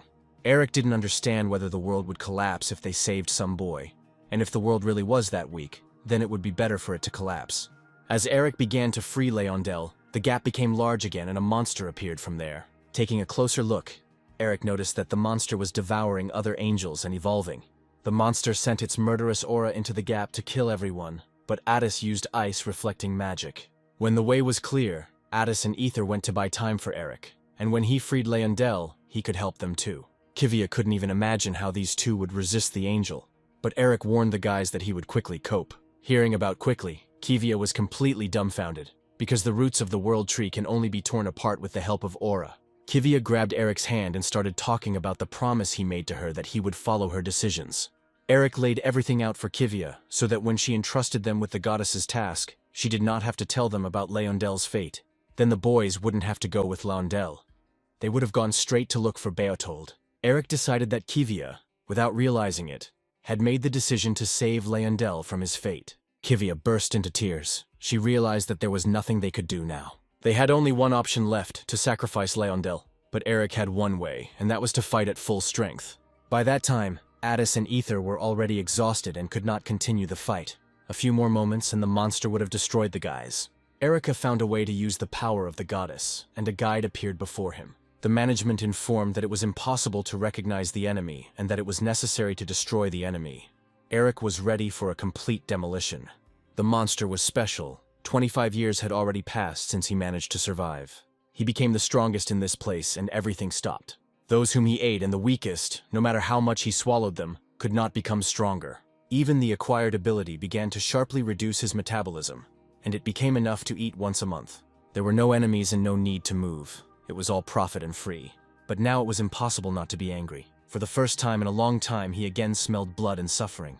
And thanks to the creature that wants to destroy him, the monster feels an incredible sense of hunger. Snow asked Kivia what kind of magic she was using, and Eric fought the monster on equal terms. Kivia replied that it was not magic but sacred abilities. Eric was able to hack the landmark and adjust it so that it would not perceive the monster as an angel. Also, a little bit of Kivia's aura was added to the total power, but compared to Eric's aura, it won't give such an effect. However, Kivia knew that it was impossible to deceive the landmark forever. Then Kivia asked Snow to look after Leondel, and she herself would get Addis and Ether out. But Snow told Kivia to stay with Leondel because he needed her more. It would be even more difficult to explain to Leondel who Snow is. Therefore, Snow went to return Addis and Ether. Kivia thanked Snow and wished him luck. Eric kept trying to aim for the monster's head, but even though it was huge, he still dodged it well. At that moment, Eric used all the methods and techniques he knew, and it wasn't without exploding the earth. After this move, Eric managed to cut off the monster's arm. But because of the explosion, huge stones continued to fall and raised huge dust, making it impossible to see anything. And when the dust settled, Eric noticed that the monster was repeating all his movements. When the monster used aura, Addis came to Eric's aid with his reflector ice move. Having landed with the guys, Eric asked about their well-being. Addis informed Eric that Ether most likely broke her arm. Then Eric ordered Addis to take the Ether and go to the gate, and he would deal with the monster. But the monster repeated Eric's explosion of the earth, and Eric managed to grab only Addis. Because of her broken arm, Ether couldn't do anything, but Snow caught her below. Snow shouted to Eric that the monster would evolve due to the elf that had eaten it. And so it happened. The monster prepared to attack with another portion of aura, but Eric asked Addis if he remembered how they hunted the spider. Without a single unnecessary question, Addis froze Eric's sword. And with all his might, Eric threw the frozen sword straight into the monster's mouth. Kivia watched all this and hoped that Eric would soon put an end to it, because her abilities did not have much time left. Eric's sword flew straight into the mouth, repelling the monster's aura. But at the very last moment, the monster closed his mouth and the sword got stuck between his fangs. Eric immediately grabbed the sword and was glad that he finally reached the head, having inflicted his professional cuts on the monster lengthwise and crosswise. For dessert, Eric left him with a crossblow and pierced the monster with an additional blow. Suddenly, Snow shouted that they shouldn't aim at the monster's head, as it was just a shell. But it was too late and the shell was damaged. The monster descended to the place where Addis, Ether, and Snow were. Addis grabbed his staff and tried to pull himself together. Eric attacked the monster, protecting the boys, and shouted to Addis that Ether wouldn't last long. Addis didn't understand why he needed to help Eric and save Ether right now. Looking at the monster, Addis decided that his main body was allowed because he had become much smaller. But then Snow explained that they were constantly evolving and receiving various advantages, and in return they accumulated unnecessary abilities. And after the monster ate the elf, he developed intelligence, which brought awareness. Addis was even afraid to imagine that if the monster had become so smart, what would be the next stage? Eric didn't understand why it became difficult for him to deal with the monster. Each attack of the monster was thought out to the smallest detail, and Eric no longer felt like he was fighting a monster. The monster put aura into the wings and thereby strengthened them, just like Eric did with his sword. Eric noticed that the monster was completely repeating all of his techniques. And when Eric wants to strike, the monster seems to know and dodges. The monster used a lengthwise strike against Eric. In addition, the monster used fire magic in addition to the aura. For Eric, the monster's blows became dangerous, especially with fire magic. While Addis had time, he turned into a dragon. But he didn't understand what Ether and Snow were still doing here. Snow answered Addis that even if they ran away, when the monster came out, it would be the end for them all anyway. And Ether warned the two of them that they had no choice but to defeat the monster. The monster was furious. He repeated the same thing over and over again, that he was interrupted. Then the monster used a cross move, adding some fire to it, and directed it all at Addis. Addis prepared for the attack, but the boys had little chance of survival. Suddenly, Kivia felt that someone was approaching with great speed, but there could be no one here with such force. When Kivia looked up, she was very surprised at where they came from. Before attacking Addis, Snow ate Umpala's blessing from Addis's staff. Eric was furious because the monster killed his friends. Together with the monster, they used the same cross attack, which made the entire earth shake. The monster pierced Eric's shoulder with its sharp wing, but the monster didn't understand one thing: why Eric stopped and didn't attack. And at the most inopportune moment, management announced that in order to check the landmark, all user movements were suspended. This amused the monster, and he became convinced that his opponent was a complete non-entity. Eric was on the verge of anger, hatred, and wanted only one thing: for this monster to die. Suddenly, a black blindfold flew over the monster's eyes. It was Kivia who started saving Eric, and he asked her if she could hack the landmark again. But Kivia hinted to Eric that he was already barely alive, but his opponent was still in excellent shape. The monster didn't want his prey to just run away, because he wasn't finished yet. Eric told Kivia that even if he died, he couldn't let this bastard go. After such frank phrases, Kivia asked what would happen to the other members of the team. The monster was angry that he had not managed to kill anyone, and this worthless thing was running away like a coward. Suddenly, the roots of the world tree began to emerge from the ground in another dimension. Eric noticed that the roots of the world tree were holding back the monster, but Eric didn't understand who was doing all this. And then from afar, the voice of the Crown Prince began to be heard, saying that he would not be able to hold back the monster for long. Kivia and Eric managed to penetrate through the crack, and Addis and Ether, who were alive, were already waiting for him there. Ether told Eric that just before the attack, Snow protected them by swallowing a blessing. Eric asked Addis where Snow was then, but Addis could not answer, because when they came to their senses, the roots had already carried them away. Kivia told the Crown Prince that if this gap between dimensions was left, it would begin to grow, and the Ratna would not be able to withstand it. The Crown Prince heard Kivia and knew that only through the roots of the world tree did they have a chance. The Crown Prince ordered the elves to direct all remaining energy to the roots of the world tree. The Crown Prince himself also took it upon himself to help the elf close the gap. The Crown Prince asked Kivia to explain this phenomenon later. Kivia agreed with the prince and asked in return that he explain everything to Landel. Looking down, the Crown Prince agreed with Kivia that it was time to tell the whole truth. When the gap was almost closed, a monster appeared from it, shouting that he would not allow this to happen, and began to open it with his own strength. Suddenly, the monster's aura covered everyone, but most of the energy was directed at Eric. And at that moment, Eric's body seemed to be bound by millions of chains, and instructions appeared. To prevent the monster from killing Eric, Snow came to the rescue and began to interfere with the monster. Looking back, the monster asked Snow why he was trying to stop him, since they were the same species. But suddenly, a huge black harness grabbed Snow by the paw and began to pull. It was Kivia who answered the monster that Snow was completely different and was not a monster. When Kivia grabbed Snow, the monster had a good chance to break out again. Jumping out of the crack, the monster cut Kivia's harness, and at that moment powerful magic began to push the monster and Snow back. Then Snow realized that this was their last meeting and smiled at the guys as he said goodbye. The elves added strength and sealed the gap with the roots of the world tree. The boys became curious about who appeared with such strong magic. Holian was in the sky, wondering if everyone was safe. When the people came out of hypnosis, they observed what was happening to their village. The villagers approached Richard as a hunter and asked him to catch the monster. Richard was ordered to guard the inhabitants, and he was waiting for a certain signal. When arrows appeared in the sky, Richard knew it was all over. Richard, as he left, told the residents that sometimes it was better not to know anything. and a flash of magic blinded the residents. The Crown Prince thanked Holian for helping them at a critical moment. Eric looked with anger at the superior death of Holian. Holian also used magic on the boys. Eric prepared for the attack and ordered Addis and Ether to hide behind him. But because of the thick prana of Holian, the guys found themselves in a completely different place. Holian said that she heard about the boys from the prince and expressed gratitude to them on behalf of the entire fairy union. 2 days later, all the representatives gathered at a round table in the Frelsis Palace. The Crown Prince announced that he had personally seen the gate leading to another dimension. The king of the dwarves, Crombrindle, having studied the matter, was surprised by the unknown monsters that possess intelligence. The Sylph King, Kudibadi, was worried that the monster was trying to come out of its own accord. The Queen of the Nymphs, a representative of the Fairies' Union Holian Prandrihi, reported that at the very end she managed to throw the monster back. Holian was also grateful to Lord Landel and the hunters who risked their lives. Kudibadi was delighted with the Valtarian and his assistants, and Crombrindle was surprised at how much effort it took the guys to close the gate.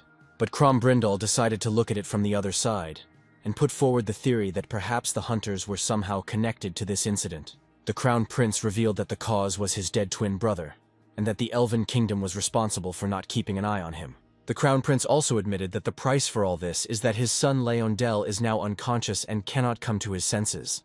There was silence at the table because no one expected such a turn of events. The Crown Prince was grateful to the heroes who saved the future of the Elven Kingdom. Crombrindle wanted to meet and get to know these hunters in person. The Crown Prince replied that he would prepare a meeting for next time, and Kudibadi suggested rewarding the heroes. But for Kubibat, there was something strange. Why the great King Garhan or the sorceress Zenobia did nothing. The Crown Prince turned to Holian, saying that in order to find out the cause of the incident, cooperation with the countries of the continent of Ratna is inevitable. The Crown Prince suggested that Holian contact them as soon as possible, and that she could use their means of communication for this purpose. After contacting Garhan and Zenovi, Garhan told Holian that an investigation was currently underway.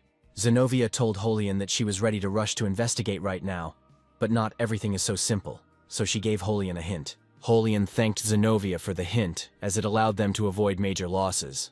But Holian was still worried. Holian revealed that the two possess the Demon King's blessing, and are currently studying it. The critical moment had come for the army, and Holian suggested finding Beotold and helping everyone together as before.